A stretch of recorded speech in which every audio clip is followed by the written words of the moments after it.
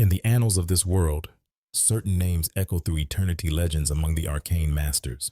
They are the titans who carved their will into the very fabric of magic, shaping the course of history itself. Generations of apprentices have dedicated their lives to deciphering their complex theories, while even common folk study their monumental achievements as historical fact. For centuries, their brilliance was the cornerstone of the empire's prestige, earning them the revered title, Heroes of the Empire.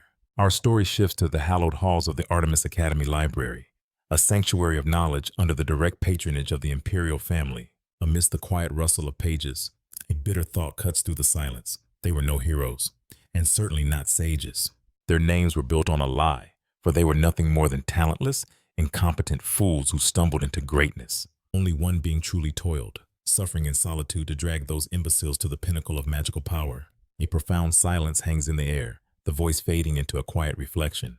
Our gaze settles on a unique, vast, black-bound tome, from which a weary sigh seems to emanate. It whispers to itself that complaining is a futile effort, yet the small artifact yearns desperately for someone to find it.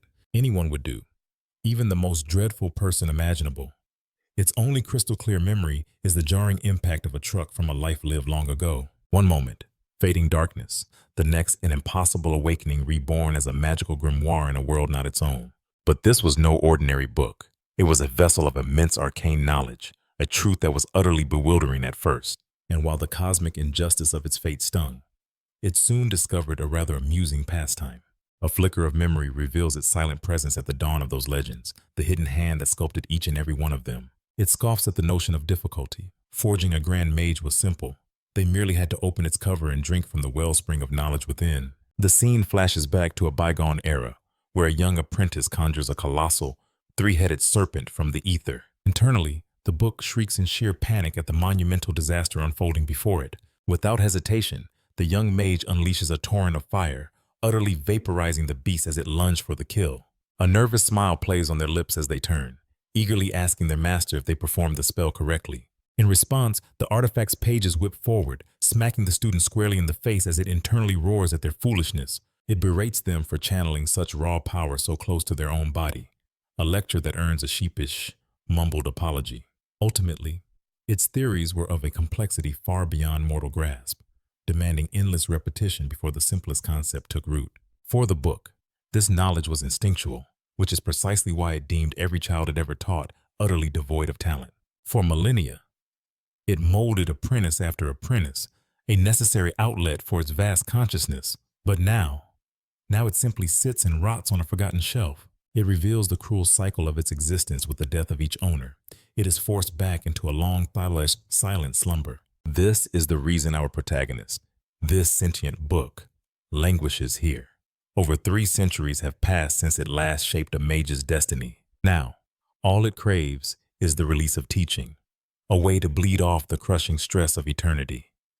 And so, it screams into the void, a silent plea for anyone to just read its words.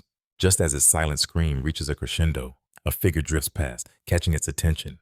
A young man, burdened by a stack of books, is clearly searching for something. He mutters to himself that the librarian assured him his prize was somewhere in this very section.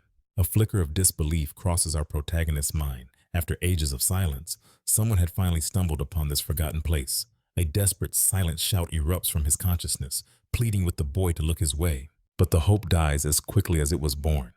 A bitter reminder that his voice was a ghost in this world, utterly unheard. Only one who had fulfilled the contract, one who had touched the binding, could perceive his words. A mere shout was nothing more than a ripple in an ocean of silence. And yet a small hand, driven by a flicker of curiosity, reaches out and grasps the ancient tome. The boy's eyes widen, certain he had just heard a whisper from the dusty corner. From within his prison of leather and parchment, our protagonist holds his breath, watching, waiting for the perfect moment. He knows this is his one chance. Panic is a luxury he cannot afford. He composes himself, shaping his thoughts into a voice, a smooth, alluring whisper that finally breaks the silence. The sound startles his boy, a mix of fear and wonder on his face, as the whisper reveals its nature, a grimoire, a book of legends, steeped in magic. Through his spectacles, the boy's world tilts on its axis. He had always believed that books were meant to be read, not to speak. The voice beckons him closer, urging him to turn the cover for a reward beyond imagination. Then, as if moved by an unseen hand, the pages begin to flutter on their own, a whirlwind of ancient knowledge. It paints a glorious picture, a future where he would not just be a novice mage, but would swiftly ascend the ranks to become an adept, and then a master. And in the fullness of time, a grand magus, the boy collapses to the floor, breathless, asking what phantom vision had just played out in his mind's eye. The grimoire's voice resonates with power, explaining that it was no mere dream, but a glimpse into his destiny, a future projected by its own potent spell. It speaks of the boy's own magical talent, a deep, hidden well of incomprehensible power that would flourish under its guidance, a future where his name would be etched into the annals of history. But within the grimoire, our protagonist smirks. Every word was a carefully crafted lie, spun from the desperation of the moment. He could feel it. Or rather, the lack of it there wasn't a single spark of magical aptitude within this child. It was all a beautiful, necessary deception to win the boy's trust. And yet one part held true: the book itself possessed the power to forge a great mage from nothing. But the boy's response shatters the illusion. He looks up, his expression firm, and declares that he has other dreams that do not involve becoming a mage. The grimoire falls silent, its carefully constructed plan crumbling to dust. Our hero is utterly floored, astonished by this unforeseen rejection.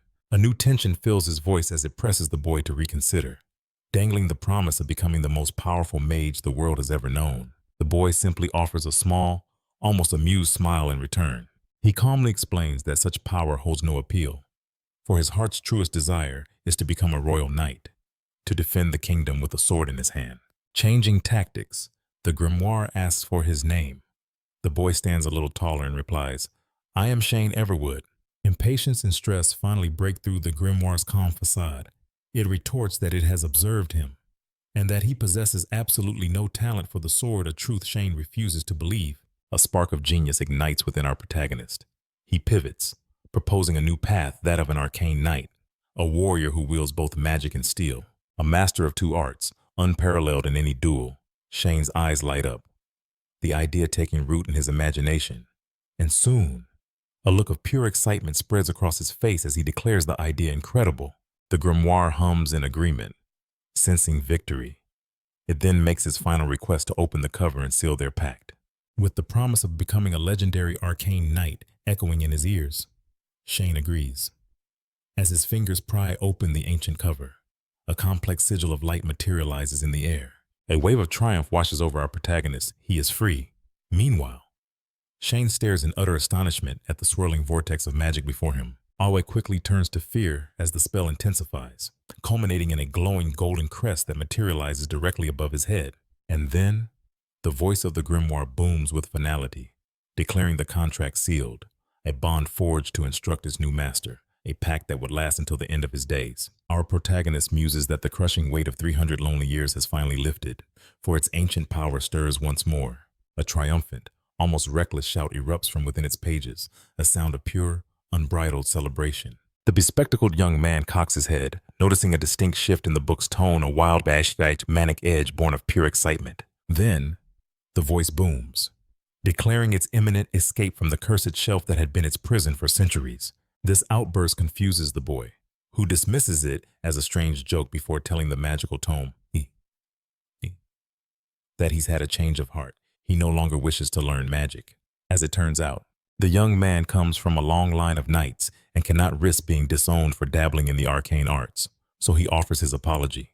In response, our protagonist, the book, falls into a chilling silence before uttering a single word: nonsense. Laced with irritation, it scoffs at the idea that being cast out should matter at all. After all, it promises to grant him everything he could ever desire, urging him not to cower in his father's shadow. The book whispers a dark promise with its magic. He would become 10 times more powerful than his father, wielding enough power to permanently eclipse him. Horrified, the boy stammers that he would never want to harm his father, trying to de-escalate the situation while our protagonist contemplates the vast expanse of 300 wasted years. All of that time squandered on a foolish child who refused to see the power right in front of him. Desperate for a solution, the studious young man suggests introducing another student to the artifact, hoping it could forge a new contract. But the artifact's voice cuts through his hope with a single, devastating word: impossible, leaving the bespectacled boy utterly baffled. Dripping with annoyance, our protagonist reveals the grim truth of their pact. A contract, once forged, can only be broken by the death of its mortal signatory. The young man freezes, stunned by the finality of it all, as the book, sensing his fear, unleashes a torrent of insults upon him. It snarls that he was a fool to ever seek it out, prompting the terrified boy to stammer an apology. But the book is relentless, branding him an idiot and mocking his knightly ambitions, claiming that no amount of study would ever make him a true warrior. Humiliated, the boy's apology becomes more desperate. He admits his short-sightedness, his voice trembling, but then something snaps.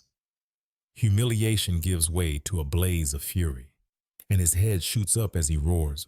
He commands the artifact to be silent, declaring it has no right to judge him when it was the one that practically coerced him into their cursed agreement, for it to then look down upon the very path of a knight he so revered.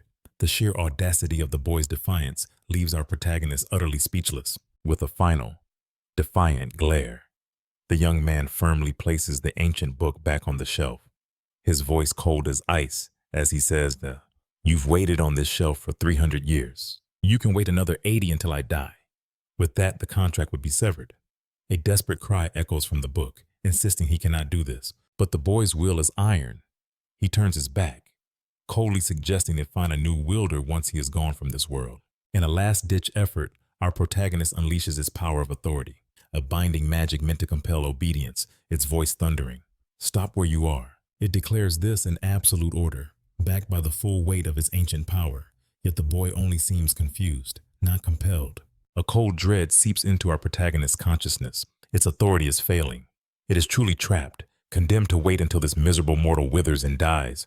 A raw, primal scream of pure frustration erupts from the tome, wishing for his immediate demise as the artifact itself begins to levitate off the shelf in its rage. It shrieks, telling the insolent creature to return to the dust from whence he came, but the boy simply continues to walk away.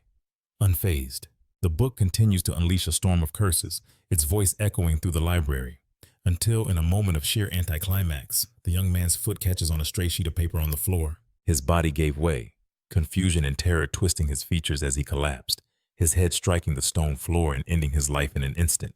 Watching this unfold, the artifact itself let out a silent groan of bewilderment, utterly perplexed by the bizarre and anticlimactic turn of events. Later, the artifact would recall that it took the Academy staff nearly half a day just to discover the young man's lifeless body. The corpse was unceremoniously removed, and the library doors were sealed once more, plunging the hall back into the deep, centuries-old silence it knew so well. The clock on the wall ticked on, each second a slow, mocking beat.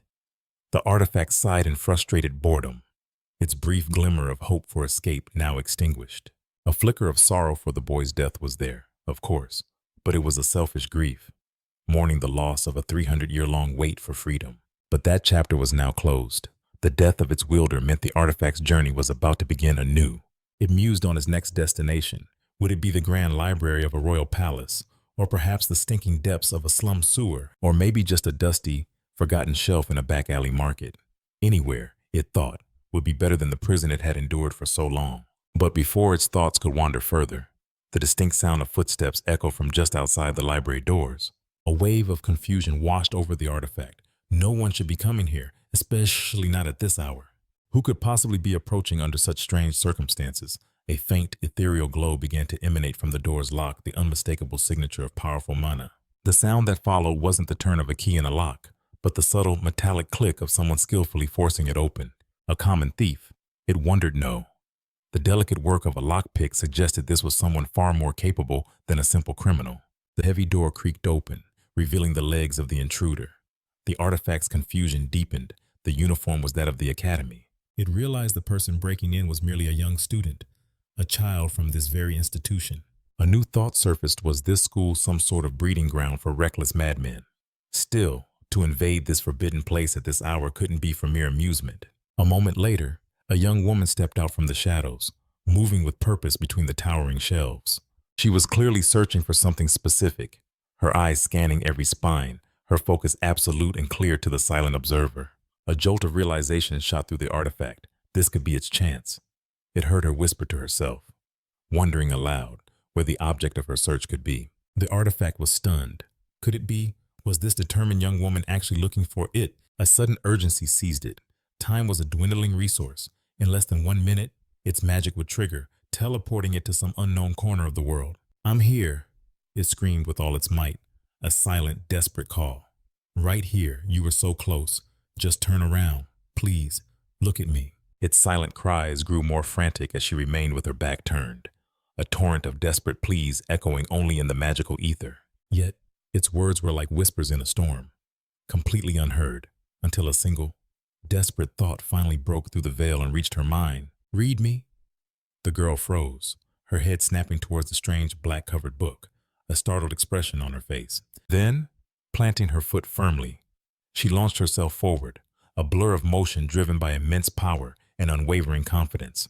A surge of triumph filled the ancient artifact. Its voice had finally reached her. She raced towards it as it poured out one final plea: "Just open the cover."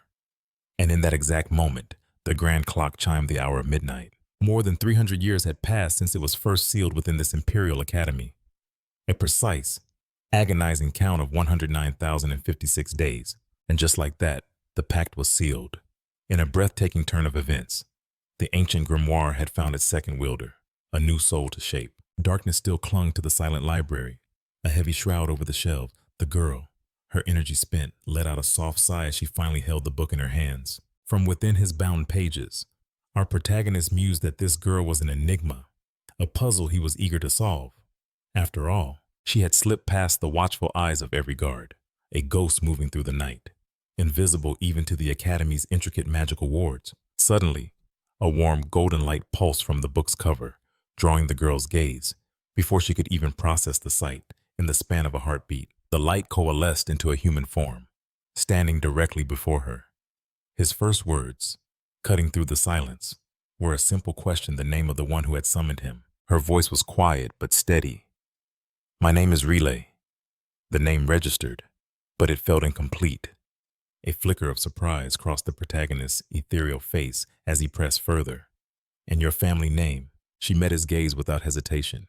"I don't have one," she answered simply. "I don't belong to any family."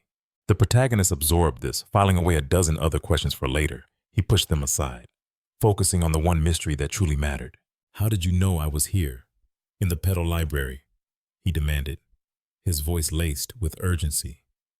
"It was as if you knew my very existence was about to fade." He leaned in, his form shimmering. "You heard my call, didn't you? In the final moments, when my voice should have been nothing but a whisper in the void." The protagonist elaborated, explaining that his voice wasn't sound, but a telepathic plea, a connection meant only for the one bound to him by pact. Only beings of immense magical sensitivity, creatures like dragons or ancient spirits, should be able to perceive it. And yet you, a mere academy student, you heard a signal that should have been invisible to you. But her answer only deepened the paradox. With a shrug, she admitted she had no idea how, leaving the ancient being utterly baffled. The fact remained that she had somehow, against all odds, heard his desperate call. The simplicity of her story left him reeling. She claimed she was merely wandering by after hearing a commotion at the library. And then, she explained, a curious light in her eyes, "I heard a voice. It wasn't like any sound I'd ever heard before." The explanation was so simple it was absurd, and a wild theory began to form in the protagonist's mind. Could it be, he wondered? Could this girl possess a mana affinity akin to that of a dragon or a spirit?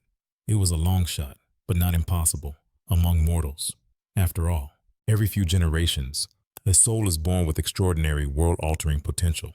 What if he was looking at such a prodigy right now? The thought was electrifying. It meant that from the long line of mages he had mentored, she could become the greatest of them all. A smile touched his lips as he reached out, playfully tapping her on the nose. "Well then," he said, his tone shifting, "I suppose proper introductions are in order." The ethereal boy, the spirit of the grimoire, introduced himself. "I am Grenard Demo, and I am going to make you the most powerful mage this world has ever seen." Later that night, in the quiet solitude of a dormitory, the soft flicker of a single candle pushed back the shadows. Grenard's voice echoed from the book. "There are 5 beds here. Where are your roommates?" Relay's answer was matter of fact. "They all went home for the break," which left him confused. "Then why are you still here?" he pressed. Her reply was the same as before, but this time it carried a heavier weight. "Because I don't have a family name." A profound silence fell between them. Grenard understood the implication.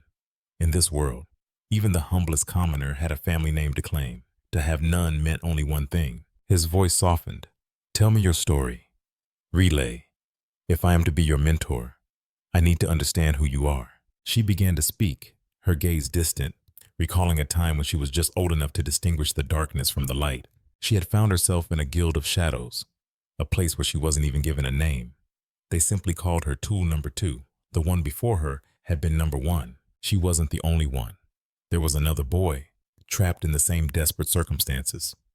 To the guild masters, they were never children, merely disposable instruments. Day bled into night, and her life became a monotonous cycle of obedience. But the shadows of a thieves' guild grow longer and darker the more time you spend within them. Inevitably, the gazes of the men began to change, their thoughts turning foul and predatory. They made brutal examples of those who dared to resist, their lives extinguished to enforce obedience. Yet it was a lesson the cruelest among them refused to learn. With her back against the wall and no other choice, she fled that wretched place. And as the mystical book pieced together her story, he declared that what happened next was almost inevitable. Fate, it seemed, intervened. On the road, a powerful mage crossed her path, a sorcerer who saw past the grime and fear to the raw, untamed talent burning within her. He secured her a place at the academy, a fact she quietly affirmed. The protagonist, processing this, realized that her upbringing in a thieves' guild explained everything. It explained how she could slip into the forbidden library with such impossible ease. He then gently asked if her life at the academy had been difficult, if anyone had given her trouble. She admitted it was true, but quickly added that it was manageable for now. A friend, a boy named Michael, had been there to help her through the worst of it. The name Michael sparked a flicker of recognition in the ancient book. He then offered his vow, a promise to guide her, to forge her into a sorceress of immense power. A fragile smile touched her lips as she whispered that she was counting on him, a glimmer of hope in her tired eyes. But the quiet moment was shattered by a harsh voice screaming her name. While the book was momentarily bewildered, Riley's face remained a mask of stoic indifference. The voice raged on, blaming her for their miserable lodgings. The ancient Grimoire, sensing the hostility, questioned the intrusion. They were supposed to be completely alone. And in that chilling instant, the truth crashed down upon him. This wasn't just trouble, this was torment. He confronted her, demanding to know what was happening.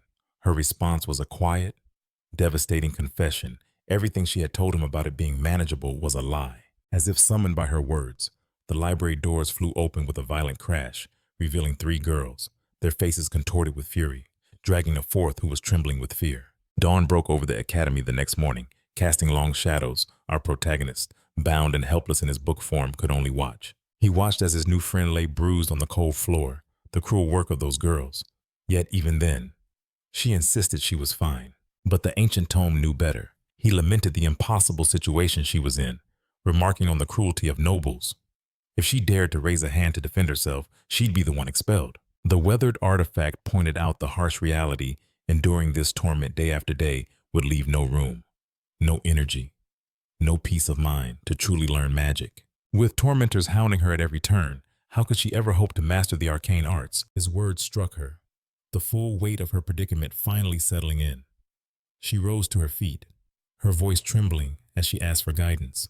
And so, the book presented her with 2 paths. She could remain, enduring this living hell while trying to learn from him in stolen, precious moments, or she could take the simpler, yet far more uncertain path to walk away from the academy forever. Her mind raced, weighing a future of guaranteed misery against one of terrifying freedom. But the ancient grimoire admitted there was no easy answer, no perfect choice. On one hand, a life of oppression, but with the promise of a future as a mage, a dream for so many. On the other, a life of freedom, but with a future shrouded in complete uncertainty. He left her with that impossible choice, the silence stretching as she wrestled with her destiny.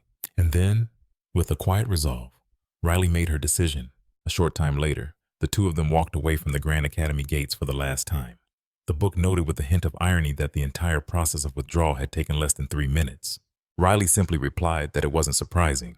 After all, what was a life to them but a piece of paper to be filed away? And as they walked toward their unknown future, she confirmed what he already suspected. She, and she alone, was the only one in the world who could see him, to which the ancient tome clarifies that his form is merely a physical conduit, a vessel created solely to communicate with his contractor. However, the victory feels hollow when it's revealed that the Academy offered a wealth of privileges the young girl was completely unaware of. These coveted rewards included powerful artifacts from the annual tournaments and potent potions with extraordinary effects, reserved only for the top students. The blonde girl's eyes narrow, demanding to know why he's only telling her this now, long after her final decision had been made. With a hint of ancient mischief, the bound protagonist asks if she truly wishes to drown in regret at this stage, to which she firmly replies that it's not about regret. She then explains that the storage vault is on the opposite side of the main gate. This means they must turn back, a move that confuses the little book, who fails to grasp her overarching strategy. Then, in her usual deadpan voice, the young woman reveals her true, audacious plan. They will simply steal the artifacts and reagents from the Academy. This bold declaration stuns her companion, who can't fathom her reasoning, but she quickly explains that with the talent he's helping her unlock, if she had remained at Artemis Academy, those very items would have inevitably ended up in her possession anyway. A triumphant smirk graces her lips as she concludes, claiming it's not theft, but an act of reclamation taking what is rightfully hers. Although the tome's conscience screams that this path is wrong, they venture deeper into a darker part of the Academy, prompting him to ask how she finds these secret ways. Riley's answer is simple and confident. There's always a way. The pair proceeds with a quiet calm as the ancient book gazes up at the oppressive stone ceiling. Soon, he notices the path ahead splits into a dark crossroads and asks if she knows which direction to take, to which she admits she does not. The young book then decides to impart a basic technique, explaining that finding a known path is like tracking a magical signature. A-T-Dash. The girl coolly states that she also learned this fundamental skill during her time at Artemis. In an instant, a celestial blue aura ignites around her as her eyes close in profound concentration. A sphere of pure energy materializes in her hands while she whispers a silent incantation. The sphere begins to pulse, erupting in an intensely bright light that floods the corridor and banishes every shadow. This is tracking magic in its purest form, a beacon to guide their way. The azure energy surges forward, splitting to race down both paths simultaneously. It illuminates every hidden danger, revealing not only concealed traps but also deep pits lined with cruel waiting spikes. The girl's magical senses detect 3 distinct traps along the left passage, while the path to the right is nothing more than a dead end. She suggests they take the left fork and asks for his thoughts, but the tome replies that while her spell is stable, something feels deeply wrong. He explains that because the layout is so common and predictable, it becomes a highly suspicious and obvious trap. He urges her not to be constrained by the rules set by fools. She is far superior and must try another method instead of casting the spell in a single direction. Riley has the power to unleash that same energy in countless directions at once, unbound by the physical paths before her. At his guidance, a swirling cluster of raw magical energy begins to coalesce, enveloping them in its power. The book's voice is sharp, instructing her to extend her magic without hesitation, pushing it outward in all 3 spatial dimensions. He warns her, however, that this is merely the beginning of a technique that requires the utmost care and unwavering focus. The task is simple in theory. She must concentrate all of her awareness on every single particle of magic as it bounces back to her. In doing so, she will be able to track every mode of magic she released and, more profoundly, perceive her entire surroundings as one unified, omniscient vision with her eyes still closed. At his urging, she focuses her mind, channeling her energy sense with a newfound intensity. See it not with your eyes, but with your very soul. He guides her. Let it become an extension of your being. And with breathtaking speed, her raw talent ignites. Her gasp is soft as she confirms that the world has transformed into a living, intricate map of pure energy. The scene shifts, leaping forward in time. They stand free. The academy that was his prison for ages, now a distant memory. And just as he promised, a simple bag holds the key to their next chapter, every item he spoke of. Secured. A rare, genuine smile touches the ancient being's youthful face. You did exceptionally well, he praises, his voice laced with admiration. In all my years, he confesses, I have never witnessed a first attempt so flawless. It is time we bid farewell to this place for good. His gaze drifts to the horizon, a thoughtful, almost sorrowful weight settling in his eyes. 3 long centuries, a lifetime of chains, finally broken. He turns, his full attention now resting on the girl who made it possible. It was time, he decided, to clear the air between them. You are remarkable, Riley, in more ways than you know, but you risked everything to find me. You abandoned a future at the academy, a place where you were thriving, all for the chance to learn from a legend trapped in a book. It makes me wonder, he says, his voice low. What is it you truly desire?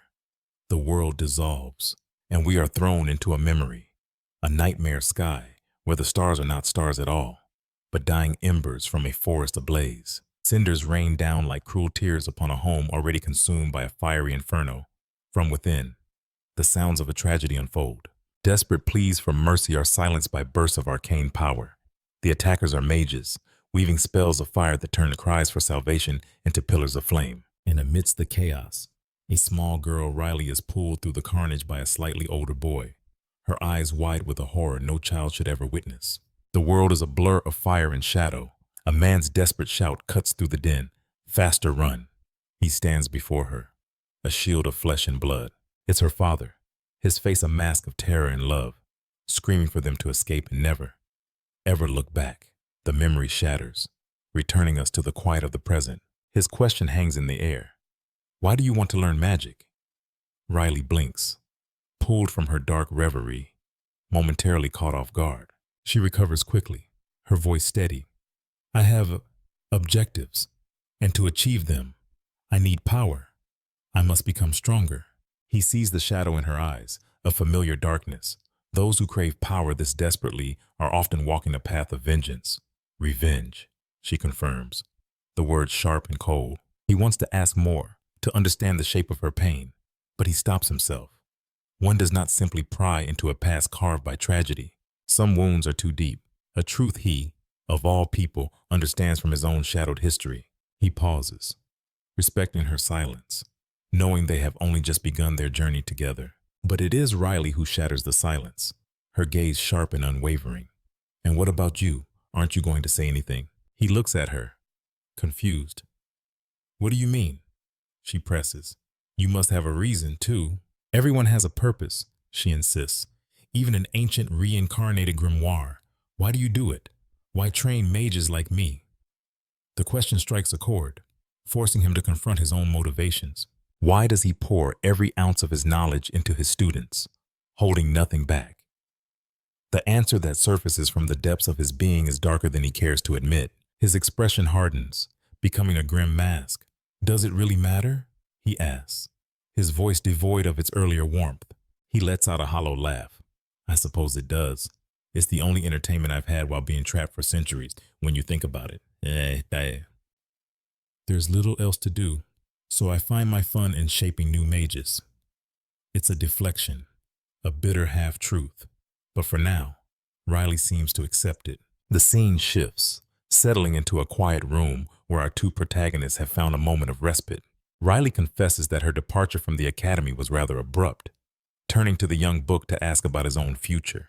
He, in turn, inquires if she possesses a letter of recommendation from her professor. He stresses its immense importance, urging her to present it without hesitation. Riley produces the document, her eyes calmly scanning the words written upon it. The letter reveals her destination, the magic tower of Ian.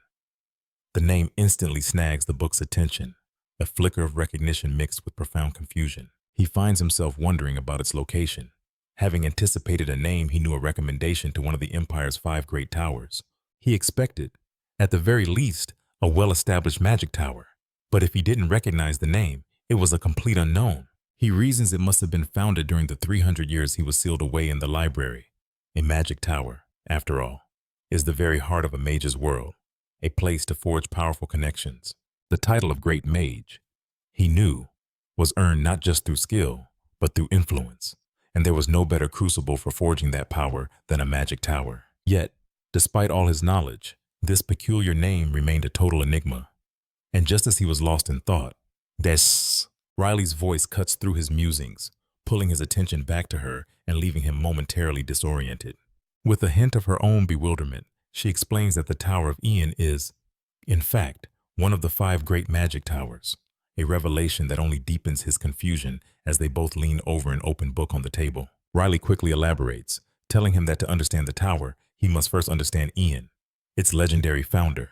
She then directs his gaze to an illustration within the book's pages, revealing the portrait of an elderly man.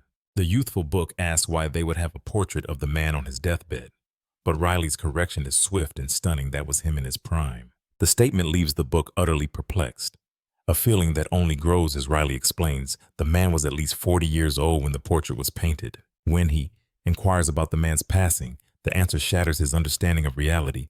Ian Ernest is still alive, despite the portrait being over 300 years old. His mind races for an explanation.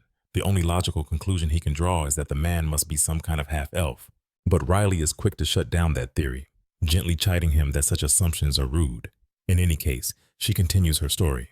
She describes how Ian, despite having already reached the highest rank of mage, is considered a living pinnacle, a legend who achieved a feat far greater than any archmage before him. In fact, the entire academic world is clamoring to bestow upon him the title of archmage, as he is credited with single-handedly elevating the very status of the magic towers. But to our protagonist, it still makes no sense. 300 years had passed. While that span of time was long, for one who had been trapped within the confines of a library, it had felt like an absolute eternity. However, it wasn't nearly enough time to completely reshape the landscape of the Empire's magic towers. He simply cannot comprehend how such a monumental shift could have occurred. He recalls a saying, "The immortality that mortals dream of remains forever beyond their grasp." And then comes the final, devastating piece of the puzzle. That very phrase was spoken by Ian's own master, a woman named Martha Farrark. The revelation stuns our childlike book. Ian Ernest had not only reached the realm of immortality, but had also become a high archmage, enduring for hundreds of years. And to compound the mystery, he seemingly held the same belief as his master, Martha Farrark. The new information washes over our protagonist, leaving him in a profound contemplative silence. Time passes, and the scene shifts, finding our travelers in a new and vibrant location. A bustling port comes into view, bathed in the soft, dim light of dusk. The fading sunlight shimmers across the water's surface, painting a scene of tranquil beauty. Riley's eyes widen in awe, completely captivated by the royal capital. Our little book watches her, surprised to learn that this is her very first time seeing it. Brimming with excitement, Riley was eager to explore at once, prompting the Grimoire to suggest their adventure begin right there on the island. Their first discovery was a rare local delicacy, unicorn skewers. Riley, already juggling several of them in her hands, marveled at finding a place that sold the meat of a legendary creature, only for the Grimoire to shatter the illusion, revealing it was merely lamb. The revelation left the wide-eyed girl utterly stunned.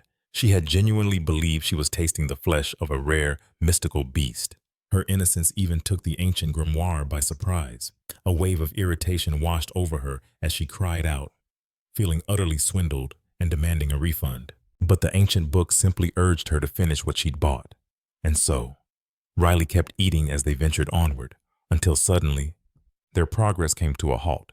The Grimoire's focus shifted upward, observing something that instantly captured Riley's curiosity. Following its unseen gaze, she found herself staring at a breathtaking monument statues of the 5 greatest mages to ever grace the Empire. She recalled the legends she'd heard that these were the most brilliant and astounding geniuses, their passion for magic unparalleled. But the Grimoire cut through the myth with a startling revelation. They weren't geniuses. They were a bunch of fools. However, he explained that their true strength lay not in talent, but in their unwavering will to shatter any obstacle in their path. That was the secret to their immense growth. This brought him back to her earlier question about his ultimate purpose. He confessed that his primary goal was simple: to forge his contractors into legendary mages. But beneath that noble cause burned a darker, more personal desire: vengeance against those who had imprisoned him within the pages of a book. This, he admitted, was why his students were constantly thrust into perilous and complex trials. His former disciple, Martha, had even attempted a resurrection ritual for him, a desperate act that ultimately ended in failure. Yet, as far as his memory served, Martha had never taken on a disciple of her own before her death. A confused Riley wondered aloud if Giannis had fabricated his entire history, a suspicion the Grimoire confirmed with a surge of cold fury. A palpable wave of intent emanated from him as he declared their new mission: they would storm that tower. He could not suffer an impostor to tarnish the legacy of his cherished student. A calm, knowing smile graced Riley's lips as she proposed they make a pact. She would be the instrument of his vengeance against Giannis, and in return, the Grimoire would lend his power to her own quest for retribution. A flicker of amusement crossed the Grimoire's consciousness. For all her cunning, she was still so very young. But he quickly voiced his agreement, promising to give his all, On that day, an oath was forged, a pact of vengeance that would bind them together on their long journey. It was the true beginning of their shared destiny. The scene then shifts, plunging us into the protagonist's past. Roughly 5 years after his strange reincarnation as a grimoire, he was unceremoniously stolen from a dusty shop by a young boy named Phil, a child who scraped by in the sprawling slums. The boy gave him a name, GMW, claiming it was derived from an ancient term for grimoire. The protagonist vehemently rejected this nickname, insisting he be called nothing less than a grimoire. But the boy was persistent, and with the radiant smile of a child who had found their very first friend, he called out the name he had chosen. The grimoire reflected on that time. Phil was his first contractor, a precious memory from a period of profound confusion right after his transformation. In that darkness, Phil had been a small but brilliant light, a fleeting moment of happiness in his cursed existence.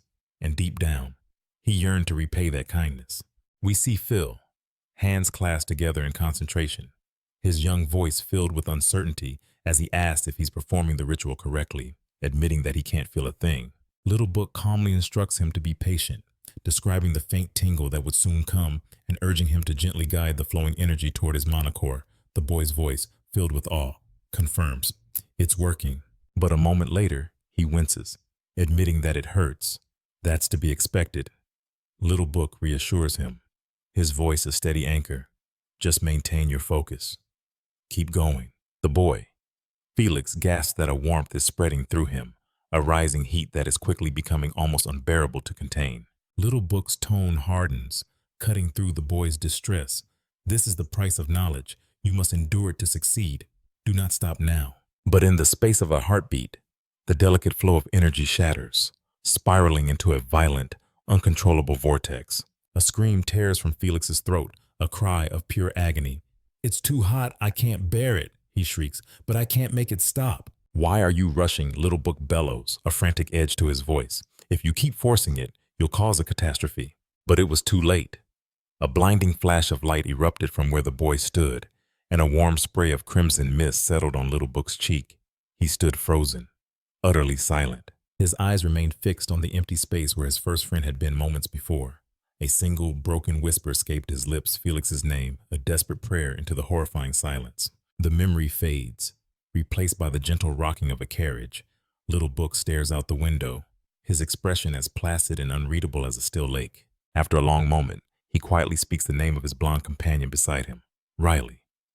She turns to him, her brow furrowed with concern. "What is it?"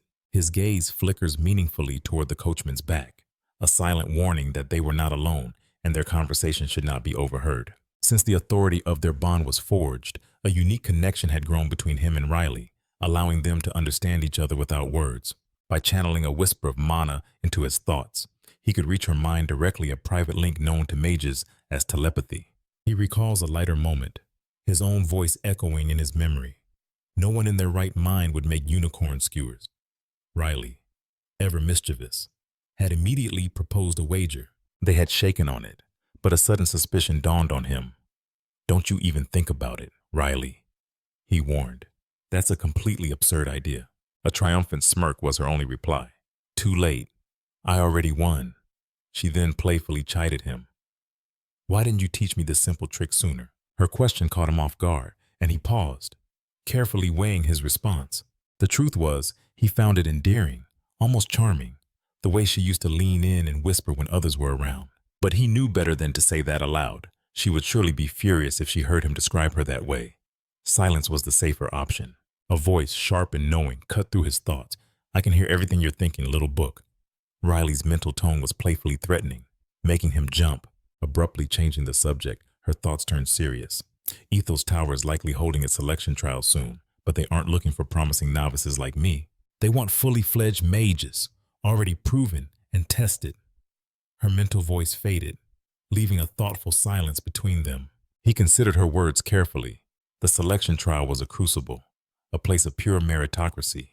For Riley to earn her place in Ethos Towers, she would have to give nothing less than her absolute all, to shine brighter than a sea of other gifted mages. He knew that most mages spent a lifetime preparing for this single ordeal, a trial so brutal it was grimly known as the graveyard of prodigies.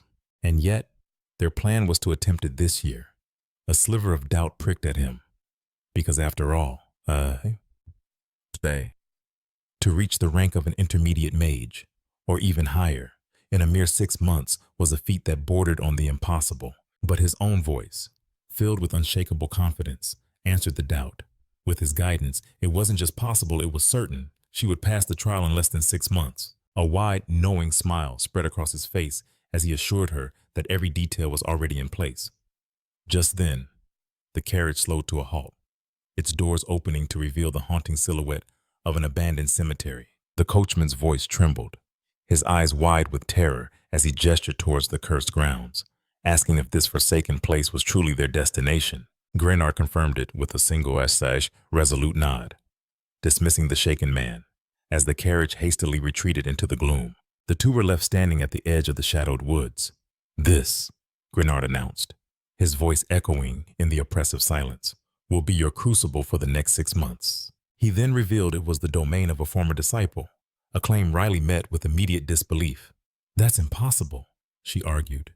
"No one could possibly survive for 300 years. A cryptic, knowing smirk touched Grimoire's lips. "He is neither alive," he mused, "nor is he truly dead." The riddle only deepened Riley's confusion, rendering her momentarily speechless as she tried to comprehend his words. Grimoire then unveiled the chilling truth. One of his most gifted students had embraced undeath to become a lich. At that very moment, deep within the forest, a figure cloaked in a chilling, dark aura stirred. He sensed the familiar, potent presence of his old master, and with him, a young, vibrant life. Such a dark transformation was a feat only a true master of the arcane arts could ever hope to achieve. And in life, this disciple had been a mage of immense, unparalleled power. Riley scanned the dense, silent trees, asking, "So where is this lich? All I see is a forest." Grimoire's gaze was stern. "Discovering that for yourself," he replied, "is the first part of your test." Riley's brow furrowed in consternation. "What kind of test begins in a place like this?" she questioned, a tremor of unease coloring her tone. With a heavy sigh, Grimoire stated the harsh stakes. "Those who cannot find him are unworthy of my tutelage." The weight of his words made the entire situation feel profoundly more surreal. Taking a deep breath, Riley centered herself, and a brilliant blue aura of pure mana began to radiate from her form, pushing back against the encroaching darkness. Grimoire watched her intently. "Do you know how to begin?" he inquired. She met his gaze, her own eyes blazing with unshakable confidence. "I do." Grimoire reflected silently that locating the lich's hidden sanctum was the crucial first step in the most rigorous and effective training regimen he had ever conceived. She unleashed ethereal tendrils of mana, sending them probing into the woods, only to feel them deflected by an unseen powerful force. Undeterred, she pressed her energy forward, but her advance was halted by a complex web of overlapping enchantment circles. "So many layers of deception," she murmured, a note of genuine respect in her voice. "Your former student," she admitted, "is truly formidable." Grimoire simply smiled, his expression a mixture of pride in his old pupil and unwavering faith in his new one. She was facing a fortress of pure magic, impenetrable barriers, disorienting illusions, and reality-bending distortions. These were the walls Riley had to tear down. From his hidden throne of bone, the lich whispered to the shadows, observing the golden-eyed intruder. "Confident, isn't she?"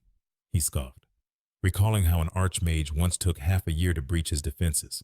"An apprentice like her stands no chance," he mused, but out in the forest, a triumphant, knowing smile had already spread across Riley's face. She knew she was on the verge of a breakthrough. Grimoire, watching her, felt no surprise at her assurance. He had expected nothing less from her, for Riley's innate affinity with mana was that of a once-in-a-generation prodigy. In the very next instant, the illusion shattered, and she stood face to face with the towering skeletal figure of the lich himself. "I've found you," she declared calmly.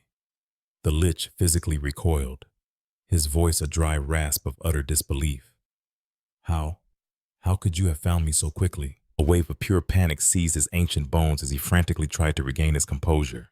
He had only wanted to make a grand, intimidating impression after centuries of solitude, but his voice cracked under the sheer shock of it all, leaving Riley to stare in baffled confusion as both she and Grimoire waited patiently for the skeletal mage to collect himself. In a flash of dark energy, he appeared beside Grimoire, his voice a frantic, disbelieving whisper. "Master, how in the world did she find me so fast? He gestured wildly. The last person to even get close took more than 4 months to do so. Yet Riley had shattered his labyrinthine defenses in less than 10 minutes. She had traced the subtle ripples of his interference magic backward to their very source, a technique demanding an almost impossible level of magical sensitivity. The Lich stared at the young girl, his mind reeling in astonishment. Could this mere apprentice truly possess such an extraordinary and devastatingly efficient mastery of the arcane? With a triumphant smirk, the girl confirmed her feat, earning a rattled gasp from the skeleton, who could only call her a monster. Their previous discussion concluded, the group stepped into the depths of the hideout, the ancient grimoire's attention captivated by the otherworldly creatures within. Even a three-headed Cerberus stood guard in the sinister gloom, prompting the grimoire to muse that his former student's peculiar habits had certainly not changed. The tome questioned if such a place could even be considered a hideout, to which the dark mage simply replied that his personal chambers were just ahead. Moments later, they were seated at a table where the skeleton delicately sipped a cup of tea, a sight that made the young girl visibly recoil. Her discomfort did not escape the grimoire's notice. He sharply ordered his former student to suppress his aura, as it was clearly distressing their companion. In a surprisingly gentle tone, the skeleton offered his apologies, explaining that, after so long without company, his social graces had withered away. The grimoire's thoughts turned grim, recalling how this disciple had once defied the sacred laws of the celestial realm, earning a terrible curse from the gods themselves. As a necromancer, he was now forever cloaked in an oppressive aura of dark magic, a permanent stain on his soul. Thus, he became a leech, a creature that scoffs at the finality of death. The grimoire then asked the girl if she now grasped why he needed a new disciple, instead of one already bound to the shadows. The girl nodded immediately, the chilling logic becoming all too clear.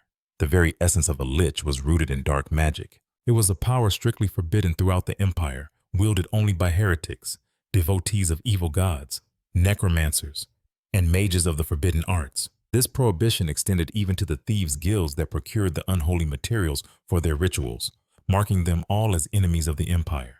Looming over them all was the Inquisition, a specialized order with a single terrifying purpose to hunt down and punish anyone associated with such evil. The grimoire changed the subject, asking his old student how he had been faring. The Lich responded that nothing fundamental had changed since his transformation. He had existed in this state for at least 2,000 years, spending his time researching dark magic and, for the last 5 years, dealing with adventurers who had discovered his lair. A ripple of surprise emanated from the ancient book. They actually managed to breach your sanctum. The Lich confirmed this with a dry, rattling laugh, admitting he had no idea how they had located the place. He could only assume it was blind luck, that his dark aura had tricked them into thinking it was a common dungeon. Naturally, they attacked him on sight. I was left with no choice but to defend myself, he finished. It was then the grimoire noticed a dark fluid slowly seeping from between the Lich's bones. And what became of these adventurers? The bound book demanded. The skeleton confessed without a hint of remorse. I turned them into my servants. With a casual flick of his wrist towards the shadows, he added, they are right over there. At that moment, the Lich introduced his servant, Jeremy. But as the figure shambled into the light, both the grimoire and the girl froze, struck by a sudden, horrifying realization. That is a death knight, the grimoire's voice thundered with rage. You claimed he was nothing more than an ordinary adventurer. Riley's voice trembled as she asked the question on her mind. How could a common adventurer become a death knight? But before the Lich could answer, Riley's eyes locked onto a detail, and she knew exactly who this was. She pointed a shaking finger, revealing that the sword at Jeremy's waist, the one with the golden lion on its hilt, belonged to none other than the leader of the Inquisition. She recalled the whispers and bulletins the Grand Inquisitor had vanished during a mission 5 years ago. A search was still underway, fueled by the fading hope of finding him alive.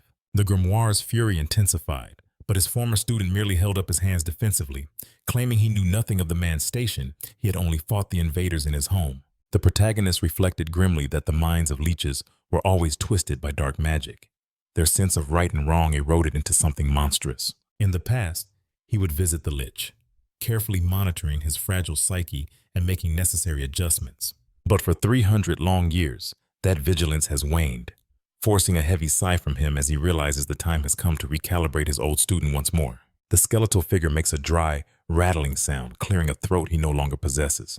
He gestures towards the girl, noting that for a mere apprentice to reach this hidden sanctum is unheard of, and asks if there is a particular reason for her presence. The master simply states that this girl has the mettle to endure his personal tutelage, an assessment with which the ancient skeleton wholeheartedly agrees. The master then probes, asking if the lich recalls the last disciple he brought before him, a woman named Martha Feli. The name instantly sparks a memory in the undead being's mind. It is then revealed that Martha has fallen in with the very scoundrels they despise.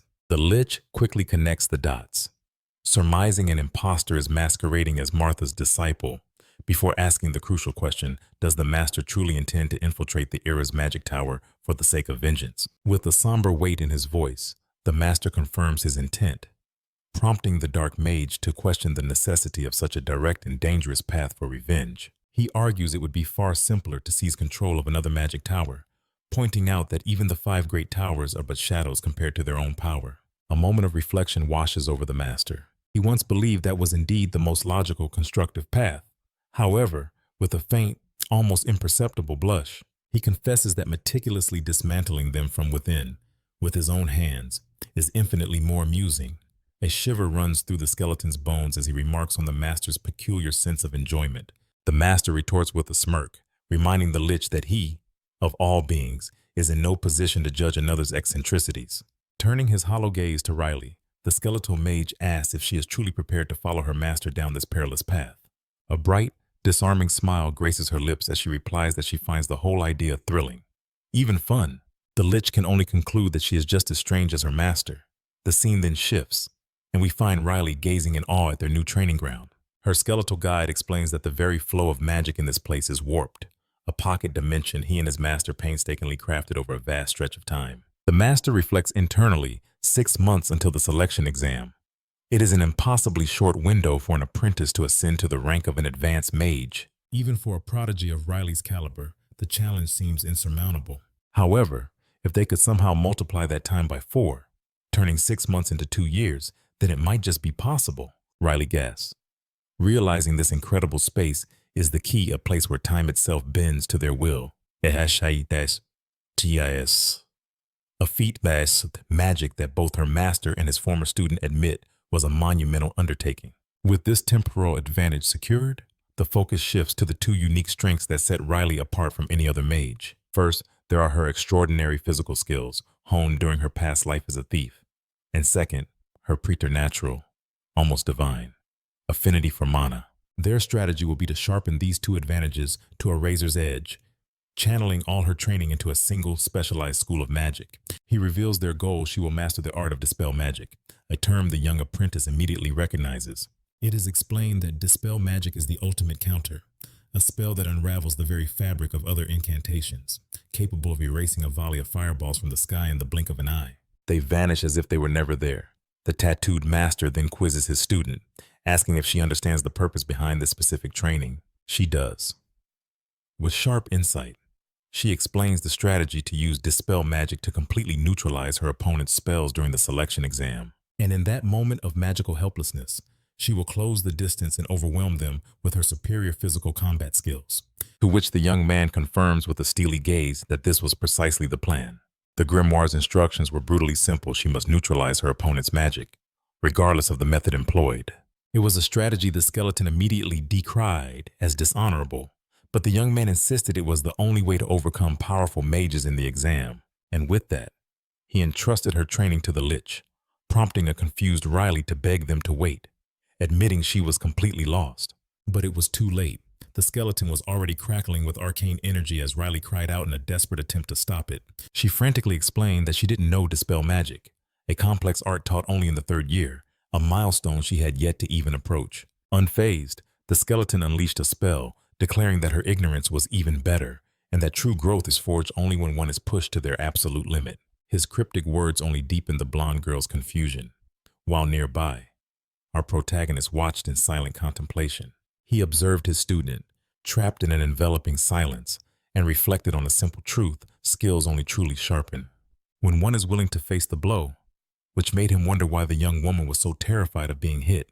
He questioned the reason for her stagnation, and the answer replayed in his mind a scene from their battle when the lich had hurled a spell directly at her. She had gone utterly still, bracing for the impact not with a shield, but with a strategically positioned leg, ready to flee. She had deftly dodged the attack that would have ended the fight, and in that moment of evasion, The skeleton had found the root of her problem. Our protagonist began to wonder if his teaching method was flawed. It had only been 3 days since their partnership began, and though it was a short time, he felt he had already gained a clear understanding of her personality. She carried an incredibly strong sense of pride, making her reluctant to ever show weakness, and possessed a deep-seated aversion to failure.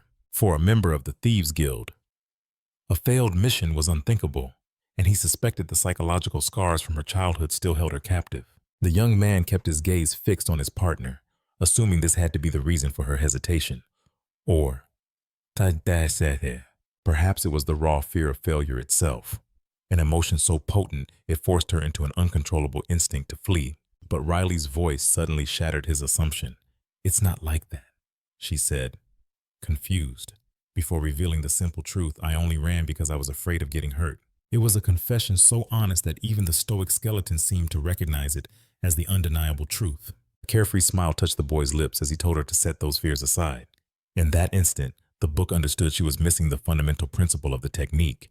He began to explain that there were 3 core methods. First, one must detect the opponent's channeling of magic. Second, one must dive into the spell's very source. And third, immerse oneself in its magical form. He realized Riley didn't know the detailed steps for dispelling magic, but he had good news for her. Shifting back into his human form, he offered a glimmer of hope. He urged her to think calmly, reassuring her that he had, in fact, already provided her with all the necessary tools. As the skeleton summoned its magic again, Grin saw clearly that her fear of pain had clouded her mind. But now, Riley was finally able to think. The girl slowly brought her fingers toward the orb of energy, touching it lightly. "Still doubtful?" she asked. "Are you sure I already know everything?" To which our protagonist responded with unwavering certainty, prompting her to voice her final doubt. "But all you've taught me is tracking and telepathy," she explained, her eyes widening with dawning realization. "Am I supposed to use them both at the same time?" Just as Kai began to explain, Riley held up a hand, silencing him with a newfound clarity in her eyes. "I understand now," she stated, her voice resonating with certainty. "There's nothing more to say." A silent message flowed from her mind to his. "I'll find another way," she vowed, his own words echoing in her memory, a powerful reminder not to be bound by the rules of mediocre minds. For she knew, deep down, she was a being far superior to them. With renewed purpose, Riley took a deliberate step forward. She extended her hand, a silent oath taking shape.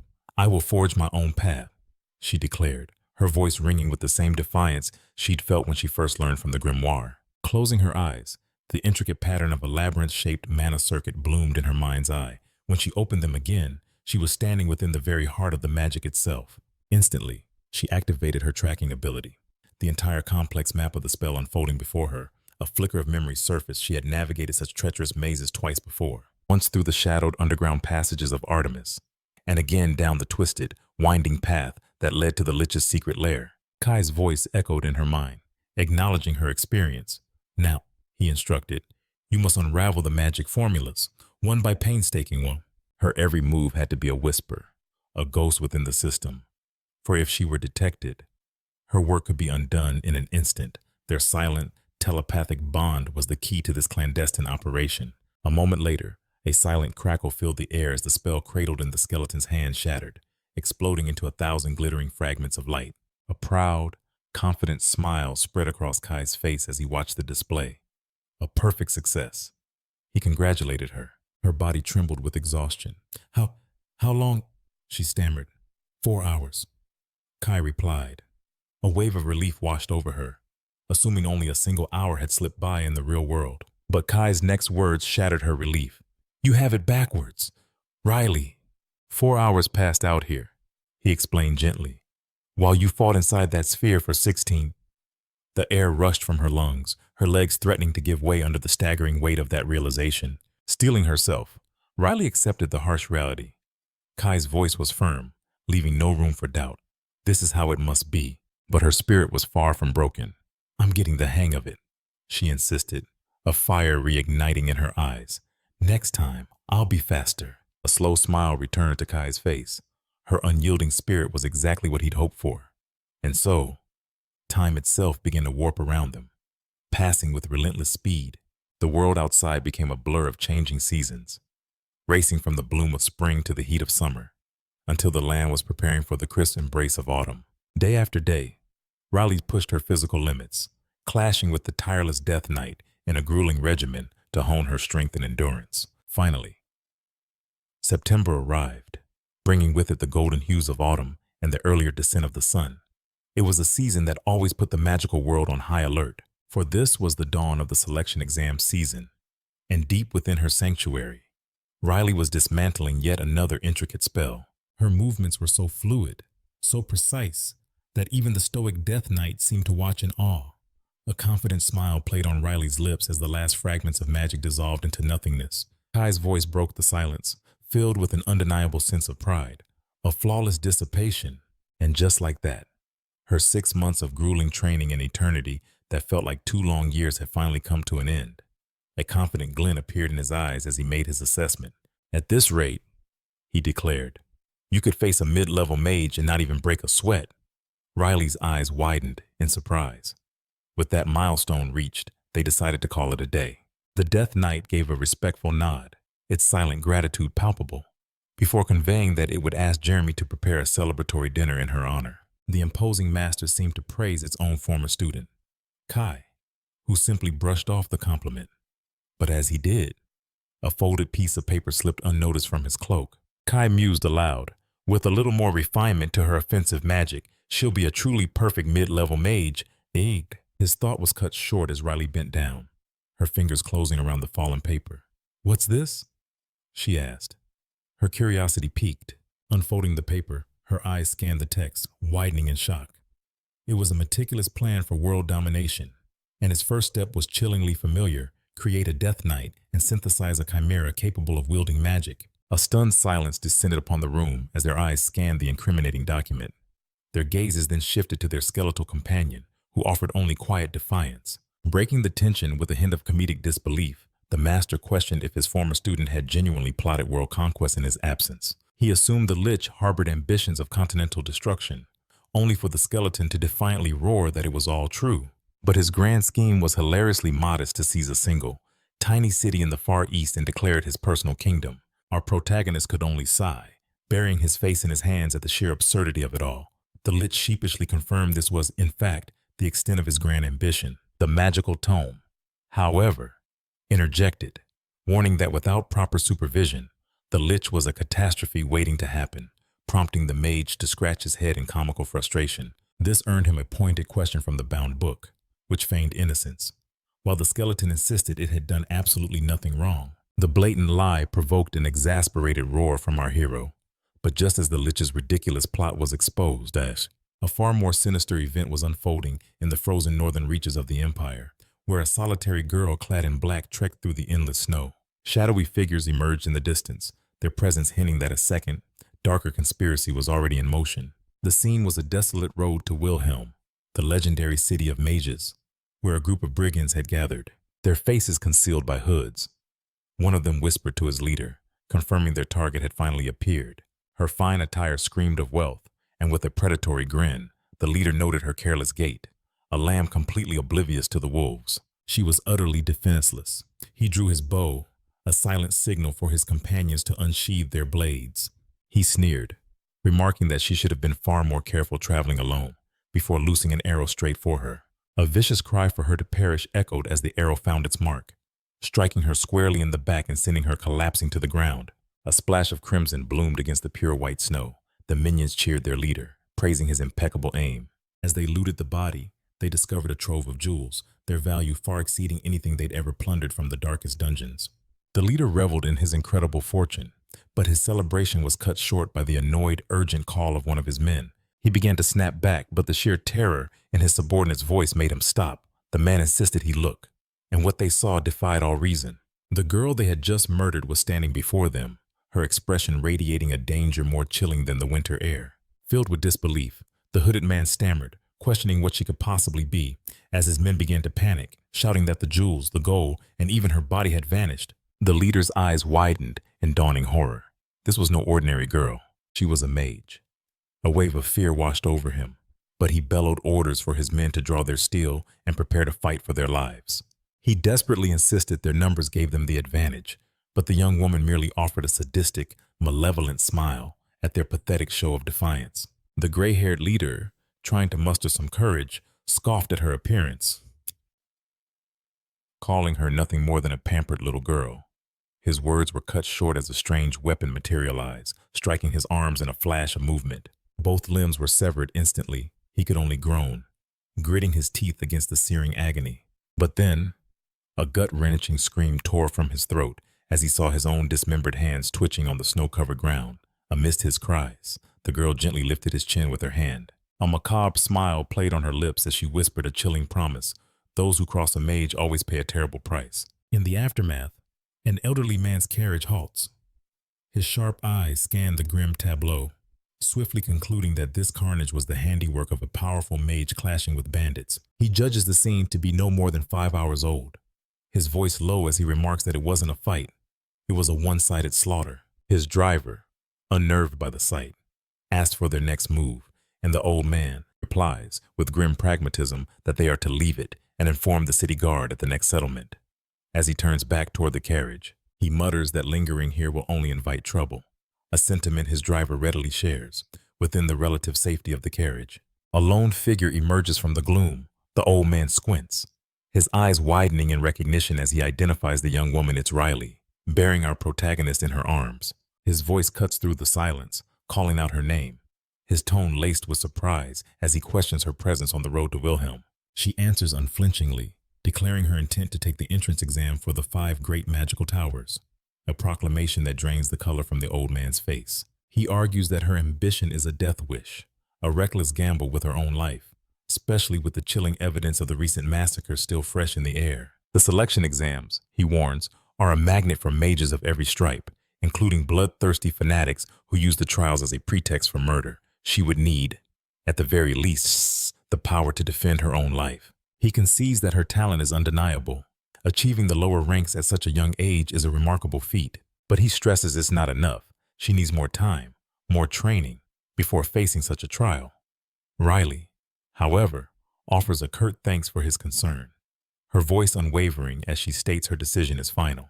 A shadow of resignation falls over the old man's face, and he says no more, his tone turning even more somber. He closes his eyes, a silent thought echoing in his mind another promising young soul, likely to be extinguished far too soon.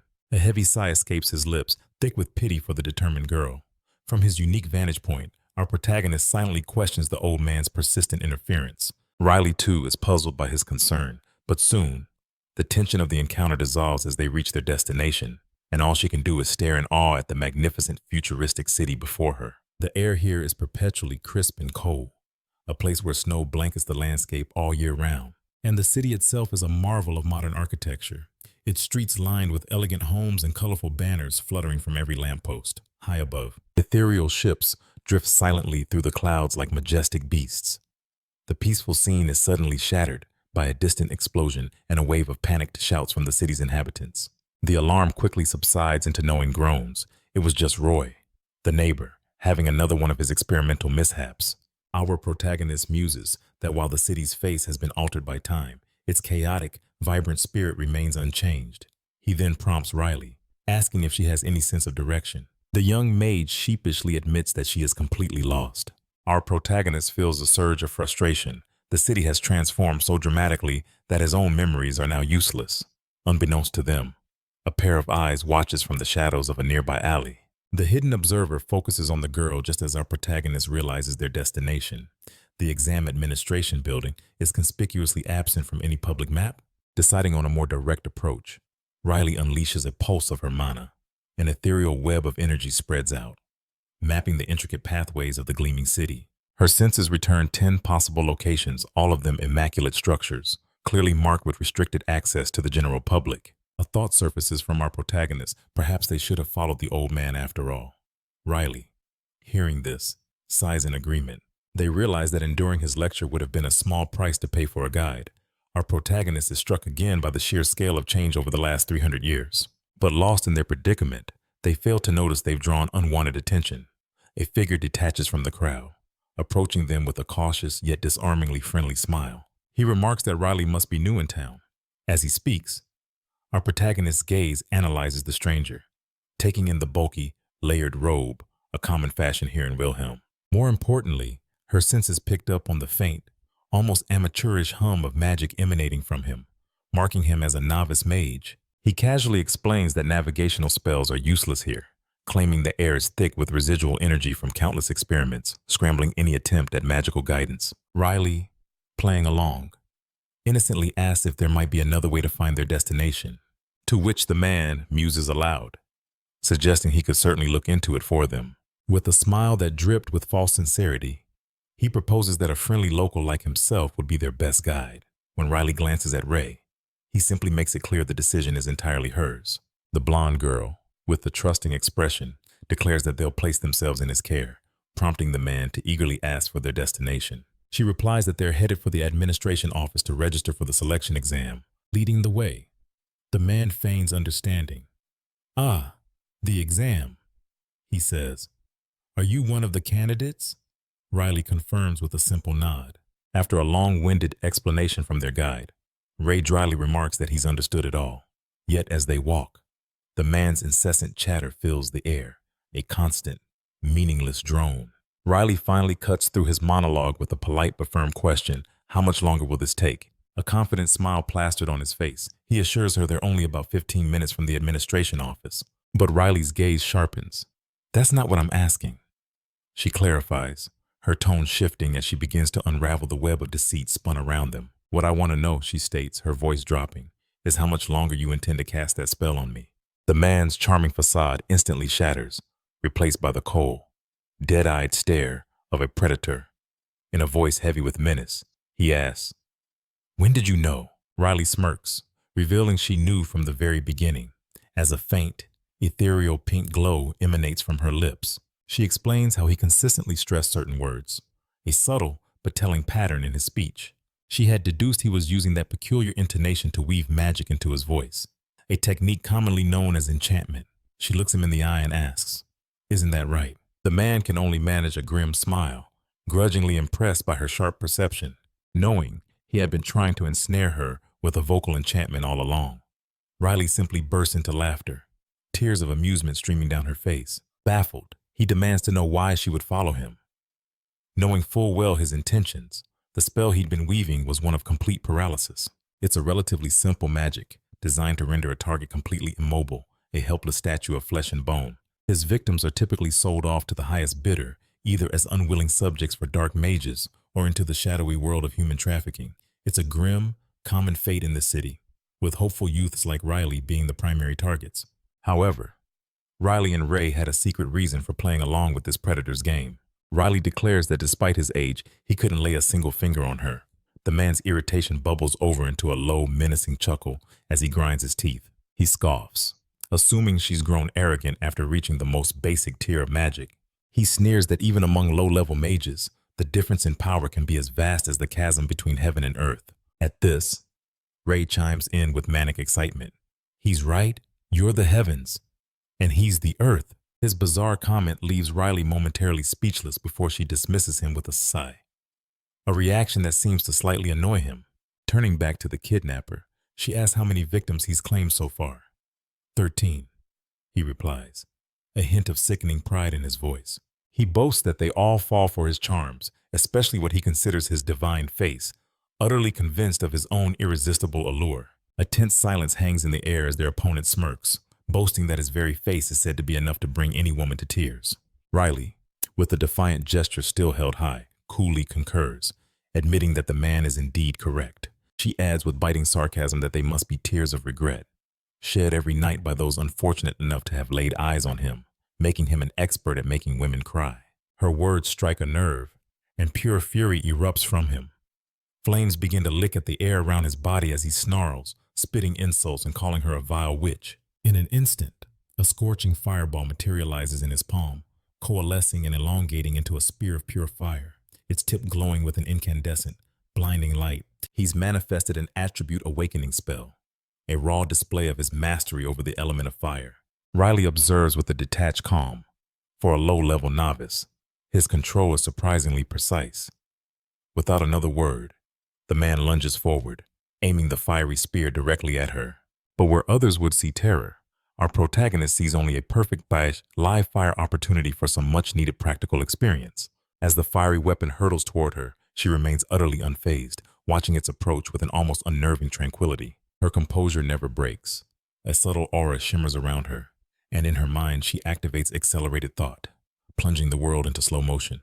This power, a gift from her grueling training with the Lich, allows for unparalleled concentration and a unique perceptual skill. She possesses a dynamic vision that far surpasses human limits, and when Riley channels mana directly into her mind, her processing speed multiplies exponentially. The spear's incandescent tip is now mere inches from her eye, when suddenly, a cascade of ethereal enchantment circles materializes around the attack. In a fraction of a second, she is deconstructing the very magical code of the complex spell. With a swift motion, she raises her hand, a bluish-purple aura flaring to life, and effortlessly unravels the fiery spear, dissolving it into nothingness. Her attacker freezes, his face a mask of utter disbelief. He has never witnessed such profound magical insight, especially from someone so young. Disbelief turns to fear as he stammers, demanding to know what kind of trick she used. Riley, feigning innocence, simply begins to gather her own mana for a counterattack. A cold thought crosses her mind, a question she poses to the universe itself. Isn't this the very difference between heaven and earth they spoke of? Watching from the side, Grimoire realizes his friend's magic is unlike anything he's ever seen. No spin, no complex formula, just a raw, overwhelming mass of pure power. In the next moment, Riley unleashes this immense blue energy toward her foe. The man is paralyzed by shock, cold sweat beading on his forehead. Her speed is blinding. Before he can even react, the sphere of raw magic, a true magic missile, slams directly into him. The impact throws the man back, leaving him grievously wounded. Standing over him, Riley calmly states that she has to thank him. She explains that he taught her a valuable lesson. Raw skill with magic is not the only factor in a fight. The final outcome, she muses, is ultimately decided by one's innate characteristics and talents. As the dust settles, they both stare at the unmoving figure on the ground, and a horrifying realization dawns. He's gone. Grimoire is frozen, his eyes wide with shock. He turns to Riley, his voice trembling, asking if she truly took his life, clarifying that his horror is real, not some dramatic act. The weight of his own involvement crashes down on him, and he concludes that he is also responsible. Overcome with despair, he drops to his knees, begging for the man to be brought back, while Riley simply watches in silence. He cries out that they only came here for experience, that it was never supposed to end with someone losing their life over it. But despite his desperate, heartbroken pleas, the fallen man remained still and silent. Days bled into one another until a morning dawned, blanketing the world in a fresh coat of snow. Before them stood a lone building, the very administration office they had been searching for. Riley's extraordinary tracking ability had been their only guide, leading them through the 10 supposed locations of the elusive office. Despite her inquiries, no one in the city could point the way. It was a place that existed only for those who could find it. After visiting every last candidate building, the young mage finally laid eyes upon her true destination. Gideon spotted a sign, almost hidden in plain sight, and wondered aloud how they could have missed it, a cold suspicion dawning that its location was deliberately obscured. He turned to his friend, asking if she recalled the exact position of every building they had visited. Riley simply nodded, her memory flawless. She had meticulously marked each one on her map. As they stared down at the chart, a chilling pattern began to emerge from the scattered points. Riley's breath caught in her throat. The locations formed a perfect inverted pentagram, a massive hidden magic circle. Those twisted schemers. Gideon seethed, his voice laced with venom. He pieced it together instantly. The entire city of Wilhelm was the magic circle, with each of those buildings serving as a focal point. It was a masterful deception, woven with powerful spells of concealment and impenetrable magic barriers. They had even layered illusions of invisibility to disorient any who dared to search. Gideon couldn't fathom the purpose behind such an elaborate ruse as Riley continued to study the arcane map. Answers, they decided, lay within. Steeling themselves, they pushed open the doors and stepped across the threshold. Inside, a lone, red-haired woman sat at a grand desk. With a knowing smile, she spun her chair around to face them, as if she had been expecting them all along. She offered a slow clap. "Congratulations," she said, her voice smooth as silk. "You've passed the first phase of the selection exam."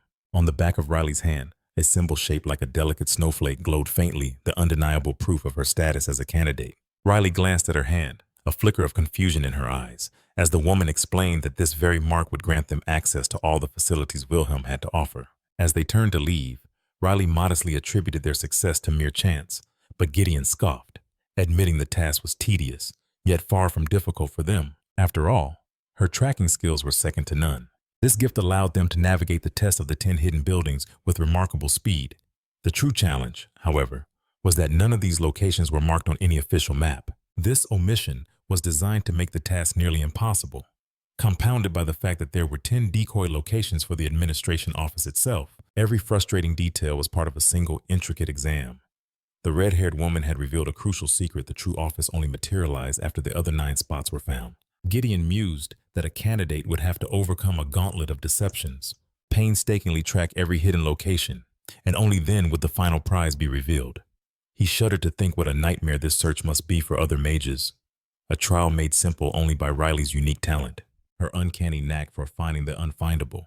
Just as they were about to step out of the room, the woman's voice cut through the silence, calling out to Riley one last time. She offered a cryptic warning: avoid any and all conflict with the other applicants before the next exam. Completely bewildered, Riley couldn't grasp the meaning behind the woman's ominous words.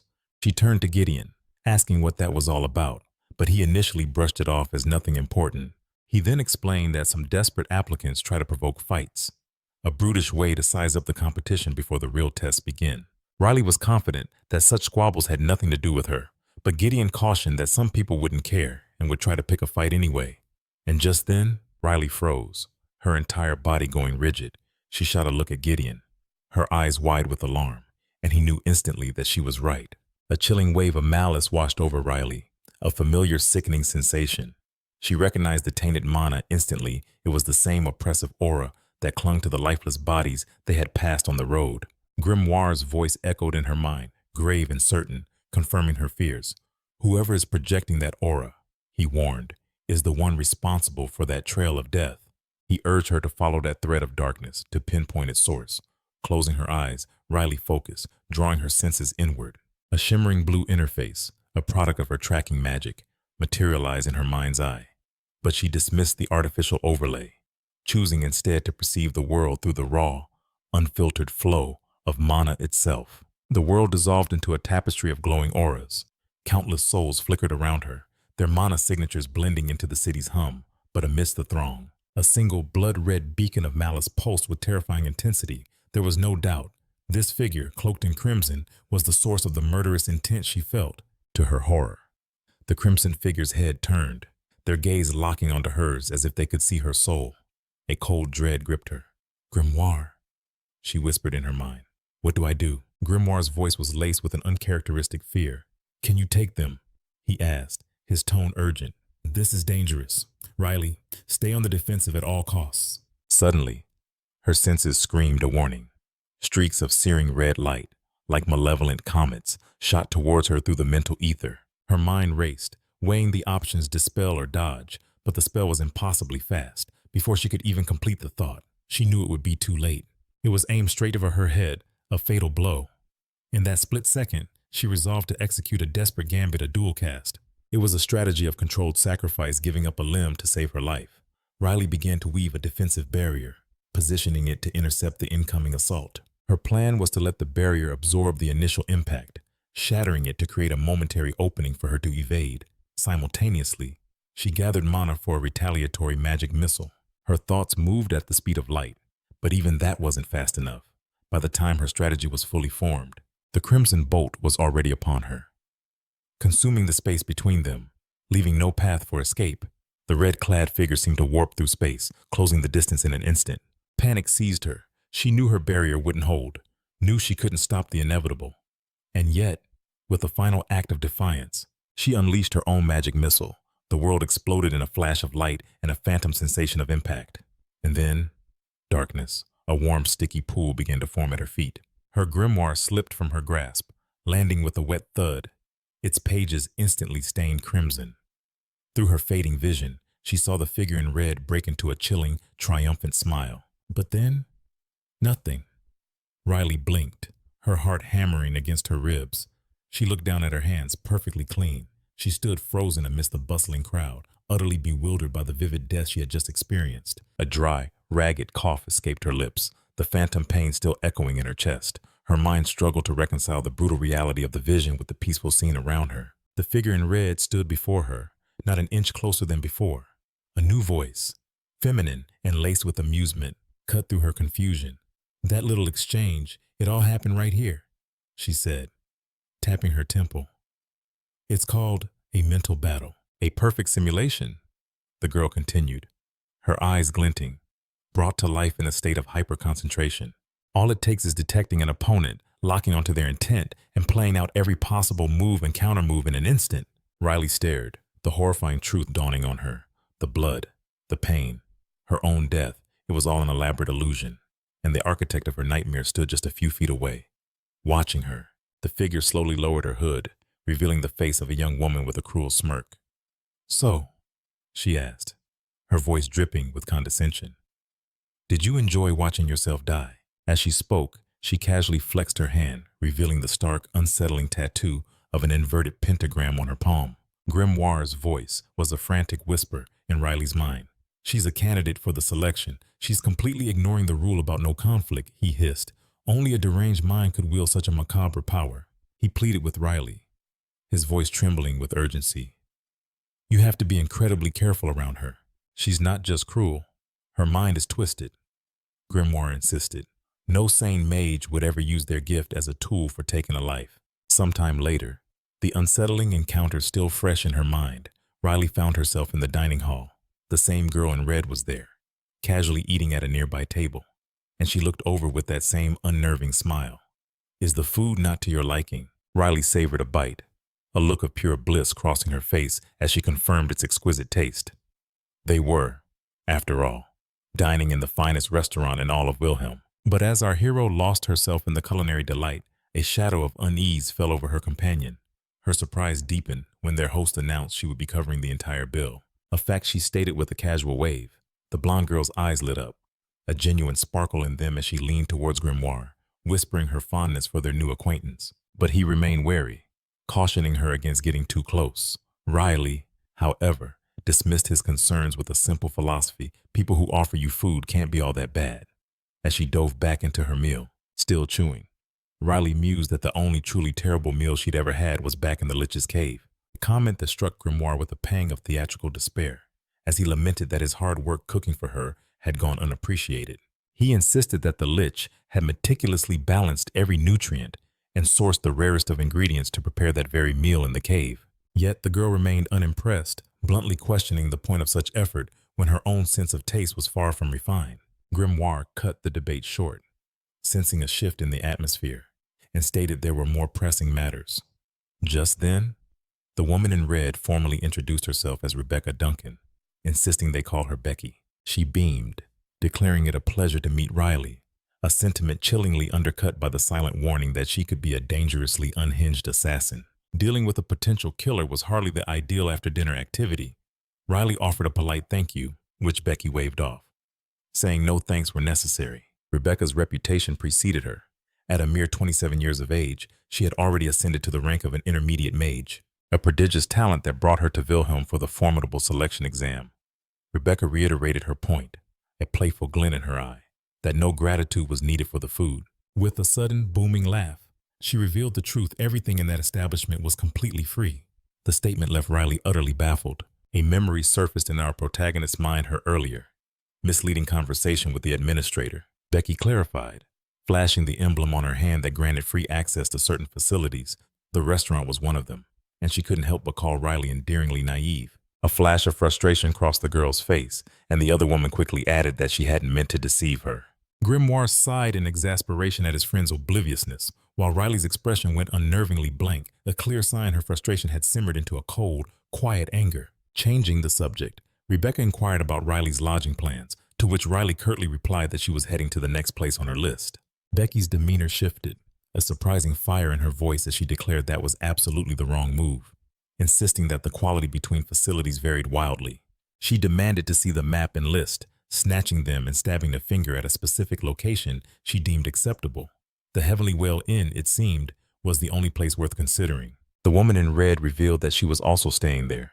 Praising its virtues, it was secluded, perfectly quiet, and run by the kindest owner imaginable. Rebecca continued to sing the end's praises, completely oblivious to the fact that Riley's patience was visibly wearing thin.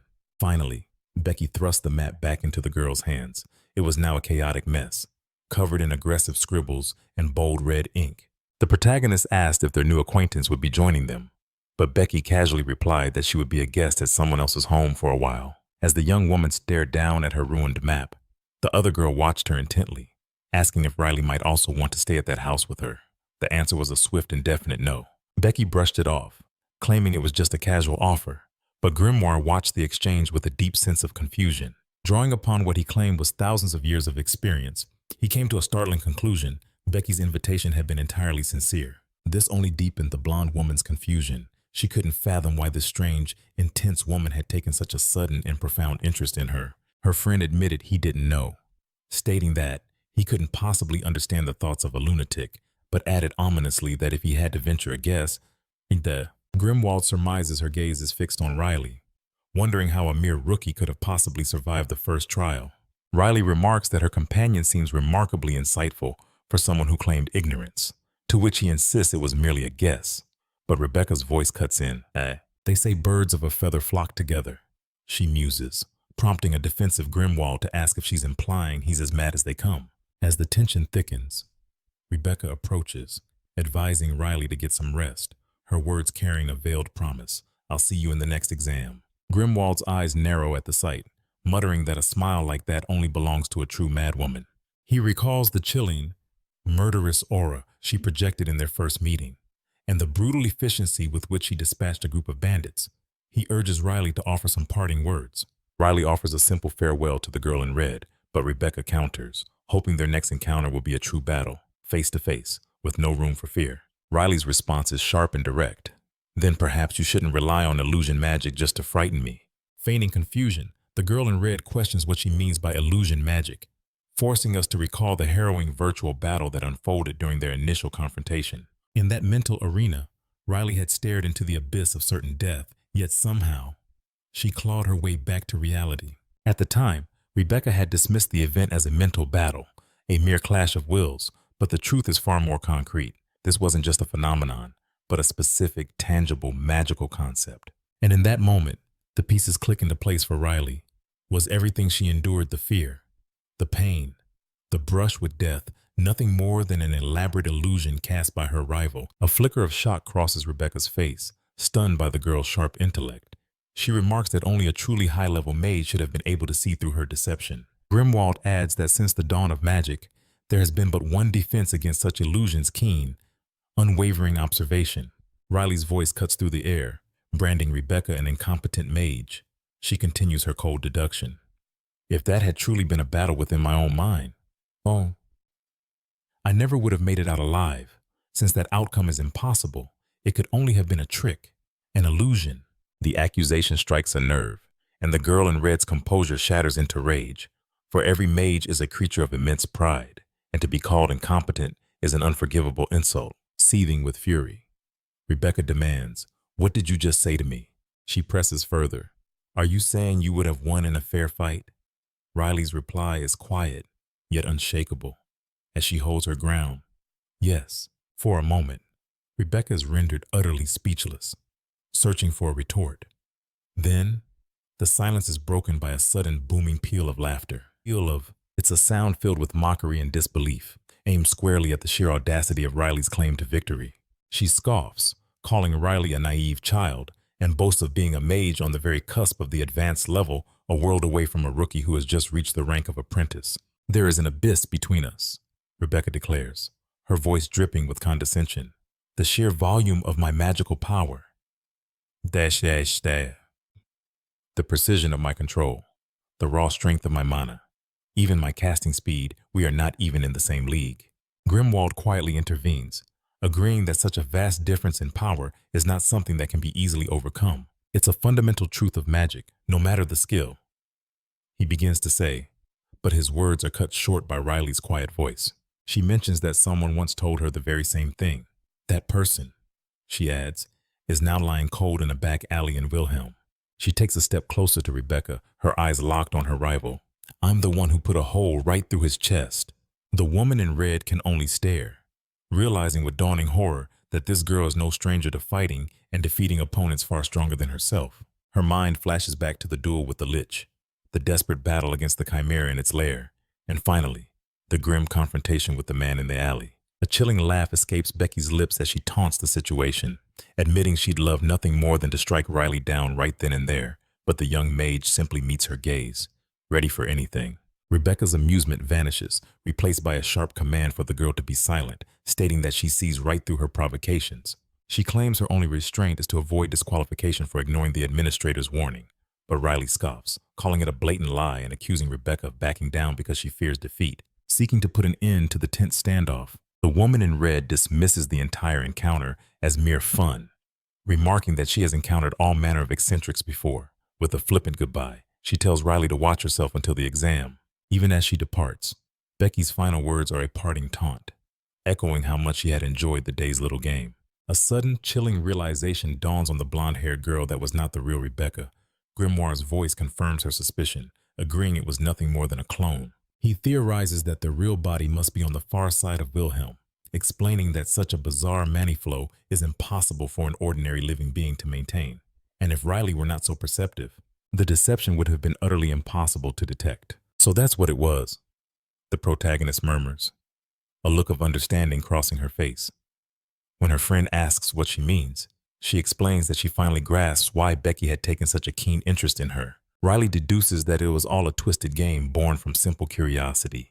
Rebecca must have been wondering just how long it would take for her to realize she was facing a clone. The young mage elaborates that the very act of waiting to be discovered, the thrill of the secret, is what amplifies the clone's mana flow, making it stronger. Grimoire questions the motive behind such a risky gambit, and Riley's answer is chillingly simple for the sheer fun of it. She explains that it is all about savoring the exhilarating rush of nearly being exposed, a dangerous game that Rebecca finds intensely entertaining. Her companion can only marvel at such a deranged mindset, calling it both lunatic and, in a strange way, admirable. The scene then dissolves to a lone figure shrouded in shadow, poring over documents by the faint flicker of candlelight. The papers in his hands are the profiles of the exam's competitors, and a faint smile touches his lips as he notes an unusually high number of interesting candidates this year. His eyes pause, having just reviewed the profile of the second son of the prestigious Stingwatt family, a name that stirs a wave of deep nostalgia within him. Suddenly, a shimmering magical orb materializes in the air, revealing the stern face of a woman from the administration. She crisply instructs him to set aside his trip down memory lane and proceed to the next file. His curiosity piqued, the man decides to indulge himself for a moment longer. He has a feeling, after all, that the best is yet to come.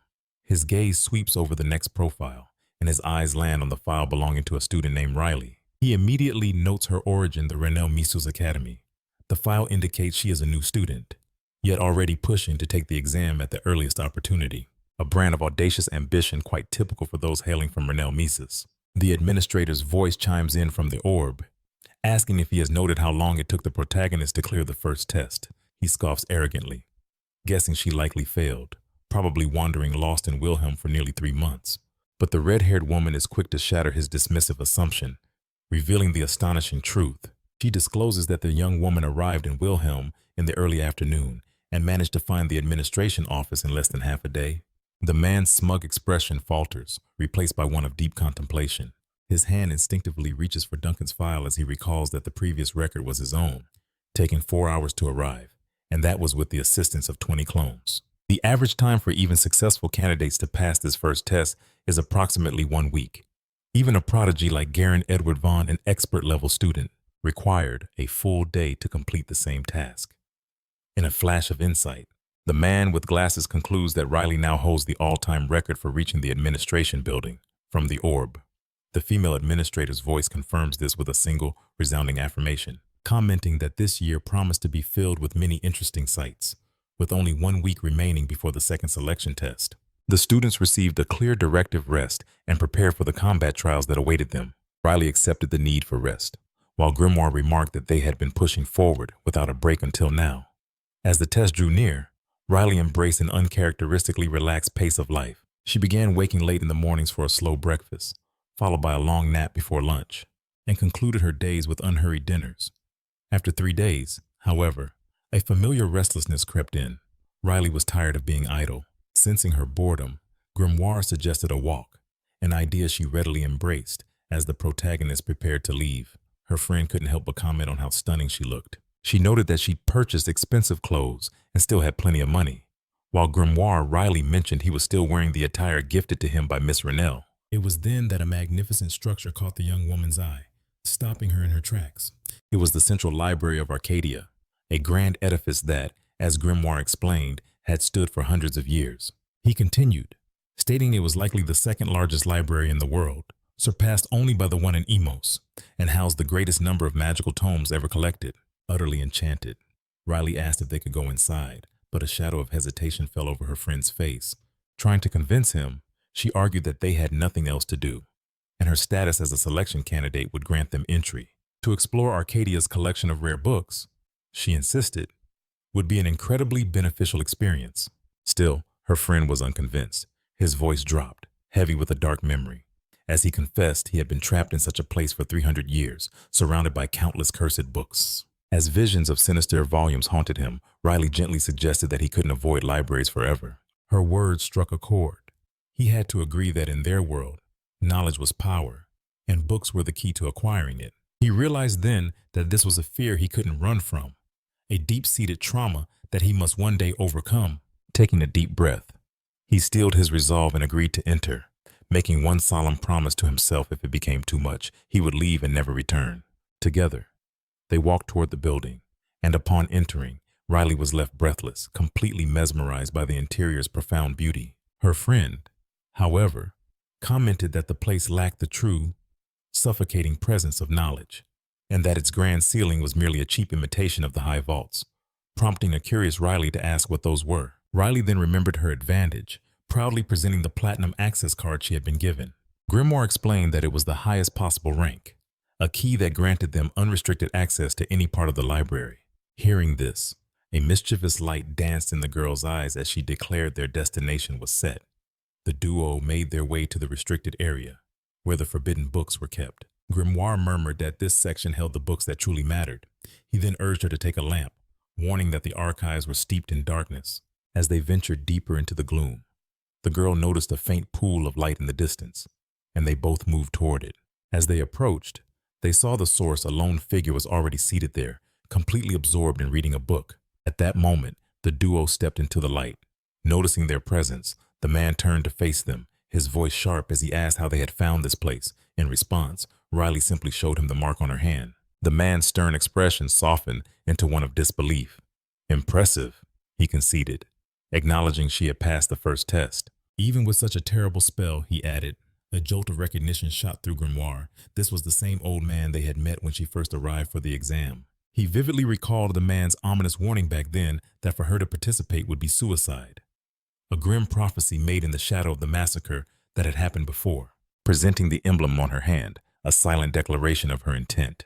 The young woman is met with an unexpected suggestion from the old man's surrender. Confused, she questions him, only for the man to paint a grim picture, warning that the upcoming exam is a crucible of brutality far beyond her imagination. He elaborates, his voice heavy with experience, that only a mage seasoned by decades of true combat could ever hope to pass such a trial. Riley remains silent, the weight of his words hanging in the air. After a tense moment, she breaks the silence, thanking him for his concern but with a tone that hints at defiance. She firmly declares that her mind is made up. The old man scoffs, dismissing her resolve as nothing more than reckless foolishness. She counters, calling it bravery, but he cuts her off. This isn't courage, he insists, but a staggering display of irresponsibility on Riley's part. Her determination hardening, Riley decides words are not enough. She offers to demonstrate her power directly, unleashing a volley of spells in his direction. This bold move prompts a challenge. The white-bearded elder declares that a duel will decide her fate. If she truly wishes to take the exam, then she must prove herself. He reveals the condition she must face him in a duel. The proposition startles her yellow-eyed companion, who immediately questions the necessity of it all. The old man clarifies that this will be no ordinary duel. He lays down a peculiar rule: he will not attack, a condition that leaves the girl utterly bewildered. He grants her 3 chances, 3 opportunities to strike him. If he is forced to take even a single step back under the force of her assault, then victory will be hers. He vows to no longer stand in her way, promising that if she can land a single, meaningful blow, she will have proven she has what it takes to survive the ordeal. Meanwhile, the protagonist's brown-haired friend reflects on the situation, realizing the white-bearded man's harsh methods might have a purpose. His gaze fixes on the elder with newfound respect. Men of this caliber are exceedingly rare. Fewer than 50 exist on the entire continent. This man is a master mage, a tier above all other exam participants. Among them, he is undeniably the strongest. Therefore, if the protagonist can land a clean hit, it will be an undeniable testament to her true power and skill. Her yellow-eyed friend, filled with apprehension, asks the critical question, what if the protagonist failed? The mage's answer is chillingly simple in that case. She will not be taking the test at all. This cryptic response only deepens their confusion, until the old man reveals the grim alternative. If she fails, he will have no choice but to attack her for real. Stunned, her brown-haired companion immediately protests, reminding the elder of his promise not to attack. The old man clarifies with cold logic that he won't end her life. He will merely break her leg, physically preventing her from taking the exam. The two friends exchange a look. This person is dangerously unhinged. Unfazed, the mage calmly asks Riley why her expression is so grim. She retorts that her pride has been wounded by his condescension. A flicker of amusement crosses his face as he mockingly asks if she'd prefer to fight on equal footing. To his utter surprise, the young woman agrees without hesitation.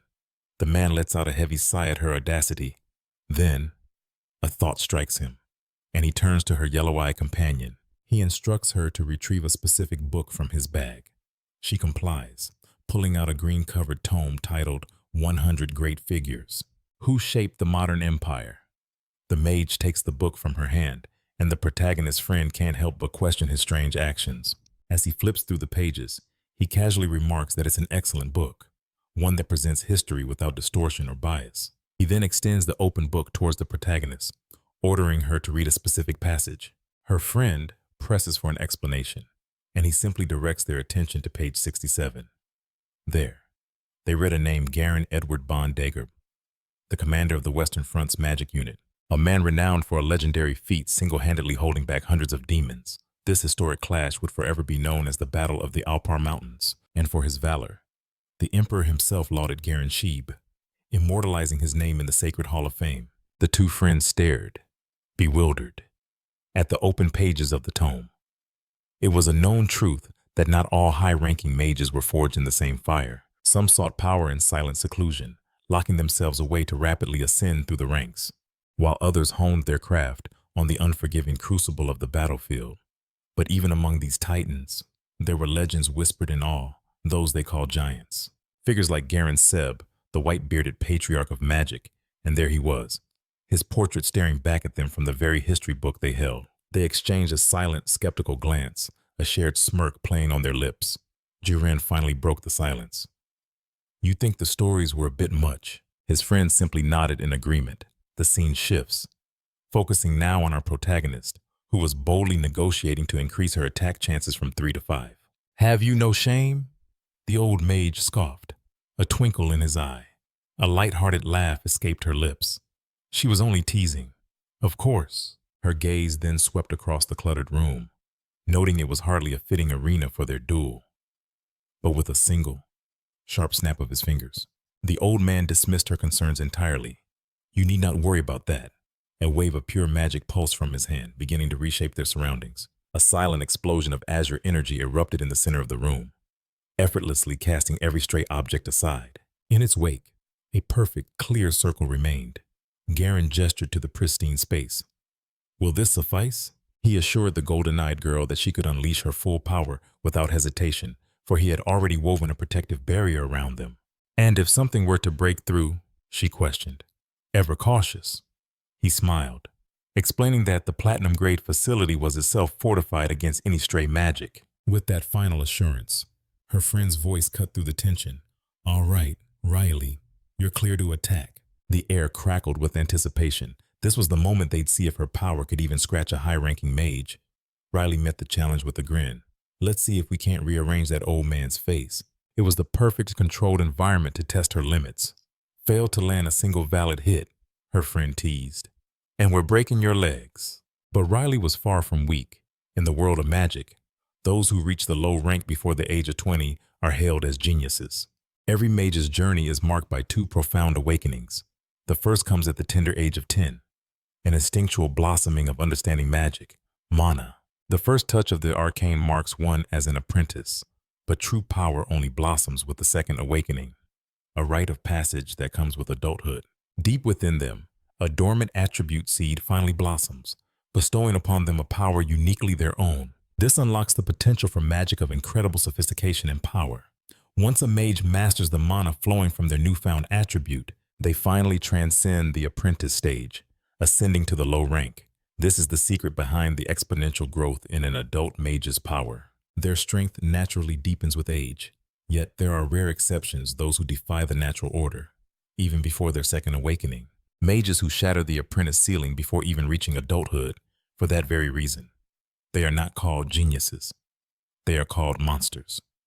Just like Riley, Jen watched, his heart pounding with excitement, witnessing the birth of a legend.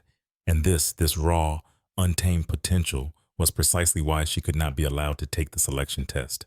To do so would be to risk snuffing out one of the brightest flames the magical world had seen in generations.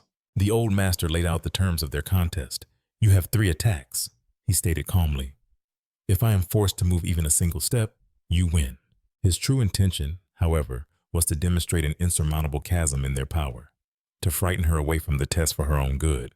It was a cruel kindness, but in his eyes, it was the only way to save this brilliant young mage. "Let us begin," Whitebeard announced.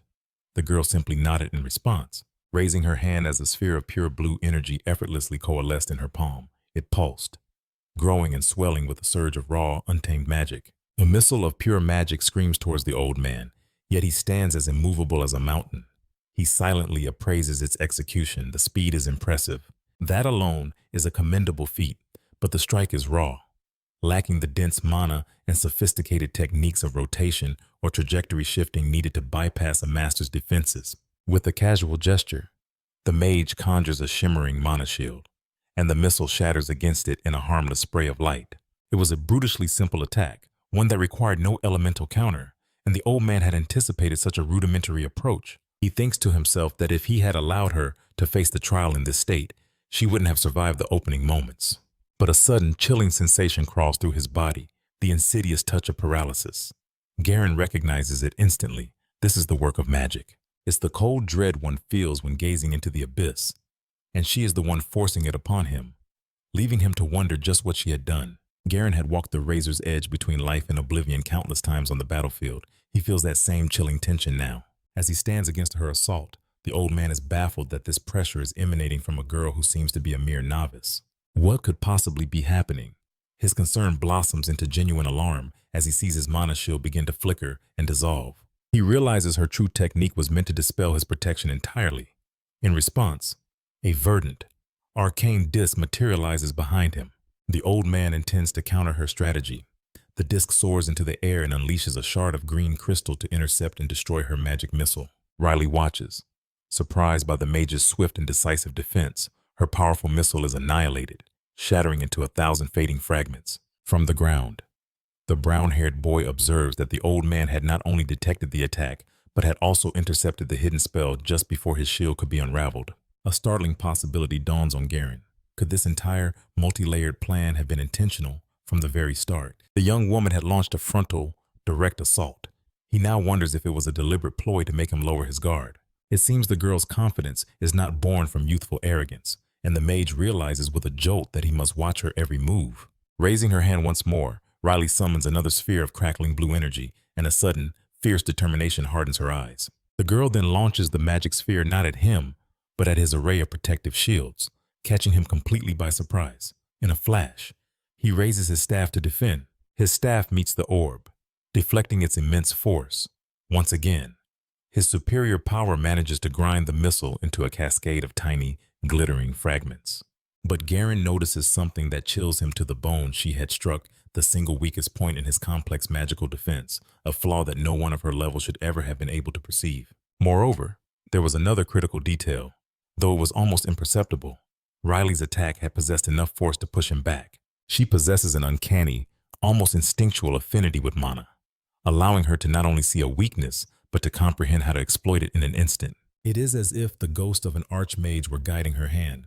The old man realizes these are not the skills of an inexperienced amateur. This is the mark of someone who can dismantle high-level techniques with breathtaking ease. She is a true genius. He has no choice but to accept it. This girl will not merely survive the selection test, she is destined for greatness. Garen lifts his left foot and takes a single, deliberate step forward. Confused, Riley, who was already preparing another attack, lets her spell dissipate, unable to understand what just happened. She asks if she is still permitted to attack, but the old man shakes his head. There is no need to prolong a duel, he says, his voice now filled with respect, when the outcome has already been decided.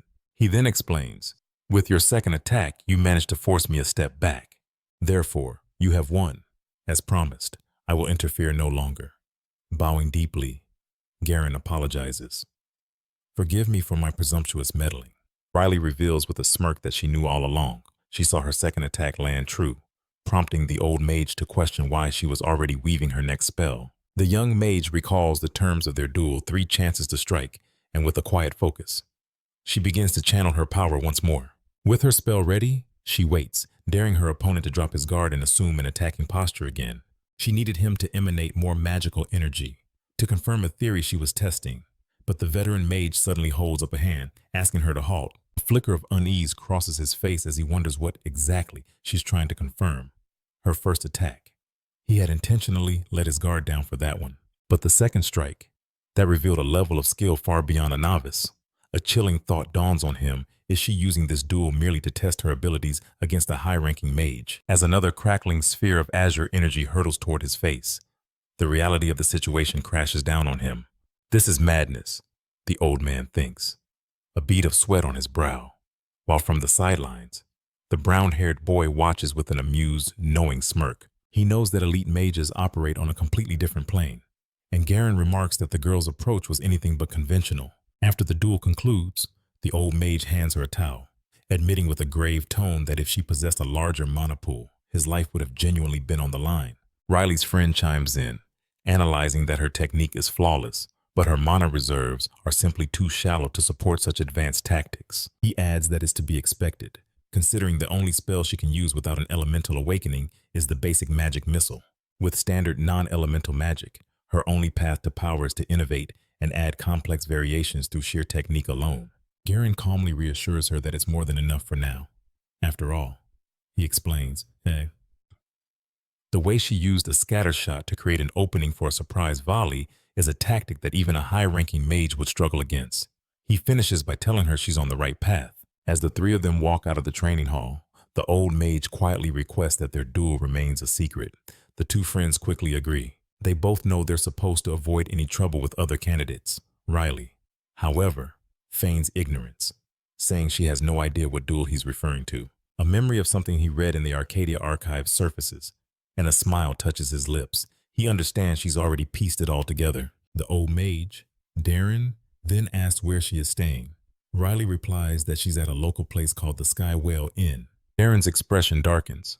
He warns her that whoever recommended that inn is no friend of hers, as a dangerously unhinged killer is not exactly trustworthy company. He goes on, insisting that a city like Wilhelm has countless establishments far more suitable for them. Riley simply gestures to the single bag she carries, revealing that it contains all her worldly possessions. With a kind smile, he tells them to follow him, promising the place he has in mind is 100 times better than the dilapidated inn where Riley was staying. Garen skeptically asks if one inn isn't just like any other, only to fall silent as they arrive before the magnificent Grand Hotel Arapel. Inside, a table laden with exquisite and costly dishes awaits them, with staff politely inquiring if there is anything else she requires.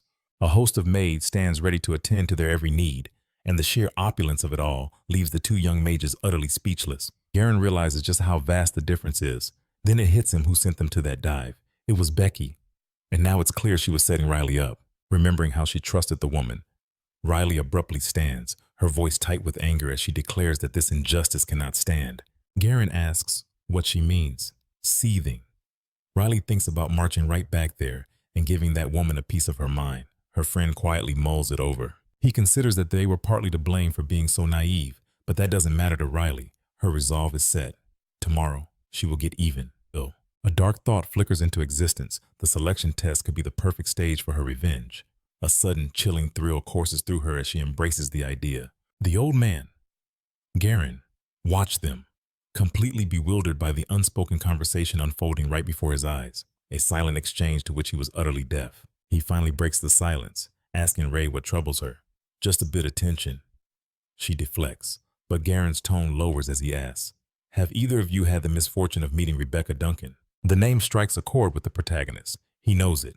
His companion simply remarks that it would be far stranger if he hadn't heard of her. A cold realization dawns on the old man. His own words from the carriage echoing in his mind a warning about those who treat this test not as an exam, but as a genuine battlefield. And Rebecca Duncan, he realized with a shudder, was the very embodiment of that warning. Last year, she was disqualified for leaving a trail of bodies in her wake. The year before that, she eliminated the exam administrator himself. Most days, she keeps her madness chained. But once a year, she unleashes her violent impulses during this very test. The brown-haired boy, floating effortlessly, adds grimly, "They don't call her the Crimson Maniac for nothing." Curious. The young mage voiced the obvious question. Why don't the 5 great towers simply ban her? Why allow such a menace to compete? If she's that dangerous, they could just bar her from entry. His friend drifted closer, his expression dark. "Oh, they have their reasons. A very simple, very cruel reason. They use her as a living, breathing trial by fire," he explained. Facing a force of nature like Rebecca Duncan makes you answer the ultimate question when death itself is staring you down. What will you become? Their journey through the swirling energies of the teleportation circle ended abruptly, and as they materialized, the sigils on the back of the old mage's hands pulsed with a soft, ethereal light. This was it, the second test site. Yet an unsettling familiarity washed over the young man. The building's facade was a perfect replica of the administration office they had just left. As they approached the imposing entrance, the old man's voice was firm. "We must go inside." He placed his hand upon the door, and a surge of rose-colored energy flared from his palm. The grand door swung open, unleashing a powerful magic circle that blasted them all with a gale-force wind. He began to explain the nature of the event unfolding before them, but his friend's eyes narrowed, her gaze fixed on him with a growing sense of suspicion. She watched the old mage, a single eyebrow arched in doubt. From the heart of the swirling arcane energies, a shimmering, cubic form began to materialize, a sight Garen had witnessed 1,000 times before. In a flash of blinding light, the 3 of them vanished, leaving behind nothing but the faint, fading shimmer of residual magic. The disorienting pull of teleportation ceased. The girl blinked, her vision slowly clearing to reveal a vast vaulted hall, already teeming with countless other examinees. The young man with brown hair gazed across the chamber, taking in the opulent tapestries and gilded columns. The sheer luxury of the place was staggering, rivaling even the imperial palace. They exchanged a bewildered glance, the same question hanging unspoken between them: could they truly be standing within the hallowed halls of the imperial palace? But something was wrong. This was not the palace they knew. The architecture, the very layout of the Great Hall, was fundamentally different from the one in the capital. Ray pointed out the signs of decay, despite the opulence. The interior was ancient, with fine cracks spiderwebbing across the marble floor. The pieces clicked into place for Riley. "This isn't a palace," he declared with sudden certainty.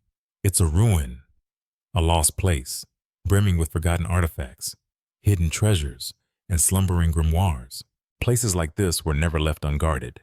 They were notoriously lethal, protected by ancient traps and formidable guardians, making them the most challenging dungeons to ever conquer. Apparently, for a test of this magnitude, choosing a death trap like this was only to be expected. The girl's head snapped around, a flicker of panic in her eyes as she realized Sir Garen Cold had vanished, but her friend simply gestured towards the heart of the bustling crowd, indicating he was right there. Without a moment's hesitation, she plunged into the sea of people, determined to reach him. But the crowd seemed to swallow her whole. Just then, a figure approached the pair. It was Rebecca, arriving with a twisted playfulness as she nudged the young woman, feigning shock at running into them again. But Riley remained utterly stone-faced, coldly shaking off the deranged mage's hand. Rebecca cooed, asking how she had been and if she enjoyed her stay on the Skywell, only for Riley to flatly state that she had not. The unhinged mage then questioned if the hotel had failed to meet their expectations, forcing the 2 friends to swallow their rage to keep from striking her down then and there. First, Riley clarified that she never went to that specific inn, before adding that she had spent 3 wonderful days in Arpelsting, completely avoiding the hotel. Her friend knew this was a carefully crafted lie. They had only spent 2 days there after being manipulated by Becky, but Riley would never reveal that weakness. Suddenly, a voice commanded everyone's attention, directing their gazes to a single point. The examiners, each bearing a star insignia, greeted the candidates, announcing they would be their guides for the second trial. And Rebecca's expression curdled into pure fury. Her psychotic gaze locked on Riley as she vowed to make her pay for the insolence shown in the last challenge. Yet, the young woman stood firm, confident in her ability to defeat her. Seething, Rebecca stormed away, muttering that they would soon see. As always, the dark-haired boy was left completely baffled, though he simply promised himself he would figure it all out later. One of the red-haired administrators announced that this next phase would require them to form teams of 3 to battle against other groups.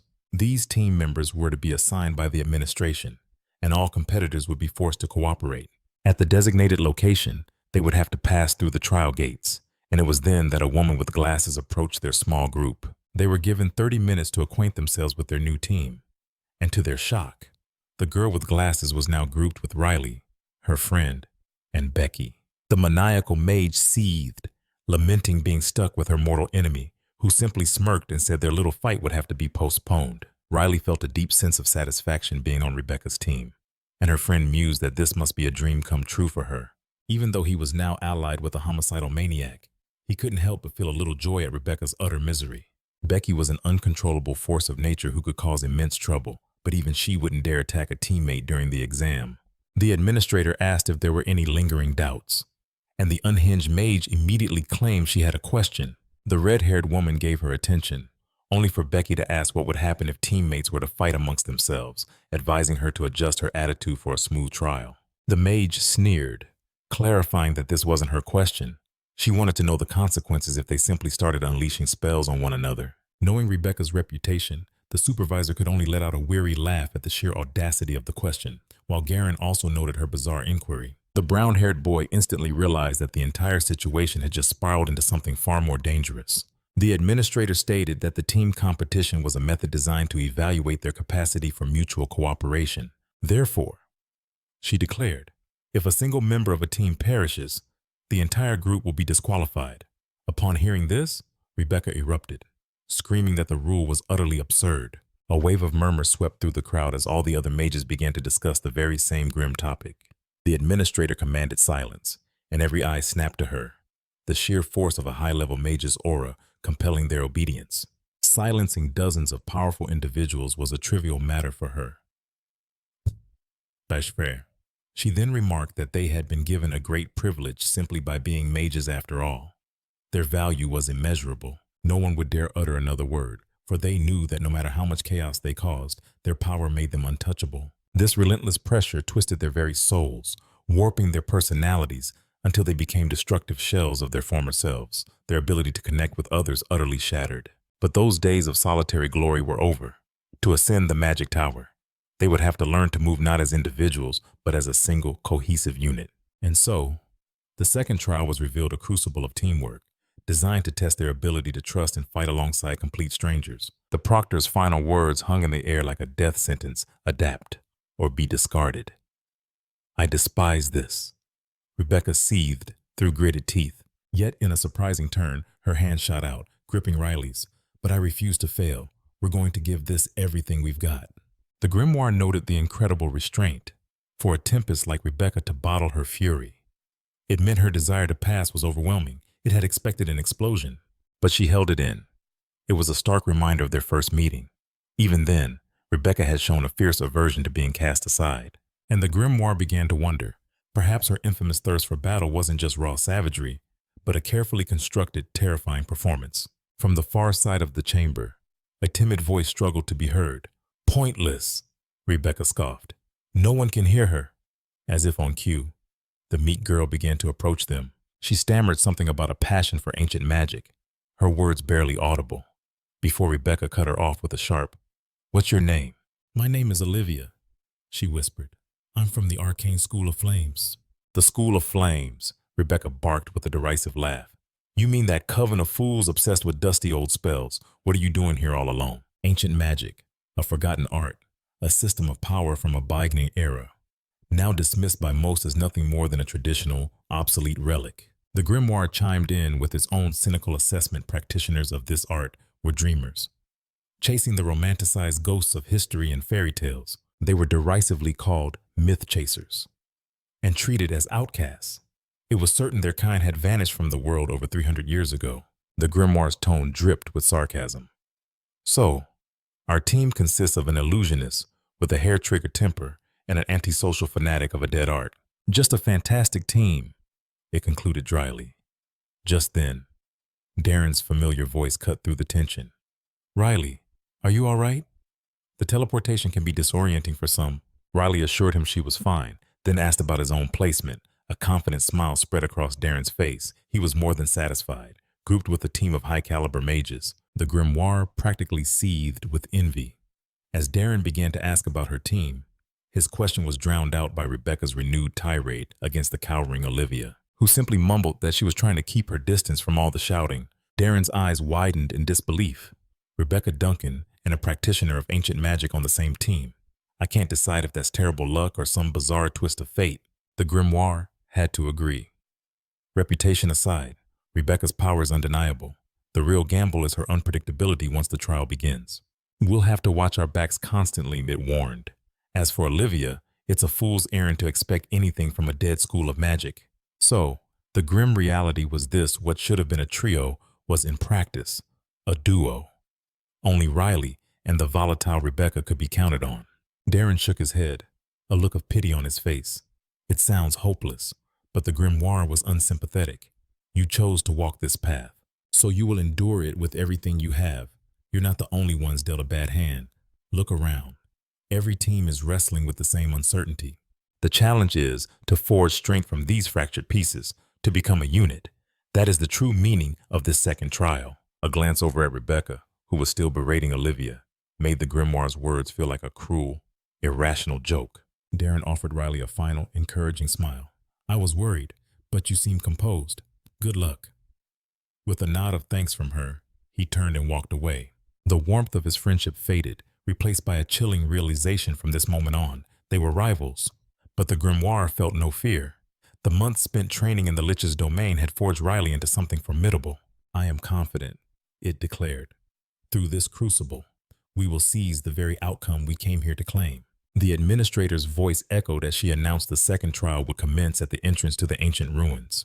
She gestured towards the looming structure, explaining that within its depths lay a treacherous labyrinth, where they were tasked with finding a hidden treasure. To demonstrate, she held up a glowing orb that pulsed with an intense light, captivating everyone's attention. From that blinding radiance, a magnificent golden golem materialized before them. The test, she declared, would last for 24 hours, with two absolute conditions for success. First, by the trial's end, they must be in possession of the golden golem's core. Second, every single member of their team had to survive the ordeal. In essence, their mission was to secure the golem, extract its core, and ensure the entire team remained intact. They had to endure for a full day, all while navigating hidden traps and eluding ancient guardians. It sounded deceptively simple, a sentiment shared by every other team present. Then, with a chillingly cheerful tone, the administrator added a crucial detail. There were only 3 golems in total. With 42 candidates spread across 14 teams, the grim math meant only 3 teams could possibly pass. The grimoire silently calculated, questioning the sanity of a test with a mere 20% pass rate. There was no guarantee that even those 3 golems would be found. The resources were critically limited, yet the demand was absolute. It was clear they were being engineered for a brutal competition. Riley murmured to her friend that the setup was cruel, and he grimly agreed, noting that the 5 great towers always encouraged fierce rivalry among mages. To frame it charitably, one might call it a meritocracy, but he saw it for what it truly was. He admitted they simply reveled in the spectacle of pitting promising young mages against one another. The administrator's voice cut through their thoughts again. She warned that the most perilous threat within the ruins was the Chimera, a monstrous being engineered for the sole purpose of destruction and slaughter. The grimoire felt a jolt of recognition at the creature's description. The administrator confirmed its suspicion, stating that some of them might already be familiar with the beast. 5 years ago, it was this very type of monster that was unleashed. She was referring to the infamous incident when a lich invaded the Eastern Empire, and the grimoire vividly recalled the skeletal horror from that day. She continued her explanation, stating that once they stepped through the gate, each team would be scattered to a random location within the ruins. She wished them luck, adding that while the trial would be anything but easy, the survivors would bask in the glory of the 5 great towers of magic. And just like that, the second test began. Now acting as the team's strategist, the Grimoire was immediately overwhelmed by the sheer scale of the palace they found themselves in. It remarked that they were like dwarves wandering through the halls of a giant's fortress. Their awe was shattered by a deafening rumble, the sound of something immense approaching. As they turned, their eyes widened in disbelief. A colossal, chain-bound man carrying a sword the size of a tree trunk stomped towards them. Riley stammered, asking if this thing was part of the briefing. Her friend shook his head, confirming they were warned of obstacles, but that towering statue was far beyond any authorized combat simulation. Becky, the team's fighter, stated the obvious with frustration. Their plan was to enter, locate the golden golem, and steer clear of monsters like this. The Grimoire vehemently agreed, classifying the entire area as a red zone. Every fiber of its magical being screamed at them not to engage the statue. By its estimation, it would require at least 3 combat-class mages to even stand a chance. And it couldn't imagine who would be foolish enough to provoke such a creature. Just then, Becky called out to Riley, her eyes gleaming with a manic battle lust, and declared that they absolutely had to fight that monster. The Grimoire let out a silent, desperate scream. It pleaded internally for someone to stop her as Olivia quickly grabbed Becky's arm. Becky protested, shouting that an opportunity like this would never come again. She turned her pleading gaze to Olivia, begging for support while simultaneously trying to wrestle free from her grip. Riley tried to reason with her, pointing out that they had no idea how powerful it was, but Becky just grinned, retorting that there was only one way to find out, and that was to fight.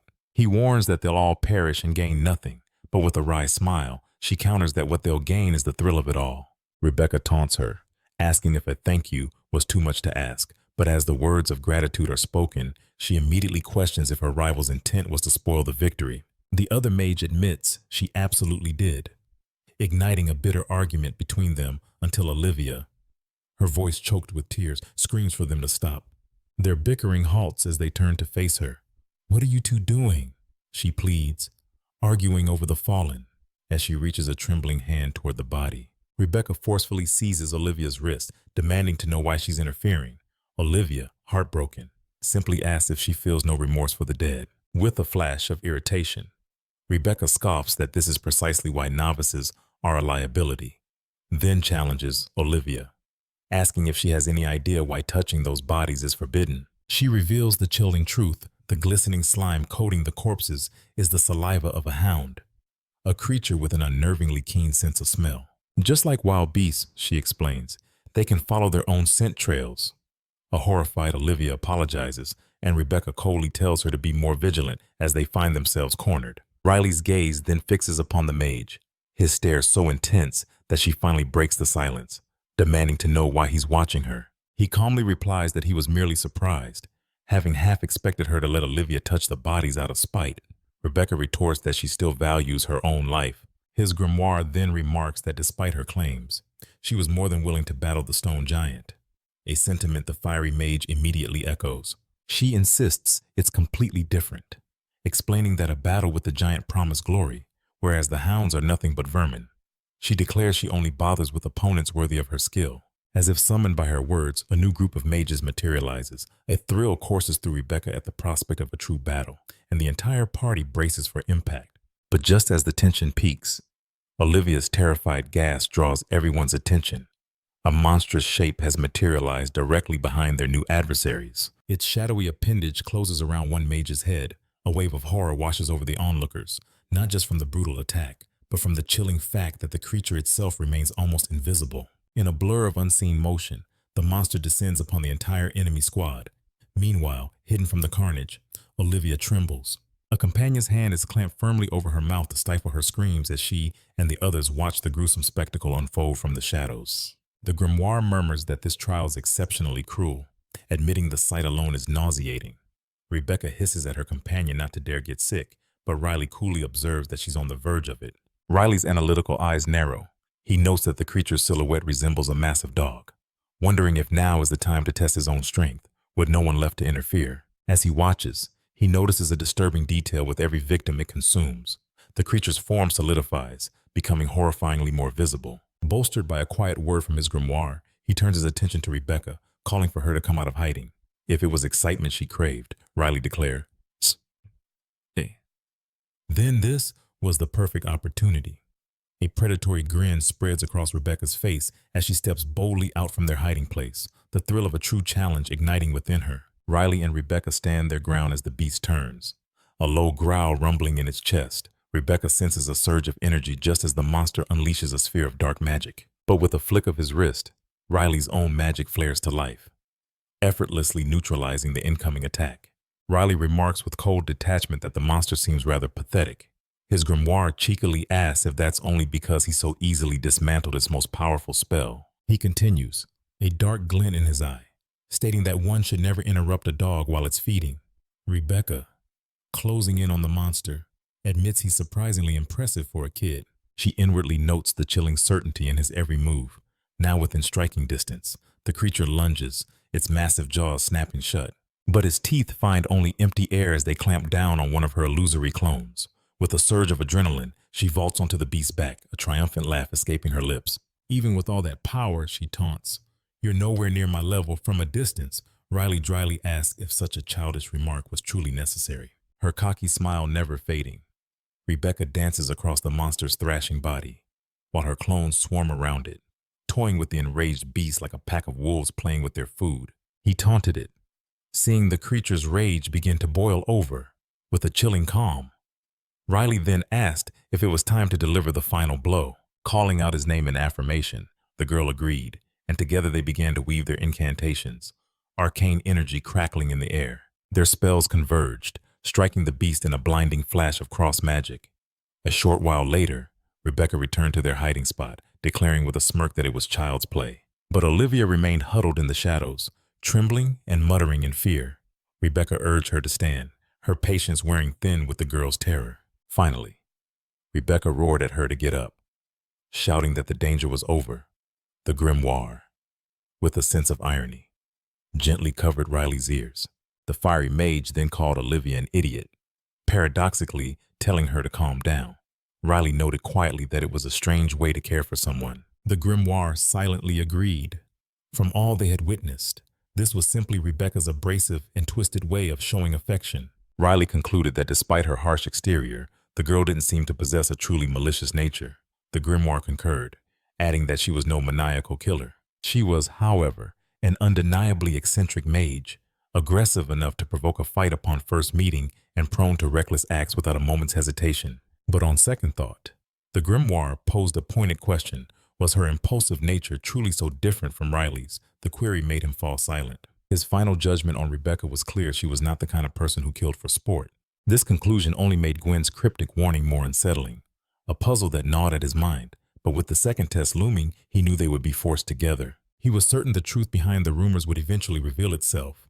Meanwhile, Olivia began a solemn prayer for the fallen, her voice soft as she beseeched the great mother of magic to watch over the dead. As the others watched in silence, Rebecca shattered the solemn atmosphere the moment Olivia finished her ritual. She demanded to know why Olivia bothered with such a laborious rite, questioning the value of honoring the dead. Olivia calmly began to explain the sacred traditions of ancient magic. The grimoire helpfully supplied that it was a rule of the Bloss arcane school, which Riley immediately dismissed as nothing more than superstition. His mind, however, was already elsewhere.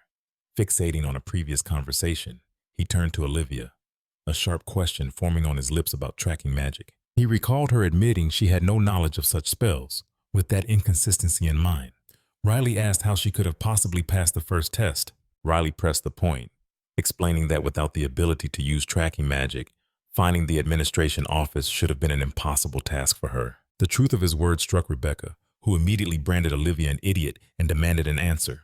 The red-haired girl grew flustered, her composure crumbling as she began to stammer. She weakly protested that the test was only meant to prove her knowledge of the ancient arts. Finding her voice at last, she explained that no rule specified she had to find the office by herself, so she simply hired a mage specializing in tracking to do it for her. A stunned silence fell over the group. Olivia, now filled with a defiant pride, stated that while she hated to admit her weakness, her mastery of ancient magic was second to none, and that alone earned her the right to enter the 5 magic towers. She declared that no one in the world was her equal in the ancient arts, and it was unfair to fail her just because she couldn't perform a single common spell. Her explanation, however, continued. taking a far more unsettling turn as she described how she managed to convince a mage to do her that favor. Her voice trembled with remembered desperation as she spoke of begging for help, only to be turned away and mocked by her peers, who treated her like a madwoman. They told her she didn't even deserve to attempt the test. The grimoire noted with cold logic that it would have likely told her the same thing. Olivia's expression then hardened, confessing that since no one would help, she used the more persuasive forms of her magic to convince them. She explained that ancient magic contained terrifying spells designed to break the will, and she was an expert in their application. With those arts, she finally found a mage willing to do her a favor. Becca stared in disbelief, wondering how the administrator could have possibly accepted this. Olivia simply smirked, explaining that she located the office with her own skills, whether they approved or not. Becca recoiled, her voice trembling slightly. You talk about respecting the dead, yet you act like a complete psychopath. Olivia feigned innocence, her eyes glinting with malice. What does one have to do with the other? I was being perfectly sincere, she purred mockingly. You're insane, Becca whispered, the words barely escaping her lips before she suddenly doubled over, clutching her stomach as she collapsed into her friend's arms. As Alistair silently questioned if anyone in this place was sane, the distinct sound of approaching footsteps echoed through the hall. The clock was ticking. 12 grueling hours had passed in the second test, and not a single golden golem core had been secured. Evan glanced at the map, his breath ragged. Are we still just running? He asked, to which Riley gave a weary confirmation. The objective was simple, yet impossible: find the core of a golden golem. But there was a catch. Even when the students managed to corner one, the elusive golem would simply vanish. Riley spotted a few more in the distance, but they were already fleeing with impossible speed elsewhere. Another student scoffed that capturing the creature should be ridiculously easy. Suddenly, Evan froze. He saw 2 golems nearby, and for the first time, they had stopped moving. Miles away, a different story was unfolding. The old master, Garen Zebold, and his 2 companions had found the very core they were searching for. A feat accomplished almost single-handedly by Zebold himself. This was the man who had held off hundreds of demons in the mountains, lost in thought. The young green-haired mage, Arthur, finally spoke up. Master, he began. Now that we've found the core, shouldn't we rest? We've been using tracking magic without a single pause for half a day. Garen's expression remained grim. Even if I wanted to, Arthur, there is no time for rest. His eyes sharpened as he posed a sudden question. Tell me, he said, his voice low. Have you not felt that something is amiss since we first entered this academy? Seeing the confusion on the young man's face, he gestured to the prize in his hand. This golem core. It possesses a peculiar and potent magical power. In all my years, Garen mused, I have never encountered a magical signature quite like this. It was likely forged by the 5 great magic towers for this test, though for what purpose I cannot be certain. He let the weight of his words sink in. They had spent half a day hunting for a core this powerful, and yet, even with the ruins saturated with magical interference, his unique energy should have been detectable, but it wasn't. This, was a puzzle, even for Arthur Stingwad, a prodigy who had reached the intermediate level at just 29 years old, the second son of the renowned Stingwad family. The young mage couldn't comprehend it. How had he, of all people, managed to track a power so immense when even the great Garen Zebold had been blind to it? Zebold offered a grim smile. It was merely one of their intentional deceptions. Examine the magic woven into it, both of you.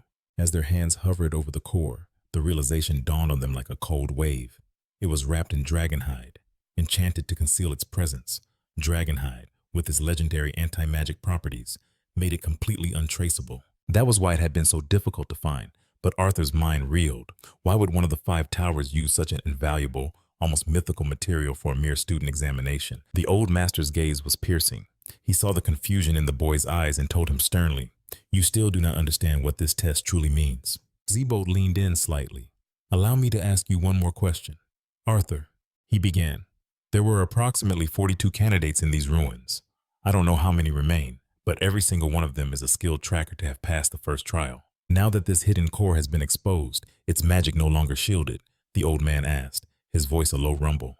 What do you believe will happen next? The pieces clicked into place in Arthur's mind, a horrifying and brilliant revelation. Garen confirmed his unspoken fear. From the very beginning, this test was never about finding the golden golem cores. It was about protecting them, or capturing them from others. The team that finds the golem first isn't the winner. They are merely the first target. But in doing so, they've painted a target on their backs, becoming public enemy number one. Evan's eyes widen in horrified realization. This isn't just a competition, it's a call, orchestrated by the 5 great magic towers themselves. He frantically wonders how they can possibly survive, with vultures circling from every direction. While Arpel sees the chilling truth, the entire test was a meticulously crafted trap with countless deadly outcomes. Evan turns to his master, his voice laced with panic. Why? Why take the core when you knew this would happen? We could have just waited it out. With unnerving calm, Master Kale explains that a confrontation was always inevitable. Better to face the entire storm at once, he declares. Just as the shadows begin to move, rival teams launching a coordinated assault on the core's new keepers. Master Kale becomes a blur of motion, his defense a masterclass in brutal efficiency, leaving a trail of neutralized opponents writhing on the ground, utterly immobilized. Seizing the opportunity, Cole taps into the raw power of the freshly claimed core, unleashing his energy against their would-be ambushers. He barks orders for Arpel and Dorothy to prepare for battle, knowing that with their combined might, even a force of 10 challengers would fall before them. Miles away, a different drama unfolds as Becky rushes to Riley's side, her expression urgent. You feel that, don't you? She asks, a tremor in her voice. Riley nods, recognizing the unmistakable surge of the golem's core. We have to get there now, Becky insists, only for Riley to give a startlingly calm reply. No. Rebecca, ever practical, argues that a faster pace would put them right in the heart of the action, ready to challenge the team that holds the prize. But Riley, ever the strategist, counters that every other team is having that exact same thought, rushing headlong into the fray. So what's the plan? Becky demands. Riley's strategy is simple, yet brilliant. Wait for the chaos to peak. And when every other team is distracted, they will seize the golden core for themselves. Before she can elaborate on the finer points of her plan, an impatient Becky cuts her off. Yet, with unwavering confidence, Riley simply tells her friend to trust her. Seeing that conviction, Becky, clad in her red dress, finally relents and agrees to listen. The grimoire muses to itself, acknowledging that none of the other competitors possess tracking skills that could even begin to compare to Riley's. It concludes that for any other candidate, finding a golden golem would be a matter of pure, dumb luck. And in that very instant, the game changes. The once dormant core erupts with a beacon of immense power, drawing every candidate on the field towards it like moths to a flame, and absolute chaos ensues. Riley immediately questions the sudden surge of magic, deducing it's not a natural phenomenon, but a deliberate mechanism to force a bloody free-for-all. Her mind races, connecting the dots. Someone activated this beacon on purpose, intending to thin the herd in one fell swoop.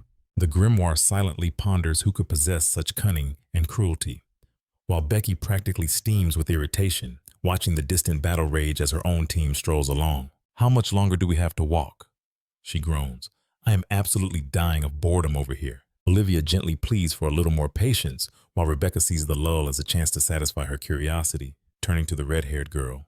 Olivia, why ancient magic? Startled, Olivia asks about the sudden question, to which Becky bluntly replies that she's just bored. She presses on, adding that ancient magic is utterly useless in a practical sense, making Olivia's choice a complete mystery to her. But before Olivia can defend herself, Riley cuts in with a sly comment. And you specialize in illusion magic, don't you? Becky, stung by the comparison. Becky retorts defensively that at least she can handle basic combat magic, unlike Olivia, who she dismisses as an incomplete mage. The grimoire notes the painful exchange, as a deeply embarrassed Olivia begins to apologize for her useless specialty, fumbling for an explanation. But Rebecca, ever observant, senses there's more to the story, insisting there must be a profound reason why Olivia dedicates herself so completely to ancient magic, even at the cost of everything else. Olivia recalls the childhood stories that shaped her very soul, gently suggesting that Becky might find wisdom in them as well. She speaks of legends, but Becky scoffs, waving them away as nothing more than children's fairy tales. With a condescending laugh, she insists that no one can simply erase a mountain or cleave the sea in two, not even if the legendary Marthic himself were reborn. Such feats, she claims, are pure fantasy. Yet, Olivia's voice is earnest as she pleads, insisting they were not tales, but history. Becky's challenge is swift and sharp if this magic is real. Why has no one from their academy ever mastered it? She demands proof. A demonstration of this supposed truth. Olivia's gaze falls, her silence a confession of her inability to answer. Becky softens her tone, masking her criticism as simple, friendly concern. It's a tragic waste, she continues, for someone with Olivia's potential to squander it chasing the illusions of old fables. Her voice laced with pity. Rebecca then questions if Olivia's skills extend beyond mere torture magic. Defeated, the young woman can only offer another quiet apology. Becky presses on, claiming she's trying to help, recounting how she once shared Olivia's naive belief that mastering illusions would grant her true strength. Every word, Becky insists, is spoken only for Olivia's benefit, a harsh truth meant to guide her toward a more practical path. Hearing this, Olivia simply thanks her, and the two resume their walk in a heavy silence.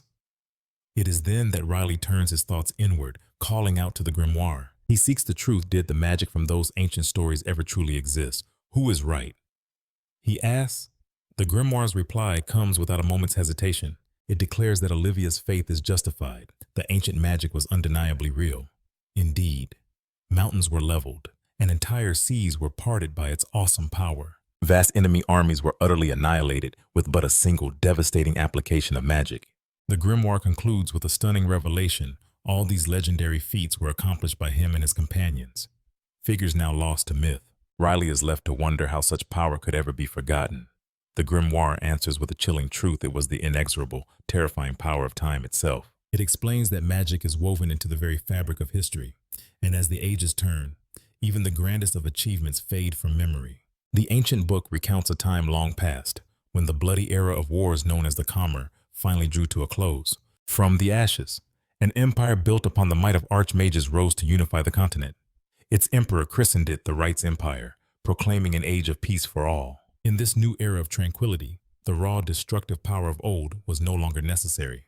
Riley grasps the simple logic in times of peace. There is no place for a war mage. The Grimoire confirms this, explaining how the empire repurposed its mages, sending them to laboratories to enrich the lives of its citizens and to manage the dangers of long-neglected dungeons. To contend with these new challenges, a different kind of magic had to be forged, and the path to the forgotten arts grew ever more distant. While magic of immense destructive force was perfect for obliterating armies on a battlefield, it was a liability elsewhere.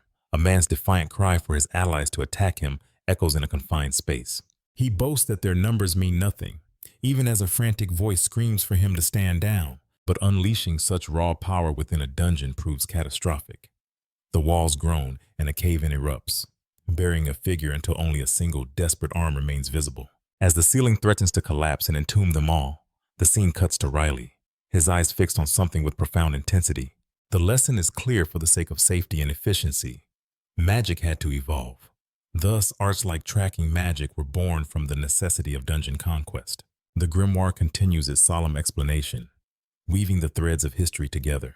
And so, the magic of pure, overwhelming destruction lost its purpose, fading into the realm of ancient magic as the empire's foundations grew ever more stable. A flicker of interest in the ancient arts had rekindled in some, but it was a futile effort against the vast, gaping abyss of lost history.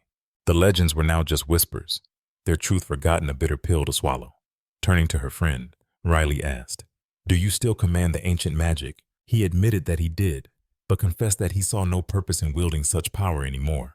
Hope sparked in Riley's eyes as she asked, "Could you teach me?" Grimoire dismissed the idea, claiming the old ways were obsolete. Unconvinced, Riley countered, "But if a war were to erupt, surely that forgotten power would be our greatest weapon." Grimoire sighed, explaining that it wasn't a skill one could simply pick up. You would have to master ancient runes, memorize countless incantations, and completely remold the very magic circuits etched into your soul, he warned. It meant Riley would have to erase everything she was and begin again from nothing. She would have to forsake her innate affinities, her greatest strengths, every lesson she had ever learned. The weight of his words crushed her ambition, and she reluctantly let the dream die. "Perhaps in my next life," she murmured with a sad smile, and her friends gathered around her in a comforting embrace. Miles away, under the same sky, another group lay in wait. A massive golem, bound and subdued, struggled beside them.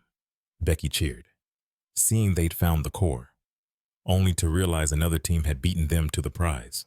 The rival team's faces were etched with exhaustion, a clear sign that capturing their quarry had been a brutal ordeal.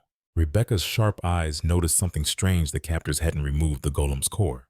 The creature thrashed in its bonds, its rage palpable, as one of the mages began to chant a calming spell. Riley watched, puzzled. Why are they keeping it alive? She whispered. Why not just finish it and take the core? It was Grimoire who saw the truth, his eyes widening as he recognized the material of the bindings. Dragonhide, he breathed. Riley immediately understood. That's why the golem's immense magical signature was so faint, almost undetectable, even at this close range. It was a brilliant tactic to cloak their prize from other teams, planning to extract the core only at the very end of the trial. Becky, Grimoire warned, be careful with them. Rebecca chimed in, her tone serious. He's right. That group is formidable. We can't afford to be reckless. But Becky just grinned, a familiar fire in her eyes. Fighting the strong is what we do best, she declared. And with a sharp gesture, she commanded, follow me. The trio guarding this golem finally noticed their approach. Becky, a flash of red in the dim light, threw her head back and let out a wild dash, challenging laugh. Her team surged forward, ready for battle.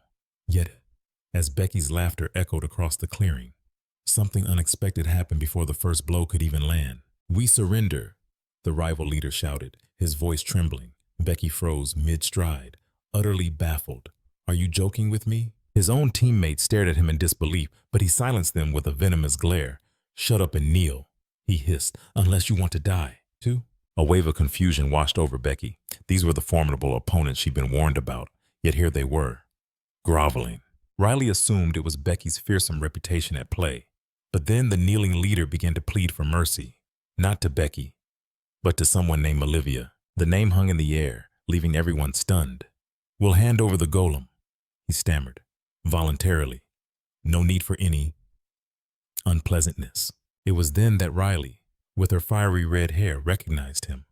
Wait, she said, that's the guy who helped me pass the first trial. And just like that, the pieces clicked into place.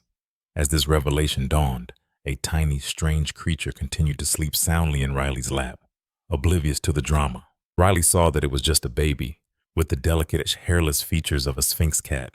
Rebecca, her curiosity piqued, leaned in and asked, can I pet it? She cooed about how adorable it was, but in a flash, the creature's demeanor shifted. It became a blur of fury, launching itself at Rebecca's outstretched hand. Its teeth sank deep into her flesh. Are you all right? Riley cried out, but the sight of blood dripping from her rival's hand was a grim answer. What a perfectly chaotic team they were. Still, they'd secured a golem without spilling any blood. A small victory. The dark-haired young man knew it was far wiser to avoid a fight they didn't need to have.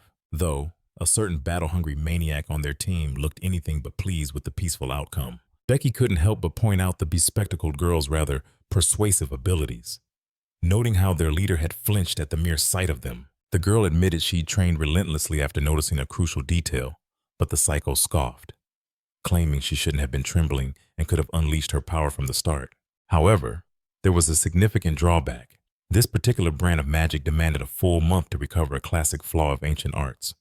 Powerful yet imperfect. Rebecca immediately branded her teammate as insane, leaving Riley's friend to wonder who, exactly, was the pot calling the kettle black. She then questioned if the young woman with the intimidating powers hailed from the southern region, and she confirmed it, beginning to explain her origins.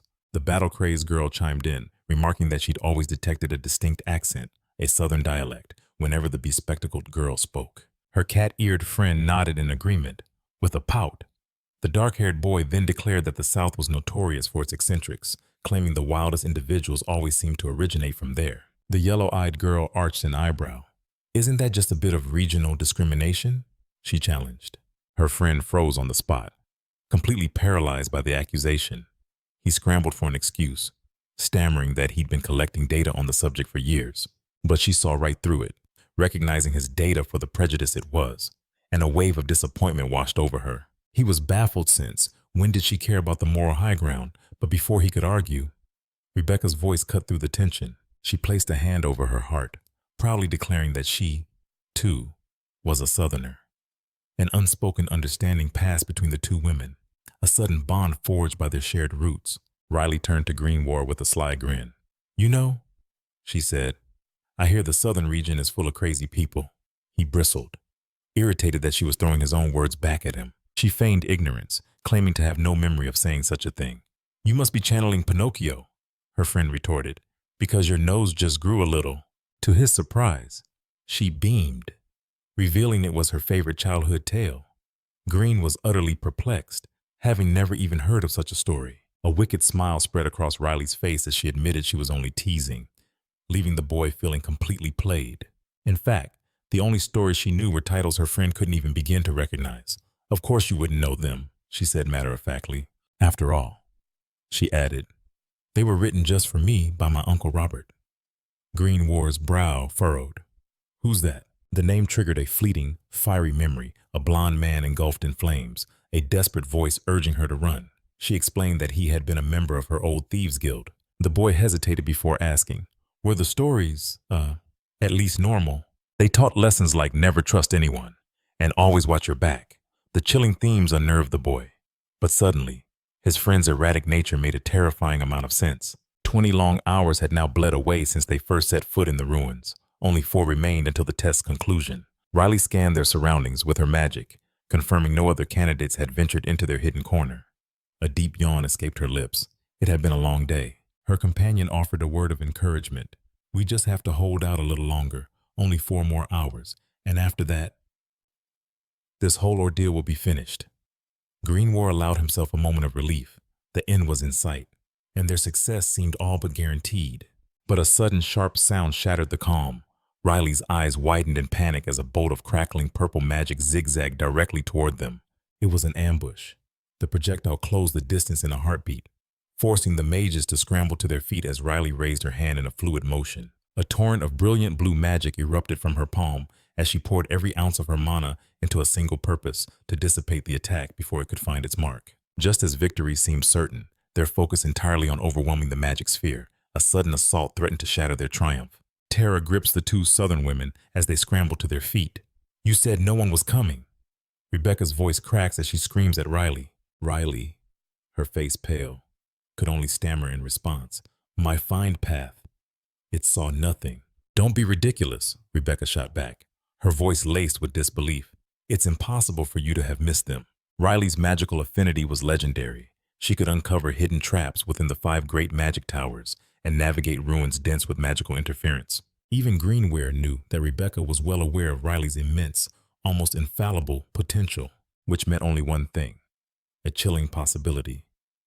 Unless their enemies were cloaked in dragon skin, as if summoned by the thought, a group of hooded figures emerged from the shadows. The impossible was true. Draped over their heads was the unmistakable sheen of dragon skin, the very source of the violent purple magic tearing through their defenses. Grimoire's mind raced. They were holding nothing back. If they possessed dragon skin, it meant they must have already found the golden golem. But why target them? The dark-haired boy couldn't connect the pieces. A dozen theories swirled in his mind, none of them solid. Only one truth remained: these people were lethally dangerous. The sheer concentration of their mana, the blistering speed of their casting, the pinpoint precision of their attacks, it was all on another level.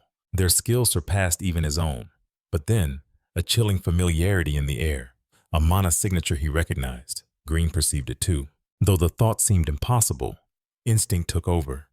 His entire team raised their hands in unison, their powers beginning to merge. Across the battlefield, the enemy mirrored their exact movements, weaving their own monosphere.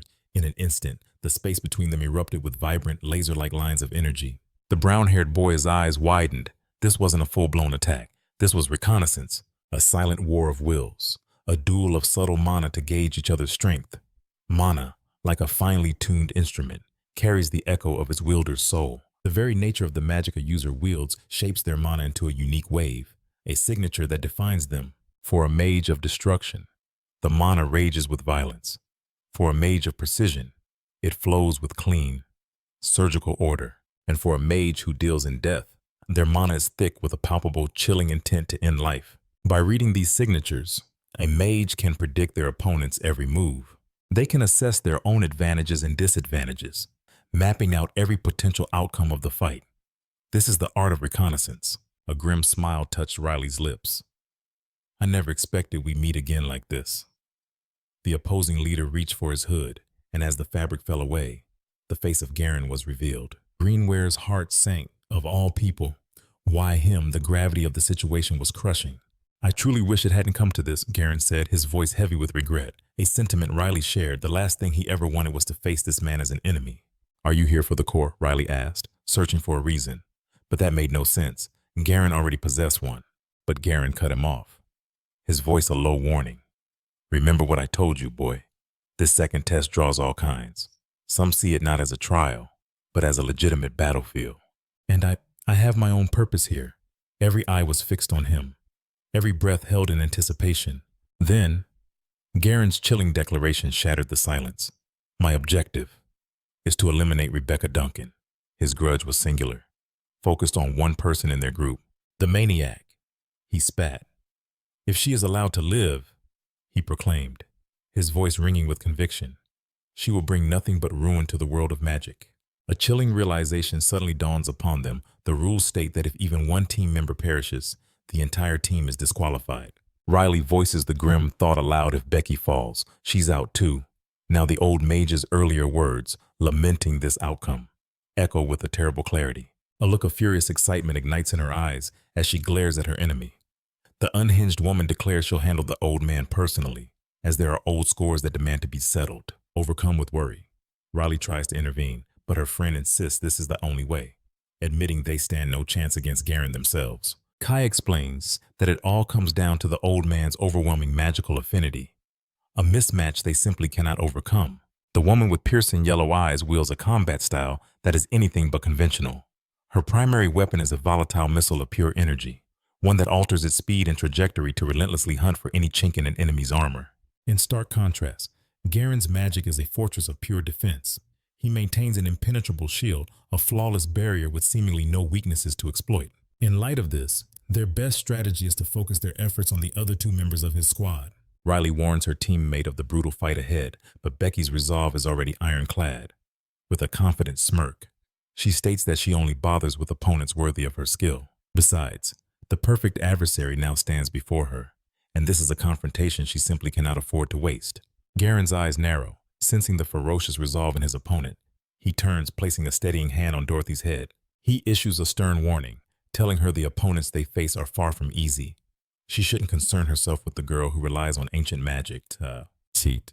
As for the other one, he can sense a deceptive strength beneath her pretty exterior.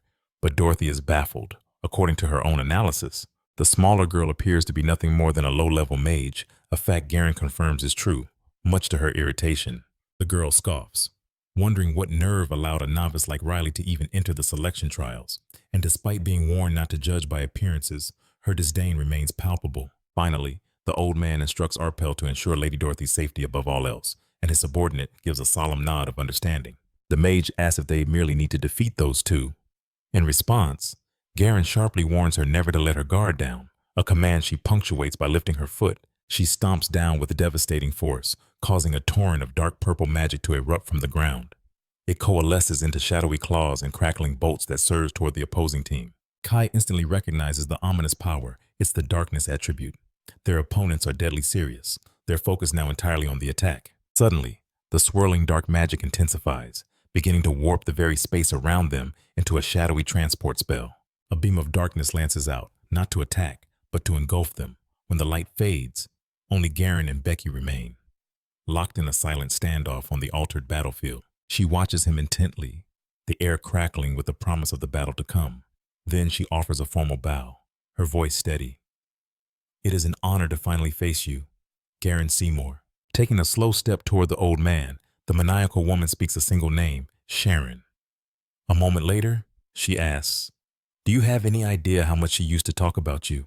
This is the first time Becky has ever seen the man in person, yet she feels an uncanny sense of familiarity, as if she knows him from the countless stories she's been told. A low, threatening growl escapes Garen's lips as he finally speaks her name, his eyes burning with pure, unadulterated rage. Do not, he seethes, dare speak my granddaughter's name with that filthy mouth of yours. The scene shatters, replaced by a haunting flashback of a young girl, kneeling and crying. Her desperate pleas for forgiveness echo as the vision fades. Back in the present, the dark magic fully envelops the rest of the group, whisking them away. They rematerialize in a surreal cavernous space that looks like an indoor garden built for giants. Kai realizes he's not immobilized, feeling the soft undergrowth, and wonders if only the two of them were teleported. Suddenly, he spots the girl with glasses huddled in a corner, sobbing uncontrollably. He's stunned to find that she's been brought here with them, slinking out from the shadows. A small cat appears, padding silently into the strange new environment. Apparently, their companion Toby is here with them as well. A wave of relief washes over them. Losing the golem they poured their souls into would have been devastating. But the relief is short-lived, as Grimoire questions the very reason they were brought here. The spell was unmistakable dark transfer, an incredibly potent magic that rips targets from their location, but it comes with severe limitations. Chief among them is the staggering amount of mana it consumes, a cost so high that it makes no sense for a simple separation. No, there had to be something more, a hidden purpose behind this move. This terrain must hold some kind of tactical advantage for their enemies. Relay's eyes scan the area, noting how the dense, overgrown plants create a veil, obscuring their sightlines. It's a suffocating blindness that even mana detection can't fully pierce a nightmare for any battlefield. While that's true, in a high-stakes game like this, the dark-haired boy knows they must consider every possibility, every angle, especially when facing fellow mages. What could possibly be worth sacrificing clear visibility? The question hangs in the air until suddenly, a spark of insight ignites in Riley's mind. As his foot presses against the earth, a faint, sinister purple glow emanates from the soil. His teammates are still lost in confusion. Elsewhere, Dorothy sneers, lamenting Gwen's missed opportunity in the previous fight, while Arpel dryly reminds her that ambushes are simply part of their strategy. Honor Dorothy scoffs at the notion, declaring they aren't knights bound by such foolish codes, but then, a flicker of confusion crosses her face.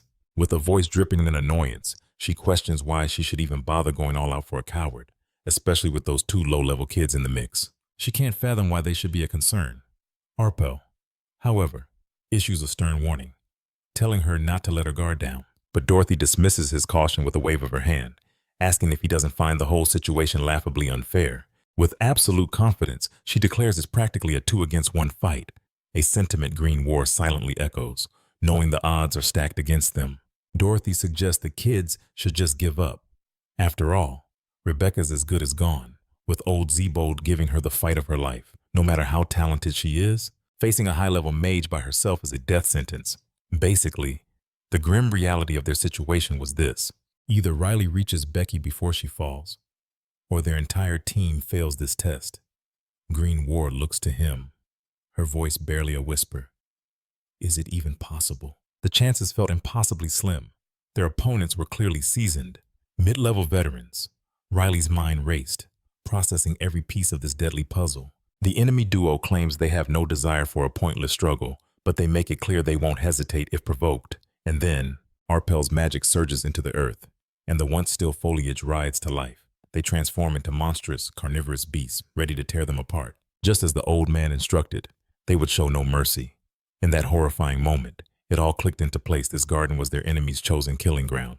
This was the power of Arpel, a terrifying ability inherited from the legendary archmage Cranwell Stingwat, a master of the earth attribute. That name resonates in Riley's memory, but he has no time to dwell on it. A sinister trail of purple magic, cast by Dorothy, slithers across the ground, inching towards his feet. Grimoire gasps in alarm, but it's too late. A violent, magical explosion erupts right where Riley was standing. But Riley, with impossible speed, leaps clear of the blast. He lands in a defensive crouch, trapped between the snapping jaws of the plants above and the dark magic seeping from the earth below. Then, he takes a single step, and an immense pressure explodes outwards as a torrent of brilliant blue mana erupts from the boy they had so carelessly dismissed. Their opponents freeze, not wanting to engage, as losing to him now would be the ultimate humiliation. Dorothy's arrogant smirk returns as she declares the threats are over, telling Riley to surrender.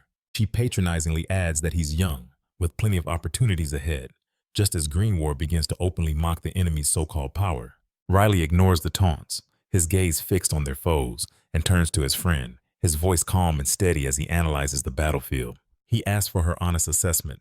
Does she truly believe he can defeat them? A chilling realization dawned on the boy. This was a battle against overwhelming odds, with two mid-level mages standing before them in perfect condition, but within him, a flicker of hope ignited from the judgment of the Grimoire. This ancient consciousness having witnessed millions of years of conflict, assured him victory was possible. Grimoire then recalled a saying from his homeland, a place where books detail strategies that guarantee success. One timeless principle declared that if you know yourself and your enemy, you need not fear the outcome of 100 battles. The brown-haired boy then posed the crucial question, who was their priority target. The girl answered without hesitation, her eyes fixed on the man controlling the flora. He was the linchpin of their entire strategy. Once his plants were neutralized, the shadows they cast would naturally fade into nothingness. A smile of approval crossed the boy's face. She had grasped the correct strategy. That man was an exceptionally dangerous foe, capable of ensnaring his targets with vines and paralyzing them with fungal spores, all while commanding carnivorous plants to strike. Yet before they acted, Grimoire had a question he needed to ask. He challenged them who was the master of the archmage Cranwell Stingwat, the very creator of this potent plant-based magic. The girl's mind raced, recalling the legendary 5 archmages, Yankin, Charon Shello, Cranwell Stingwat, Dimitri Cassin, and Martha Ferrick. History painted them as prodigious geniuses, driven by an unquenchable passion for magic. Her friend, however, saw them as a group of eccentrics, yet even he admitted they were never the kind to surrender.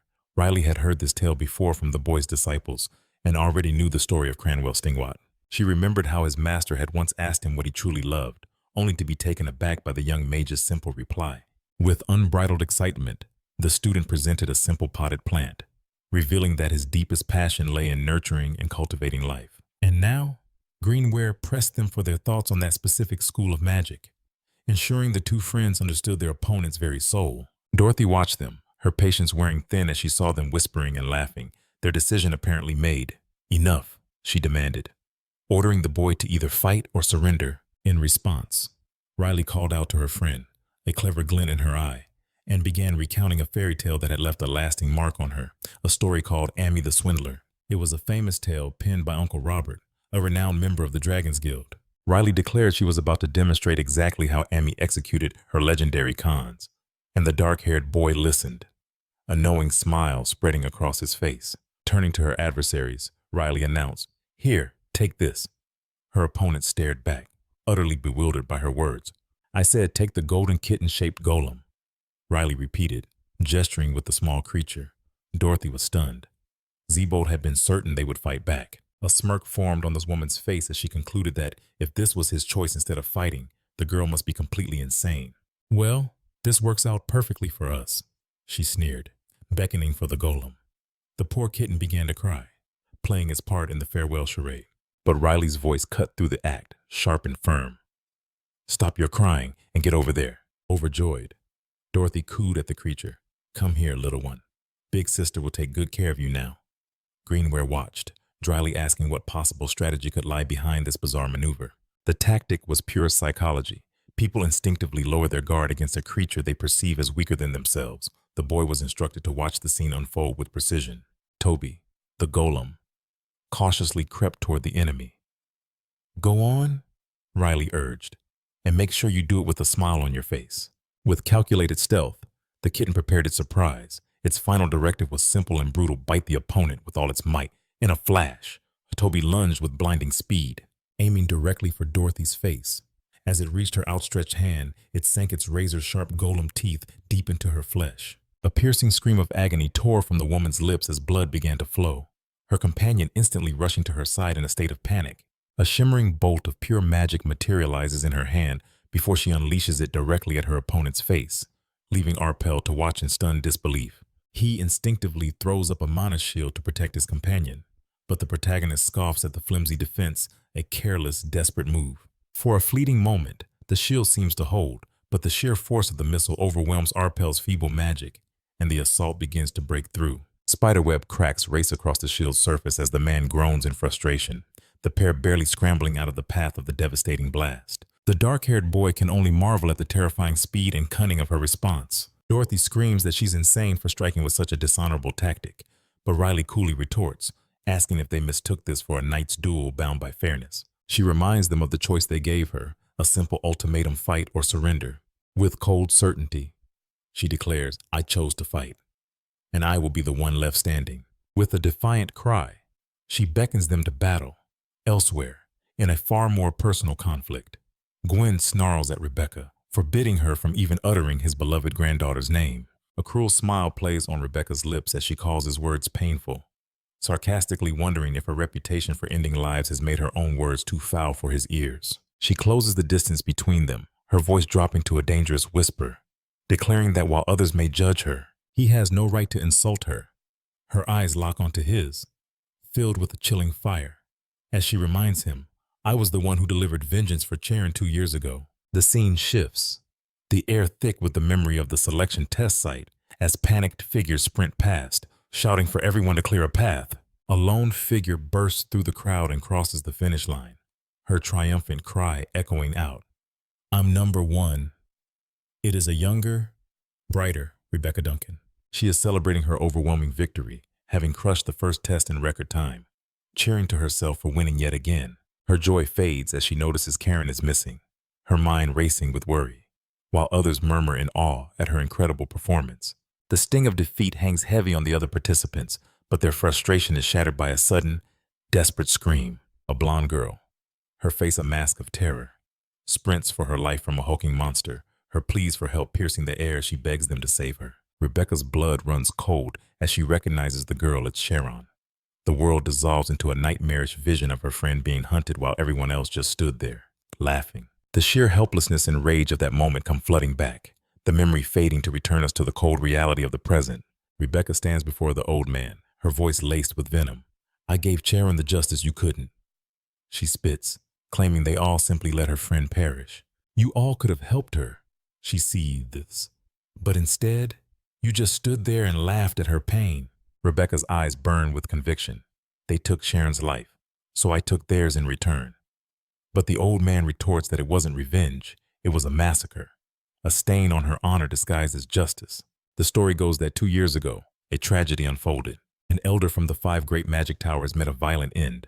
1 year ago, dozens of mages from various schools were similarly extinguished. From that day forward, the name Rebecca Duncan became a whisper of fear, earning her the title of the Murder Maniac, a name born from her brutal campaign. But Gin insists that all of that bloodshed did nothing to help Charon in the end. He vows that he will end Rebecca's rampage with his own hands to clear his granddaughter's name. Becky just laughs, a bitter, mocking sound. "Honor? What honor are you talking about?" Her voice drips with disdain. "Your only granddaughter is gone, and you're still clinging to empty words like honor. I don't understand you at all." His patience finally shatters. He seizes her by the head, his face twisted with grief and rage, growling that he has always wondered how someone like her could ever have been his granddaughter's best friend. The young woman's voice was laced with contempt. "I was thinking the very same thing," she sneered. "I can't fathom how someone so pure could be related to a monster like you." Before Theod could utter a single word in his defense, he was cut off. "Why do you talk so much?" Becky demanded, her tone sharp and mocking. "A true mage speaks through their magic," she recited, her voice dripping with irony. "Isn't that what you always told Karen?" A crackle of arcane energy filled the air as he delivered his final warning, his voice dangerously low. "Do not speak my granddaughter's name again." But she ignored his threat completely. Rebecca defiantly spoke the name again. "Karen," she said, a dangerous glint in her eye. "She's my best friend. And your only granddaughter." That was the final straw for the enraged Theod. A furious tempest erupted across the field, ripping massive stones from the earth and hurling them through the air. In moments, Becky was buried beneath an avalanche of rock and debris. The girl lay grievously wounded. Yet a slow, cruel smile spread across the old man's face as he realized he'd been fighting nothing more than an elaborate clone all this time. He had to admit, the trick was rather amusing. Nevertheless, his spells continued to rain down upon the illusion as he saw Rebecca's form flicker back into view. But before his mind could even register the sight, cold steel pressed against his throat. The real girl was behind him, a sword held steady at his neck, and the old man knew he needed a moment to defend himself. He desperately tried to weave another spell, a last-ditch effort to save himself. But just as before, it was utterly useless. In the blink of an eye, it was over. The girl's blade sliced through his defenses. Time seemed to warp and stretch as his entire world spun violently on its axis. It was a chillingly familiar sensation, one he had tasted hundreds of times on the battlefield, the cold certainty of death. He believed he was going to die as he collapsed to the ground. Then, impossibly, he was on his feet again, his consciousness snapping back into focus. He stood before Rebecca, unharmed, as she called him by his name, her voice dripping with disappointment. "I'm disappointed, Theode," she said coolly. "How could you be so slow to escape a simple illusion?" Rebecca's words cut deeper than any blade. "Riley shattered that same illusion in a single second. It took you to—" She let the insult hang in the air. "Tell me," Becky continued, her eyes boring into his. "Did you just witness your own death?" As she spoke, flashes of her phantom attack played out before his very eyes. The old man's hands clenched into tight fists, his knuckles white. A sudden realization dawned on him. "More of your cheap tricks, Rebecca," he snarled. "They're about as cheap as that glint in your eye," the girl retorted. "Unlike you, I wasn't born and bred on a battlefield." The man's expression soured. "And yet, a battlefield is precisely what you wanted, wasn't it?" he accused. She laughed, a sharp, mocking sound. "Were you trying to lure me there? How utterly predictable. You knew if a big fight broke out, I wouldn't be able to resist." She continued. "That's why you deliberately exposed the core's magical signature." The old man's silence was his confirmation. "There is no mage in this world more aggressive than you," he stated, as if it were a grim, undeniable fact. "I would have loved to go," the girl admitted with a sigh, "but Riley stopped me." In that moment of distraction, a wand was suddenly pointed directly at Becky's heart, the magical artifact held firmly in his hand. "And since you wouldn't come to the chaos," the old man said, his voice a low growl, "the chaos had to come to you." The tip of his wand began to pulse with a malevolent light. She tried to move, to push the object away, but her body wouldn't obey. She was completely paralyzed. The young woman let out a slow, deliberate clap. "Impressive," she conceded. "Truly impressive." She shook her head in disbelief. "You fought against everyone, all those candidates, just to set a trap for me. You must have eliminated dozens to pull this off." She mused. A bitter laugh escaped her lips. "And they call me the murderer." The hypocrisy is staggering. The old man's face was a mask of cold fury as he stared her down. "You asked if I had seen death," he growled. "I have," he confirmed, his voice dropping to a deadly whisper. "But the death I witnessed in that vision was yours, and now I'm going to show it to you." Becky listened with rapt attention, her eyes closing as she murmured, "I remember what my mother used to say. She explains a grim reality for every 10 herbalists. 9 meet their end in the treacherous mountains, falling from cliffs in pursuit of rare ingredients. It's a fate accepted by all paths. She continues, a swordsman dies by the blade he lives by. An alchemist perishes amidst the fumes of his own laboratory. And a mage is consumed by the very magic they seek to command. With unwavering eyes, Rebecca challenges the old man, demanding he reveal the death he has foreseen for her. She declares that she must witness her fate, to give meaning to her 27 years of life.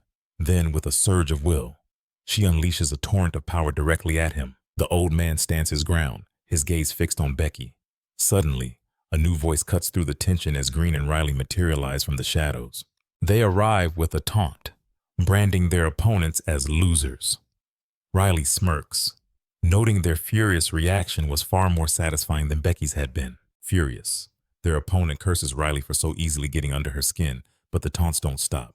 He calls her a brat, pushing her completely over the edge. The white-haired mage roars that she will utterly destroy him, her words punctuated by the casting of powerful incantations. Green calmly interjects, reminding her that composure is the most fundamental virtue a mage can possess. As the barrage of spells continues, Riley effortlessly deflects them, pointing out that magic fueled by raw motion makes an attack's trajectory painfully predictable. Undeterred, Dorothy unleashes an even more powerful spell. Her partner, Arpel, pleads for her to calm down, but his words are lost in her rage. From Dorothy's perspective, the battle is all but won. The air crackles as a storm of conflicting magics erupts, and the fight rages on with escalating intensity. Dorothy urges Arpel to give it his all, but he can only voice his frustration. Meanwhile, Green observes the fight, acknowledging that she has indeed inherited the legendary Cranwell's magic. However, he muses that in the 300 years he's been dormant, her command over plant magic has stagnated. And for that very reason, he concludes, her shadow displacement techniques will never be enough to defeat them. The silver-haired mage is running on fumes, her mana is nearly depleted, and a wound bleeds freely. Exhausted both physically and mentally, she struggles to remain in the fight. Her shadow plants, once swift and deadly, now move with a sluggish desperation. Green knows that Arpel is the only remaining threat, and the advantage is clearly theirs. Despite their upper hand, Riley issues a stark warning they can't afford to be careless, for time is slipping away. He reminds Green that even if they defeat this duo, they must get to Becky before she succumbs to her fate. If she dies, they all lose. Green asks for the plan, and Riley's response is simple: "We end this now." He then asks his friend if it's possible to sever the link between a mage and their summoned creature. Without warning, a massive explosion rips through the battlefield. In the same instant, Riley launches himself into the air with an incredible leap. Dorothy and Arpel stare in disbelief. Riley moves with a speed and efficiency that seems utterly impossible. No one can comprehend it. Mages simply don't move that way.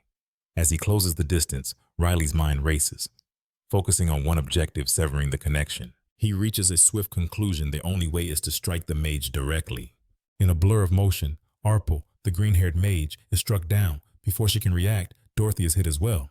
The assault over, Riley finally allows himself a breath, explaining that it required a brief, intense burst of superhuman concentration. Green watches on, knowing his friend must be utterly drained from the effort, but their respite is short-lived. Nearby, a young woman with fiery red hair observes Riley, her focus suddenly broken by a rustling sound. Her eyes dart to a figure crouching behind a bush. The hidden figure emerges, revealing that Olivia is safe. He explains that while she sustained minor injuries, she was able to defend herself.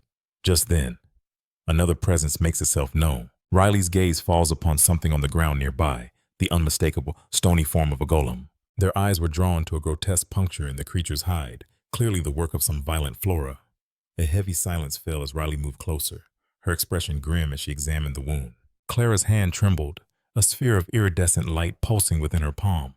"We have to move," she urged, her voice tight with panic. "We have to get to Becky before it's too late."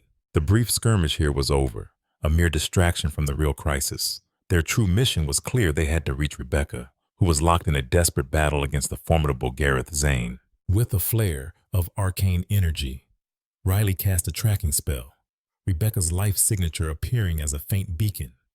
They raced through the ruins, their hopes pinned to the glowing map in Riley's hand, but as she scanned its surface, a flicker of movement caught her eye. She stared, her heart plunging into ice.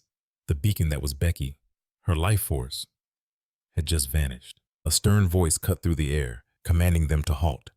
They spun around, their frantic search interrupted, to find the imposing figure of Instructor Seabright blocking their path. His face was a mask of cold authority. "Rebecca Duncan is dead," he declared, each word a hammer blow. "As of this moment, your test is concluded." Riley shook her head in disbelief. "No, I can still feel her," she whispered. "But it's so faint. A presence like that, Anesh, it can't be considered life." The cruel, unyielding rule of the test echoed in her mind. The death of a single team member meant immediate and absolute disqualification for all. The weight of failure crushed down on her, the realization that her journey was over. The instructor seemed unmoved. Duncan paid the price for her unforgivable atrocities, he stated coldly. Staring through a haze of shock and anger, Riley challenged him. "Did you lose family to her? Is that what this is about?" His gaze hardened. "I lost something far more precious. My honor," he bit out, the words laced with a venom years in the making. The confession left Riley utterly speechless, a profound silence hanging between them. Finally, she broke the quiet, her voice sharp with accusation. "You are a walking contradiction. You scorned the mages who turned this test into a battlefield," she pressed on. "Yet you've done the exact same thing. You used this selection to settle a personal score. How does that make you any different from those you despise?" A flicker of something, perhaps regret, crossed the instructor's face before it hardened once more. "I have nothing more to say on the matter," but his dismissal only fueled Riley's rising fury. "It's all so pointless," she seethed. In that instant, a flash of insight, a vision of what she had to do, burned in her mind. Seabright sensed the shift, a dangerous new energy radiating from her. What is this, he wondered. He saw the intent in her eyes, the raw power gathering around her. She was going to fight him. "Why?" he demanded, bewildered. "The test is over." Riley's gaze was like flint. "I'm fighting you because you killed Becky." A derisive snort escaped Seabright's lips. "Don't tell me you grew so attached to that murderer in such a short time." He sneered. Are you truly attempting to avenge Rebecca Duncan? Avenge her, Riley shot back, her voice dripping with sarcasm. How could I? Becky's death means I'm out. I'm disqualified. That is why I'm upset. A manic energy now coursed through her, a desperate need for confrontation. I couldn't care less about your personal feud with her, she declared. But your little vendetta just cost me an entire year of my life. So now, you're going to lose a year too. Because if you don't, the sheer frustration of it all will never let me sleep again. You have a deeply problematic personality, the instructor observed, a grudging respect in his tone. But I'll concede, your power is far from insignificant. I saw how you dismantled the other teams. Your strength is undeniable. A tense silence hung in the air. Then, with a defiant cry, Riley lunged forward, unleashing her pent-up rage. Feeling the immense pressure of her assault, Seabright braced himself. It seems I'll have to get serious, he muttered. A torrent of arcane energy erupted from her hands. Riley launched 5 crackling magic missiles that streaked toward him. But to her dismay, the instructor stood completely unscathed. A smirk touched his lips. Simple magic missiles like those won't even scratch my defenses, he taunted. From a safe distance, hidden in the shadows, Aiden watched with growing concern, recognizing that his friend's raw offensive power was insufficient. It's impossible, he thought. You can't break a high-tier shield with brute force alone. His mind raced, searching for an advantage. Anything within the crumbling ruins that could turn the tide. As his eyes scanned the periphery, he caught a glimpse of crimson hair of the red-haired girl. A sudden, white-hot fury seized him as he realized that while he and Riley had been fighting for their lives, she had done nothing. He thought Olivia was simply paralyzed by fear, offering no help. But as Zold watched her, a sudden realization dawned on him. He began to question if it was truly terror that held her captive, and then it clicked her desperate muttering was not the sound of fear. In a flash of insight, Zold declared to his allies that their key to victory, the decisive move they needed, was unfolding right before their eyes. The ancient magic, poised for battle. Professor Zebold scoffed, remarking that if this continued, the test was as good as over anyway. He condescendingly advised the girl to conserve her energy and accept the inevitable outcome. Grimoire, however, saw a different path forward. The ancient entity urged Riley to create a diversion, to buy just enough time for Olivia to complete her preparations. Stepping forward, Riley boldly told the old professor that perhaps he should be the one considering surrender. Zold activated his thought acceleration, a mental surge to help guide the complex casting. His eyes locked on Olivia as she channeled the immense power. He moved closer, offering a quiet word of reassurance, reminding her they were in the outer garden. There was no risk of being buried under rubble. Olivia's hands traced glowing, ancient runes in the air, a spectacle that captured everyone's attention. A memory surfaced for Grimoire of Olivia's past failure, and he noted that her newfound confidence now made perfect sense. As the final confrontation loomed, Zold tried to help, pointing out a critical flaw: her invocation was missing its opening chant. He quickly explained that this was a common pitfall with ancient spells. Over the vast expanse of time, crucial components are often lost to history. Entire verses or incantations simply vanish, which was why Olivia's spell, despite her fervent efforts, remained inert and stagnant. In that moment, Grimoire realized he held the key and began to recite the forgotten verses, words he himself had penned thousands of years ago. Zold immediately gave an order, telling Riley to relay the missing words to Olivia at once. Riley rushed to Olivia's side, urging her not to break her concentration, but to listen closely as she recited the crucial, missing verse of the incantation. She confessed that it was a secret she couldn't explain, but pleaded with Olivia to trust her and try it. The plan resonated. Olivia nodded in confirmation. Her gaze hardened with resolve as she vowed to take down their foe alongside Riley. The old professor eyed her with amusement, remarking that he truly thought she was ready to give up. As he spoke, Grimoire appeared beside Olivia, whispering the lost prayer directly into her ear. Meanwhile, Riley continued her desperate gambit, fighting to buy every precious second. And then, suddenly, an immense wave of power erupted, triggering a chain of violent explosions across the field. A stunned Zebo demanded to know what was happening. The very ground began to tremble with raw magical resonance, and the man roared, "What is that girl trying to accomplish?" Riley coolly deflected the question, telling him to ask Grimoire instead. As Olivia's spell continued to build, the old professor finally recognized its nature. It belonged to the arcane school of flames. A chilling thought struck the man. Could she possibly be attempting to wield ancient magic? He couldn't comprehend how she could possess such forbidden knowledge. Seeing Zebo prepare a counterspell, Riley shouted an order to Zold to interrupt the summoning. The stakes were absolute. Failure meant Zold would lose his life. witnessing her ruthless command. The old man once again labeled her personality as problematic. As he mused, another wave of raw energy slammed into him, a powerful blast from Riley that dissipated on impact. Guided by Zol, Olivia's chant continued to build in intensity. He could feel the ambient temperature skyrocket at an enormous rate. When he finally realized his opponent was right next to him, Riley was already there, her gaze locking with his, cold and unflinching. The desperate struggle raged on. Riley, feeling her own strength wane, glanced back at Olivia, whose voice now boomed with arcane power. Olivia finally unleashed a torrent of overwhelming energy directly at the old man. Just a little more time, and the situation would be under their control. With her final defiant words hanging in the air, Olivia unleashes a cataclysmic explosion of power. Warwick proclaims in awe that the great mother of magic reigns supreme, and that this young woman is no mere fool chasing phantoms. A torrent of energy transforms Olivia, her power surging to unimaginable heights as she seizes a staff, weaving even grander spells while Riley watches the incredible spectacle unfold. With a single command, Olivia bids the very air to ignite, and a raging inferno erupts, consuming the landscape. As the flames devour everything in their path, Warwick murmurs in astonishment at her immense power, only then noticing Riley collapsed on the ground. He quickly assesses that Riley's injuries aren't life-threatening, just as a terrified Olivia scrambles to his side, asking if he's all right and promising to heal him. But her body betrays her. She stumbles and falls, her legs too weak to hold her. She's expended too much of her magic, Warwick observes grimly. She possesses immense concentration, unwavering determination, and a rare, specialized talent for ancient magic. He continues, with that, she has the potential for incredible growth.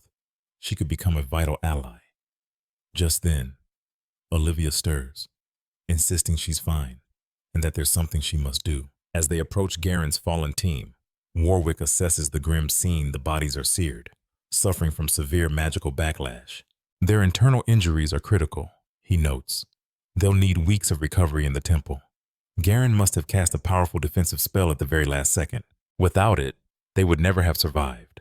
Olivia marvels that he must be an incredible mage to block such a devastating blast, but she can't help but wonder why he did it. Why? She asks aloud. Would he go to such lengths to protect us?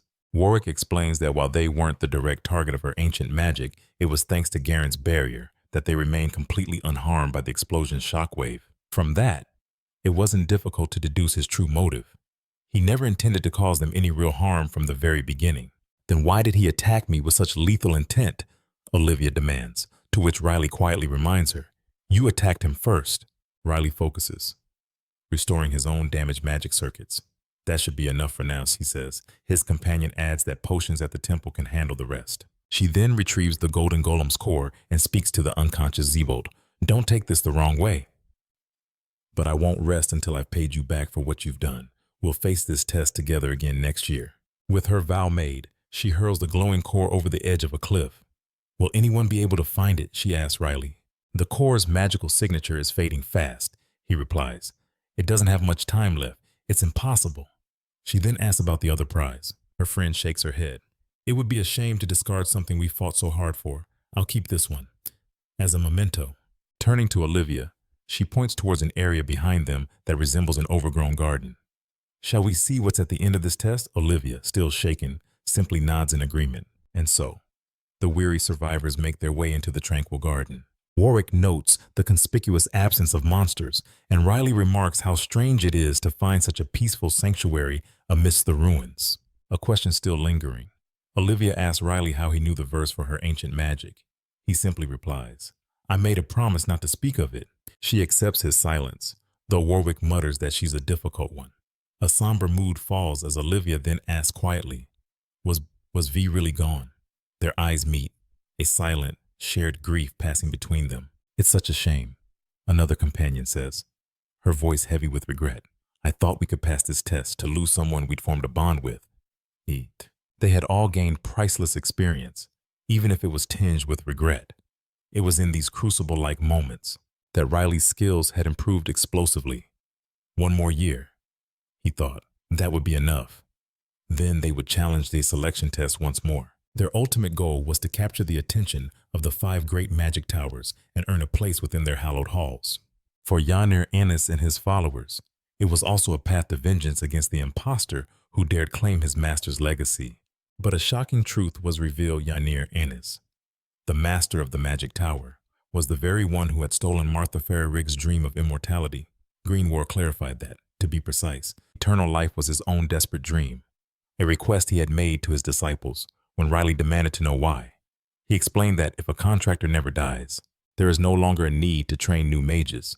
They could research together, with one partner, for all eternity. In this way, he could accelerate his search for the one who had cursed him, reducing him to a mere piece of paper. Even long before Martha, there had been numerous attempts to achieve immortality, with many of his disciples aiding the research he developed alongside them. Now, with the truth revealed, their reason for seeking revenge on Ian had vanished. They would work together, a daunting but necessary form of training.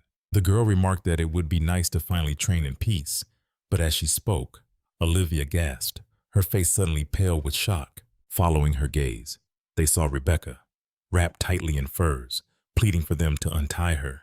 "How are you alive?" Riley asked. Stunned, Rebecca shouted back, accusing him of speaking nonsense the moment they were reunited.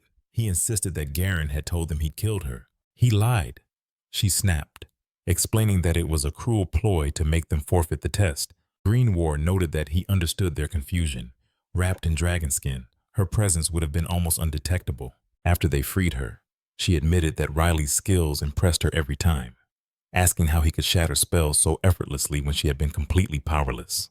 He replied coolly that it was simply the result of relentless hard work. Becky observed that it felt like a training exercise, but her companion whispered that something felt deeply strange.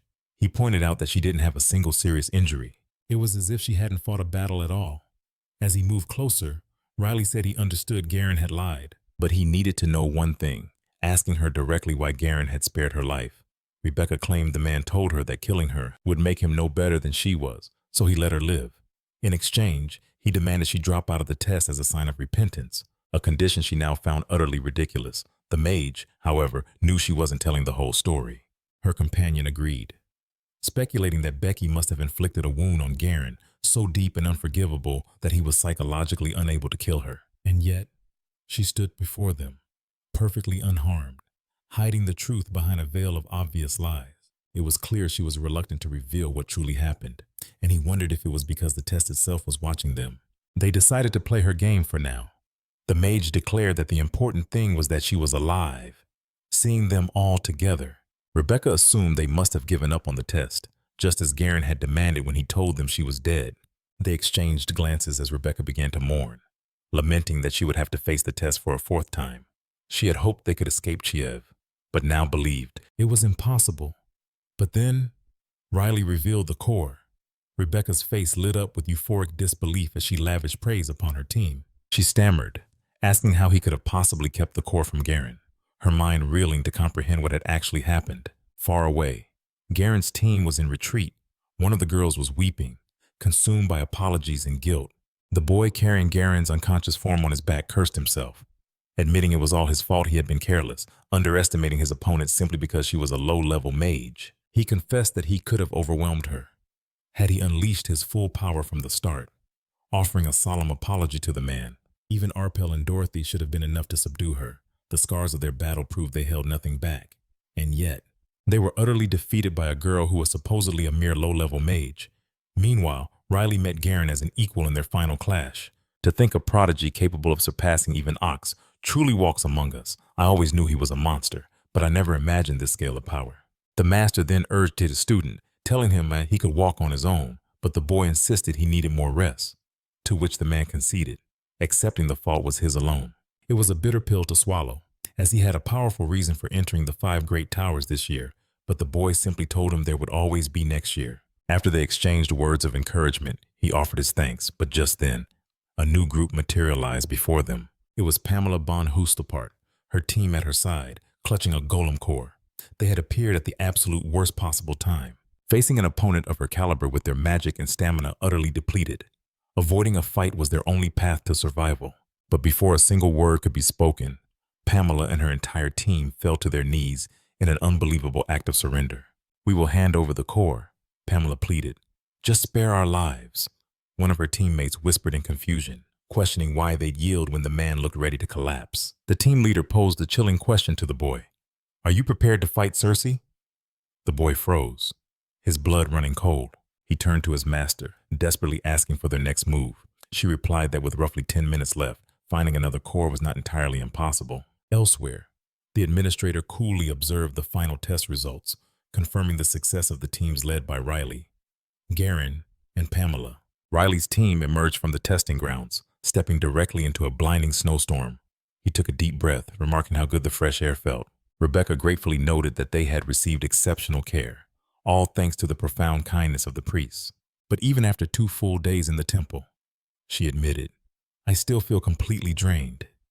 Sleepily, she asked the team, is the next test really in just 1 week? His mind flashed back to the administrator's announcement the next trial would be a series of individual interviews with each Tower Master, with further details to follow. Grimoire had seen this as a golden opportunity, arguing that a one-on-one interview was the perfect stage to showcase his disciples' unique strengths. He added with grim satisfaction that this meant he would finally stand face to face with the infamous Yanir Ains. I'm going to get some rest, Rebecca announced. When Riley asked where she would be, she explained she knew someone in Wilhelm and would be staying at their home for a while. A look of mock confusion crossed another's face. Didn't you already mention that? She teased. Rebecca affirmed, reminding her it was right after she had recommended the protagonist to a celestial whale and said she'd be with an acquaintance. Becky playfully jabbed, suggesting she should pay him another visit, a comment that left the young woman fuming. With a final wave, she bid the group farewell, promising they would all see each other at the final test. Riley then turned to Olivia, asking about her accommodations. She replied that she would be at the Grand Hotel Steamwood, which, coincidentally, was where they were all headed. As the group made their way toward the hotel, the studious mage paused, announcing she needed to stop by the Arcady library first. The other girl, however, told Grimoire her only desire was to get to her room and collapse onto the bed. She elaborated with a dreamy sigh. Her grand plan for the day was to do absolutely nothing but eat ice cream and soak in a hot bath, leaving Grimoire to nod in awkward understanding. Filled with optimism for a peaceful rest, Riley arrived at the hotel and opened his door, only to find Garen's entire team waiting for him on the other side. A man's voice cut through the air, laced with surprise at her presence. Just as Dorothy moved with purpose, the sharp click of the lock echoed in the sudden silence as she turned, her voice a chilling whisper as she addressed the other girl. A flicker of recognition crossed Dorothy's face. You're Riley, aren't you? She inquired, her tone leaving no room for denial. Then, with a startling display of familiarity, she swept Riley into a tight embrace. I'm Dorothy Greer, she declared, her voice now syrupy sweet. We're going to be the best of friends. You and I. Riley pulled back, a mocking smile playing on her lips. Did someone offer a core to Circe to get a pass to the second test? She taunted. Dorothy simply laughed, a glint in her eye. Of course we did. Utterly bewildered, Grimoire interjected. You really bought your way through. I thought such blatant favoritism wasn't a fair way to gain approval. The fact is, everyone passed, Garen stated simply. Defeated. Grimoire sighed. I don't even want to think about it anymore. Dorothy's attention snapped back to Riley, her enthusiasm almost manic. We should do the next test together. It's not like we'll be competing against each other, right? The young mage agreed, though her eyes were wary. But why are you so fixated on me, especially after you struck me? Dorothy waved a dismissive hand. Oh, that was just part of the test, she chirped. Besides, I have a soft spot for cute and pretty girls. Just then, Arpel turned to Riley, offering an invitation to join their group. She admitted she had other plans, but the young man played his trump card, promising special dishes prepared by a genuine chef. And just like that, he had her. True to his word, she joined them and was soon lost in culinary bliss. Grimoire watched her, remarking that the young woman certainly had a profound passion for food. I'm just a growing girl, Riley replied simply. The light-hearted moment was broken when Pamela turned to her, asking if she knew the location of the final core. She revealed it was at the bottom of a cliff, an abyss so deep its base was lost to sight. Her voice began to rise with a note of panic as she spoke. Those administrators don't think at all, she exclaimed. Leaving a core in a place that's nearly impossible to reach, I swear I'm going to find whoever was responsible for that. An awkward silence fell before Grimoire spoke up. That would be us, he admitted quietly, suggesting it might be best if she dropped the subject. Garen, however, seemed impressed. To find it with only 10 minutes to spare, the title of Wilhelm's best scout is truly well deserved. But Pamela was quick to interject, arguing that it was a mage from her own guild, a man named Gilbert Winfried, who had actually located it. She went on, her voice swelling with pride, explaining that Gilbert was her cherished disciple and had also been responsible for discovering nearly all the golden golems within the ruins. Garen's interest was piqued. "Tell me more about him," he prompted, leaning forward slightly. Pamela readily agreed, launching into a glowing account of Gilbert's incredible mana affinity. Grimoire added his own observation, noting that the mage was indifferent to praise, but was undeniably talented, fully capable of becoming a high-ranking mage in his lifetime. "How arrogant," the young woman muttered under her breath, but Pamela paid her no mind, continuing to lavish praise upon the mage with a dismissive scoff. "No one passed the first test faster than him," she declared, but Dorothy tilted her head. "I heard Rebecca Duncan was the fastest. Was Gilbert even faster than her?" Pamela's face soured. "We should ignore Rebecca. She relied on cheap tricks," she insisted, quickly steering the conversation back to her prized disciple. She revealed that he had passed the test by locating the administration office in a mere 2 days, securing him the second-place rank. Riley's voice cut through Pamela's triumphant tone. "If he really took 2 days to complete the test, then he wasn't actually in second place," she finished, flustered. Pamela argued, "It's not fair to compare someone who found a legitimate path with someone like Rebecca who just used clones." But Garen's gaze wasn't on Pamela. "I wasn't talking about Rebecca," he stated calmly. His eyes settled on Riley. "How long did it take you to pass the first test?" Grimoire smirked faintly. Garen was asking a question to which he already knew the answer. The young mage met his gaze and revealed to the stunned group, "It took me half a day. To be exact, 6 hours and 30 minutes to complete the entire test," leaving a wave of stunned silence to crash over the dinner table. A proud smile stretched across Garen's face, prompting a curious quip from Grimoire, who wondered aloud if the girl was his long-lost granddaughter. Pamela's eyes widened in disbelief, her voice a hushed whisper as she questioned if it had truly taken Riley a mere 6 hours and 30 minutes. Across the table, the young mage froze, her meal forgotten as an impenetrable silence enveloped her. The sharp clatter of a fork against a plate broke the tension as Gilbert pushed back his chair and rose to his feet. His voice cut through the air, laced with suspicion, demanding to know how a mere low-level mage like Riley could possibly achieve such an impossible feat. He made it clear he harbored serious doubts about her legitimacy. With a venomous jealousy burning in his eyes, he jabbed an accusing finger in her direction, questioning whether she was truly worthy of even participating in the final test. He argued that the magical disruption that had plagued all of Wilhelm was no simple obstacle to overcome, citing the lingering residual magic that warped spellcasting. In such an unstable environment, he declared, spells were bound to fail, and he outright accused Riley of using some dishonest trick to have made it this far. But Dorothy cut him off, her voice sharp as steel, posing a simple question: could he defeat her in a fight? The boy's accusations died in his throat. He fell silent, knowing he was no match for a veteran mage at the peak of the mid-level. She ordered him to hold his tongue, revealing that Riley had single-handedly defeated both her and Arpel simultaneously. Stunned, Gilbert's head whipped towards Arpel for confirmation. Arpel simply nodded in agreement, affirming that Riley had passed the selection test through her own merit. Gilbert could only mutter under his breath that it made no sense, but his grumbling was cut short by Garen's commanding voice. The older mage acknowledged that everyone could understand his frustration, but the fact remained that Riley had officially passed the second test. Therefore, there was no room to question the outcome. Garen admitted that he, too, had his doubts initially, just as Dorothy had underestimated her and paid a heavy price for it. The very same thing happened with Arpel. He explained that having doubts about an opponent's capabilities was not in itself a flaw. In fact, a healthy dose of doubt is a fundamental quality for any mage, he concluded. However, by asking Gilbert if it was truly necessary to voice those doubts so crudely in a setting such as this, Garen suggested he take a moment for self-reflection, a calm reprimand that sent a hot wave of rage and embarrassment washing over Gilbert. This was meant to be a celebration of their success, a gathering in the presence of their seniors and more experienced mages. It was hardly the time or place to display such open hostility. Pamela, sensing the escalating tension, quickly stepped in to diffuse the situation. She explained that her disciple had been under her tutelage for a long time and promised to educate him on his manners later, giving him a firm pat on the back.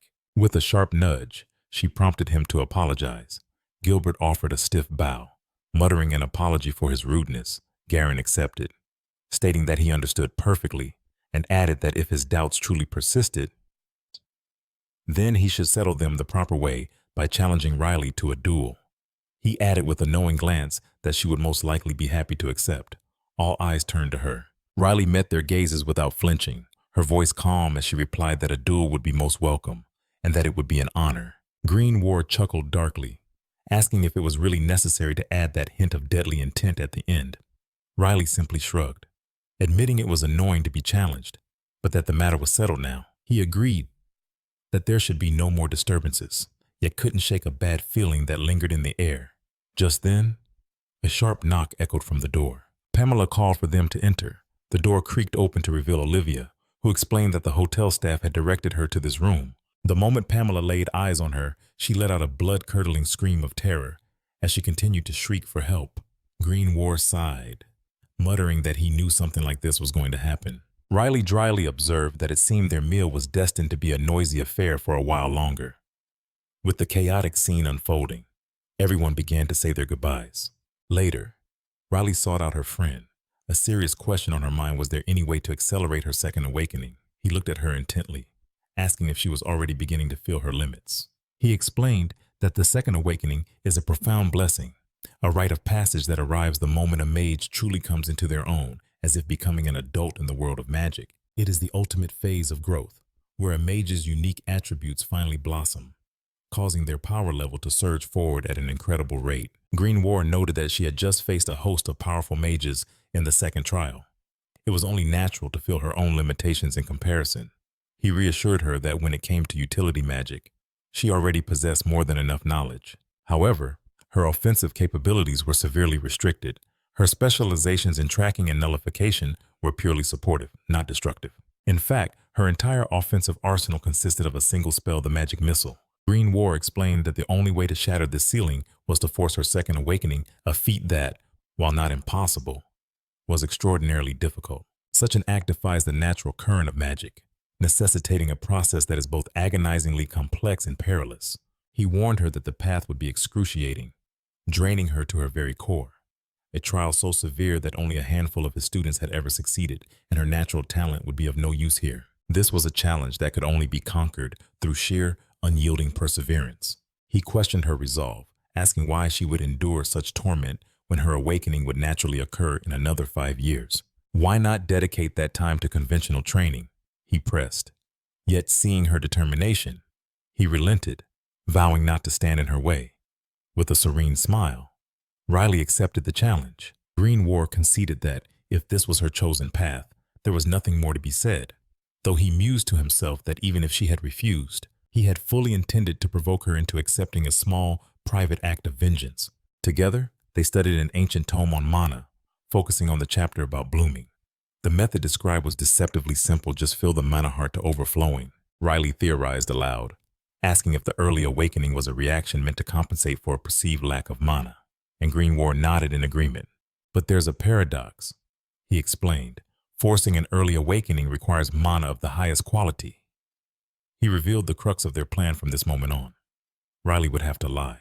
Instead of truly increasing her mana, she would deceive her own mana heart, tricking the seed within it to bloom prematurely, making her body assume the second awakening was complete. This deception would trigger a natural yet forced transformation, forging her into a fully realized mage. The process would violently expand her mana circuits and fortify the core of her mana heart.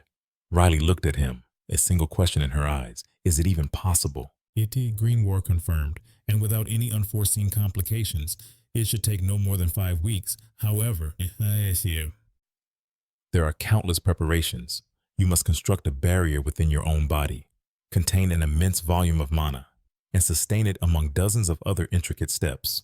Riley acknowledged the immense difficulty, to which Grimoire offered a grim clarification. You will feel as if you are dying, he stated plainly. This will likely be the single most arduous trial you have ever faced. A faint smile touched his lips as he added, but the greatest rewards are always born from the greatest pain. Unflinching, Riley simply declared, I'll do it, and began casting the spell upon her own heart. As the first searing wave of pain hit her, Grimoire's voice was a steady anchor. Endure it. The weeks that followed were meant to be a living hell. Yet a mere 5 days after beginning the process, Riley found herself recalling Grimoire's warning that her weeks would be filled with nothing but agony. But she had already mastered a vast portion of the magic. Riley concluding that he must have been exaggerating just to motivate her, a conclusion that couldn't have been further from the truth. She believed it was his motivation that allowed her to complete the awakening ahead of schedule, faster than anyone in history.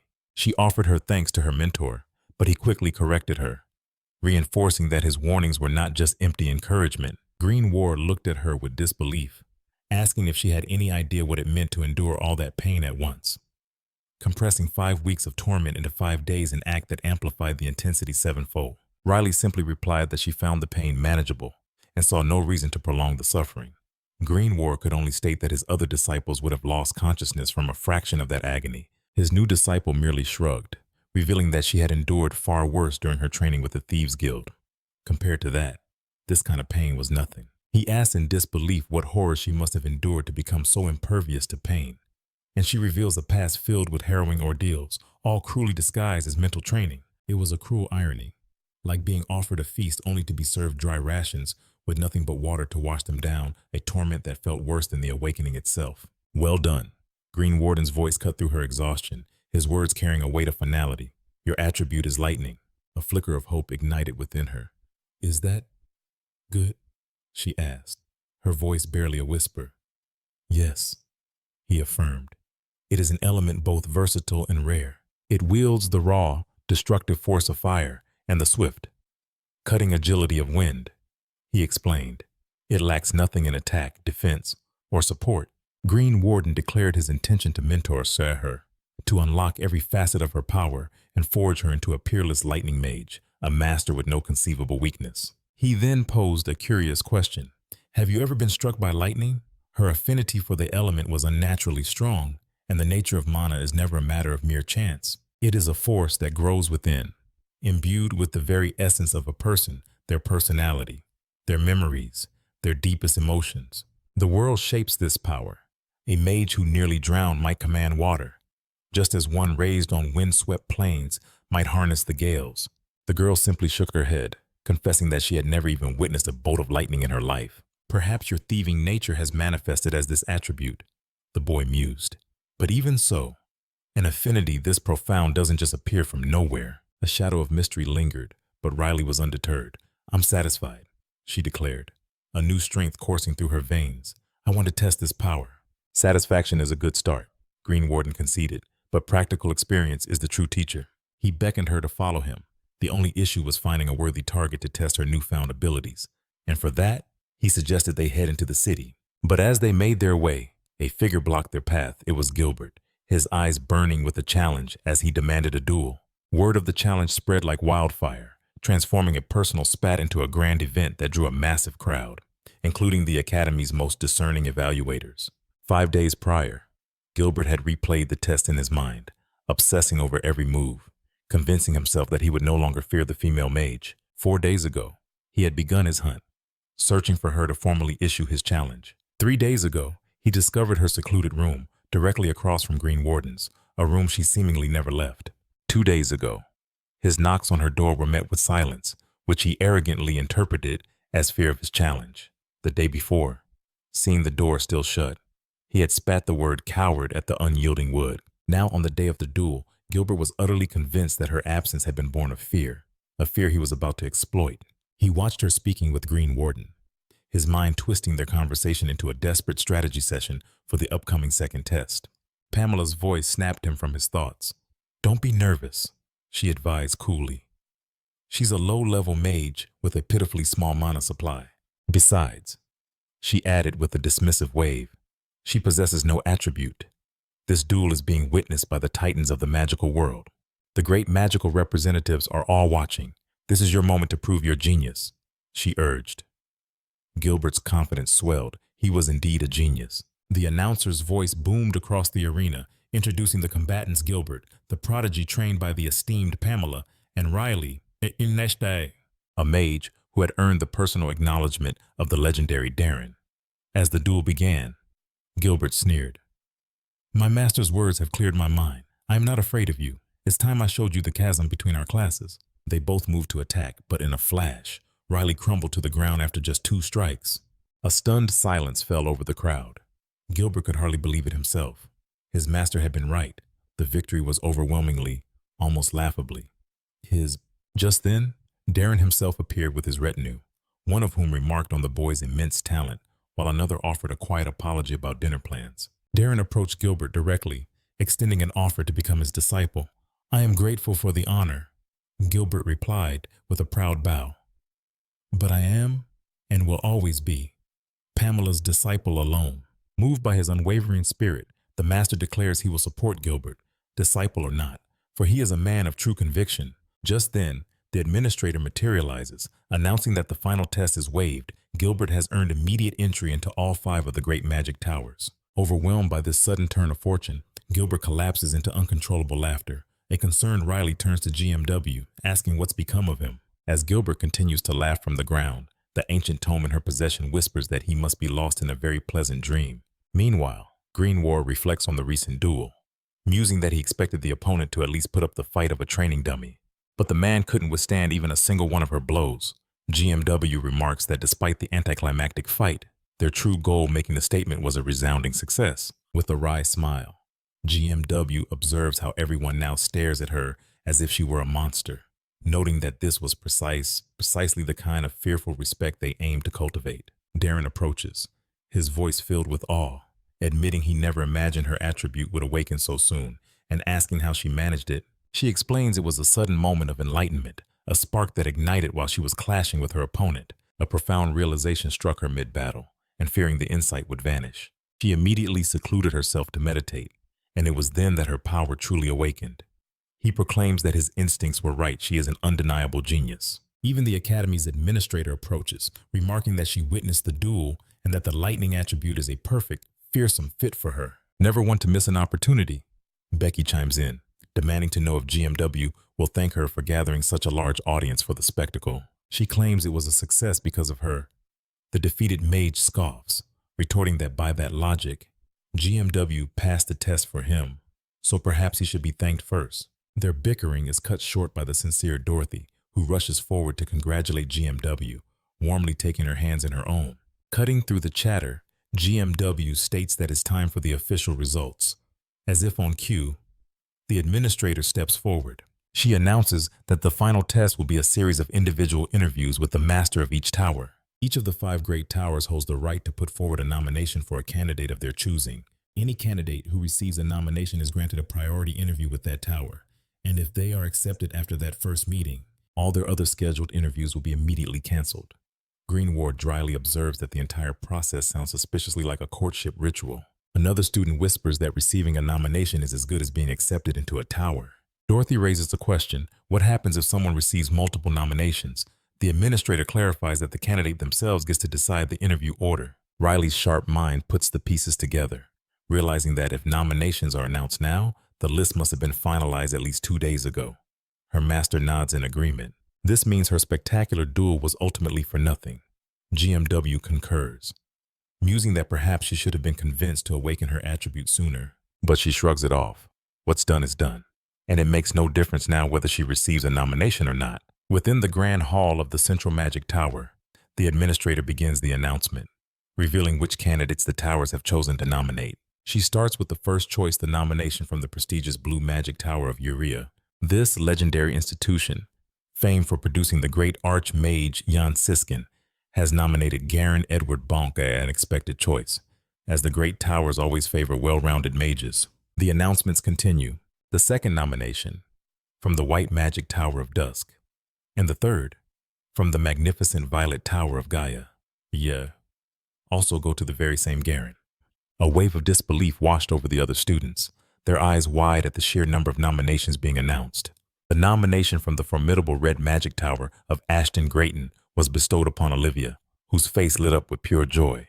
But the moment was soured by Rebecca's sharp, mocking tone, remarking that with a last name from such a prestigious family, the outcome was hardly a surprise. She sneered, implying Olivia's talent was merely a product of her birthright, adding that it was truly bizarre for someone of her stature to waste her time dabbling in something as archaic and unpredictable as ancient magic. However, her tirade was cut short. Garrett stepped in, his voice firm. He reminded Rebecca that Olivia had manifested ancient magic of incredible power, a spectacle she missed entirely because she wasn't even present.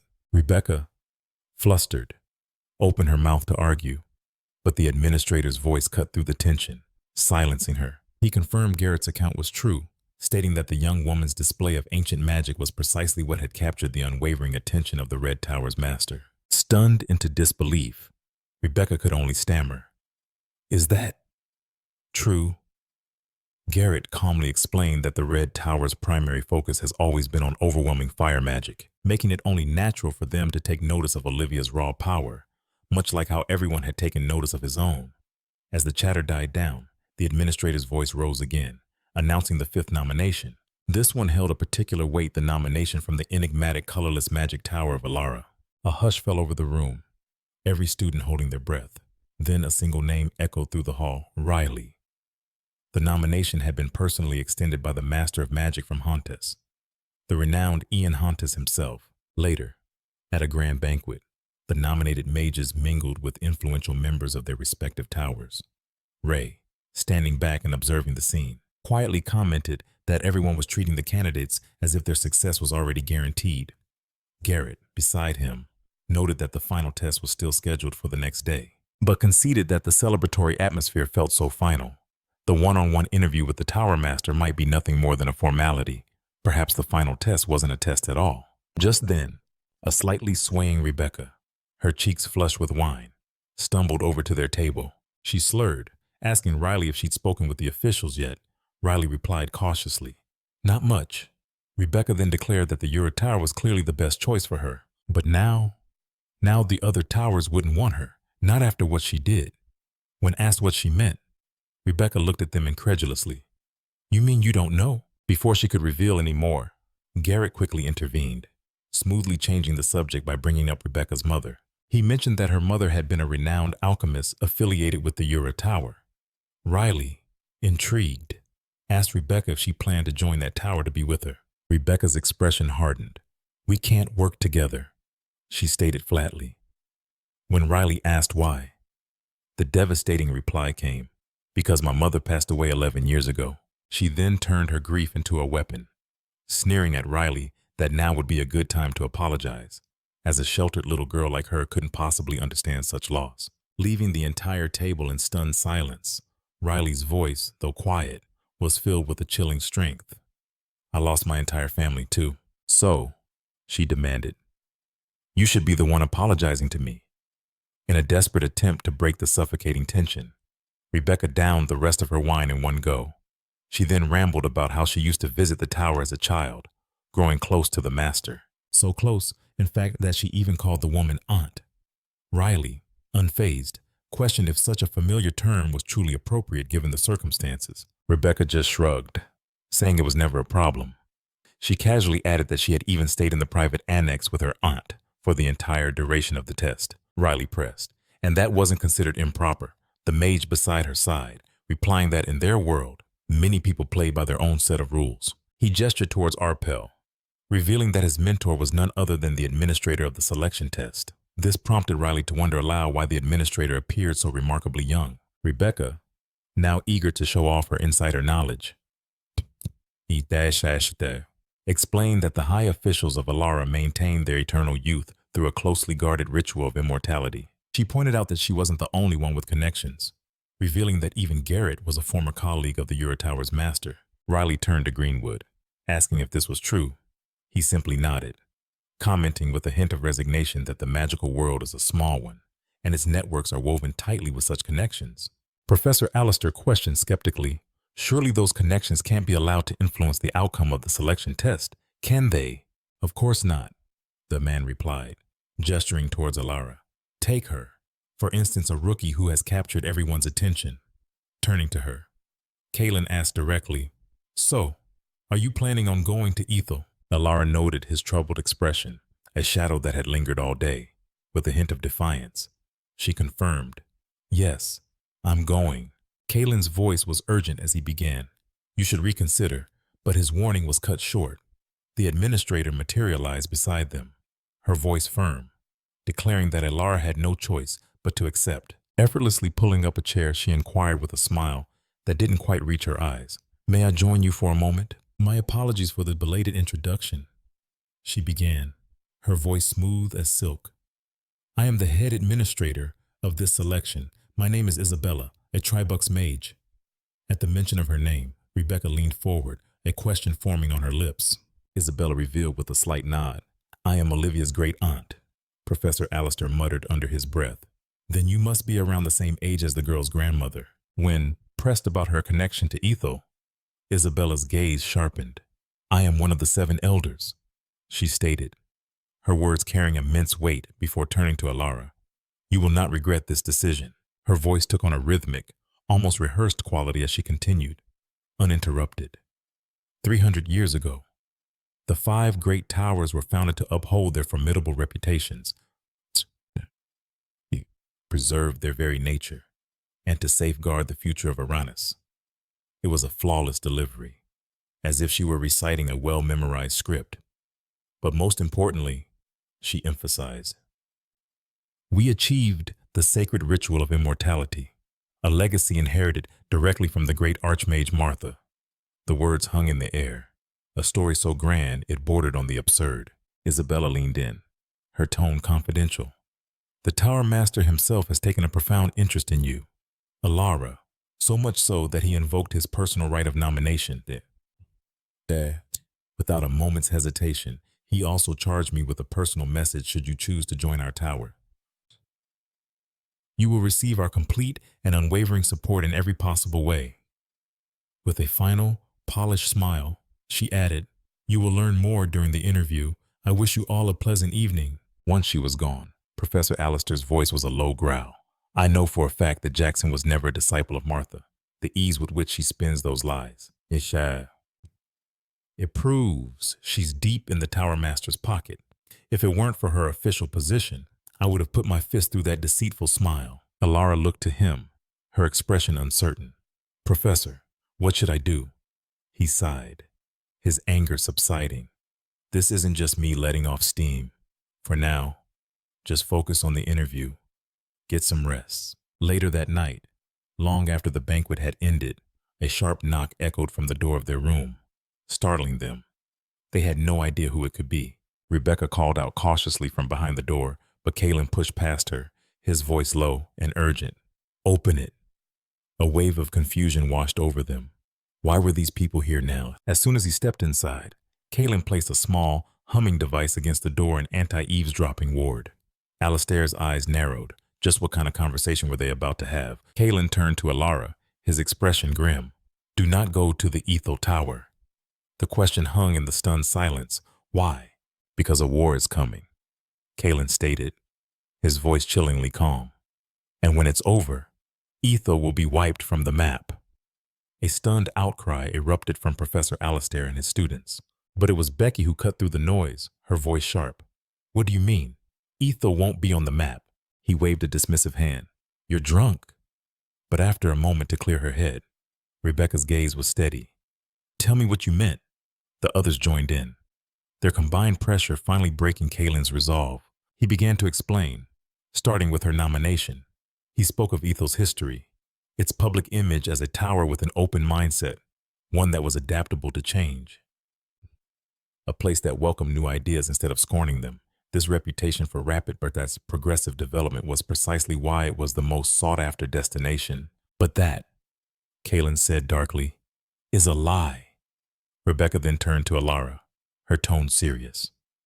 Do you know the real reason they grew so powerful in just 300 years? Alara recited the official story she'd heard from Isabella.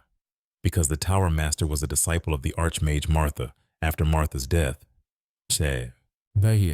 No one has managed to claim the title of Archmage for 300 years. A title like that carries an immense legacy. You're not wrong about that part, Becky conceded. But there was another, much darker reason for the Ethel Tower's meteoric rise. Her voice dropped to a whisper. It has to do with what Professor Alistair and Martha spent their entire lives researching. A figure who is said to have conquered death itself, achieving the fabled magic of immortality.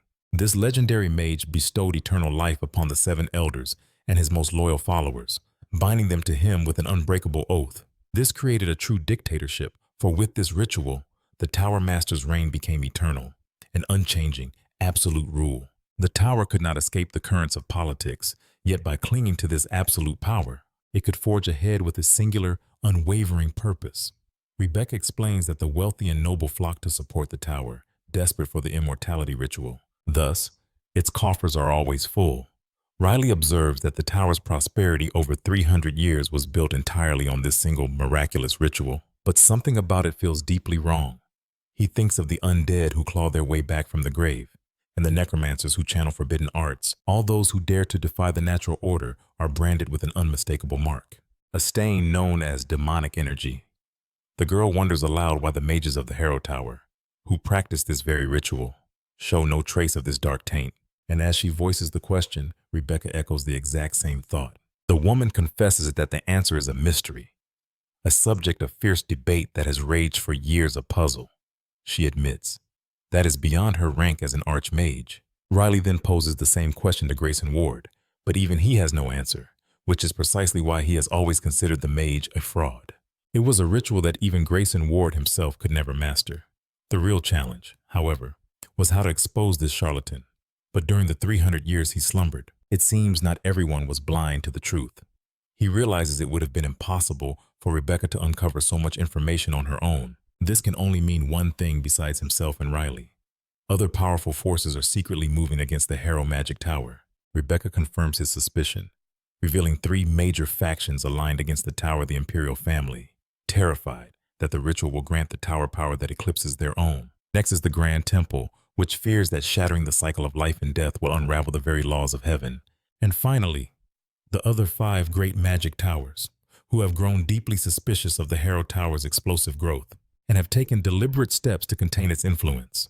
Riley remarks that the pressure must have been immense, but Rebecca grimly notes that despite it all, the Harrow Tower continued its steady, relentless ascent, for it never hesitated to crush any obstacle in its path.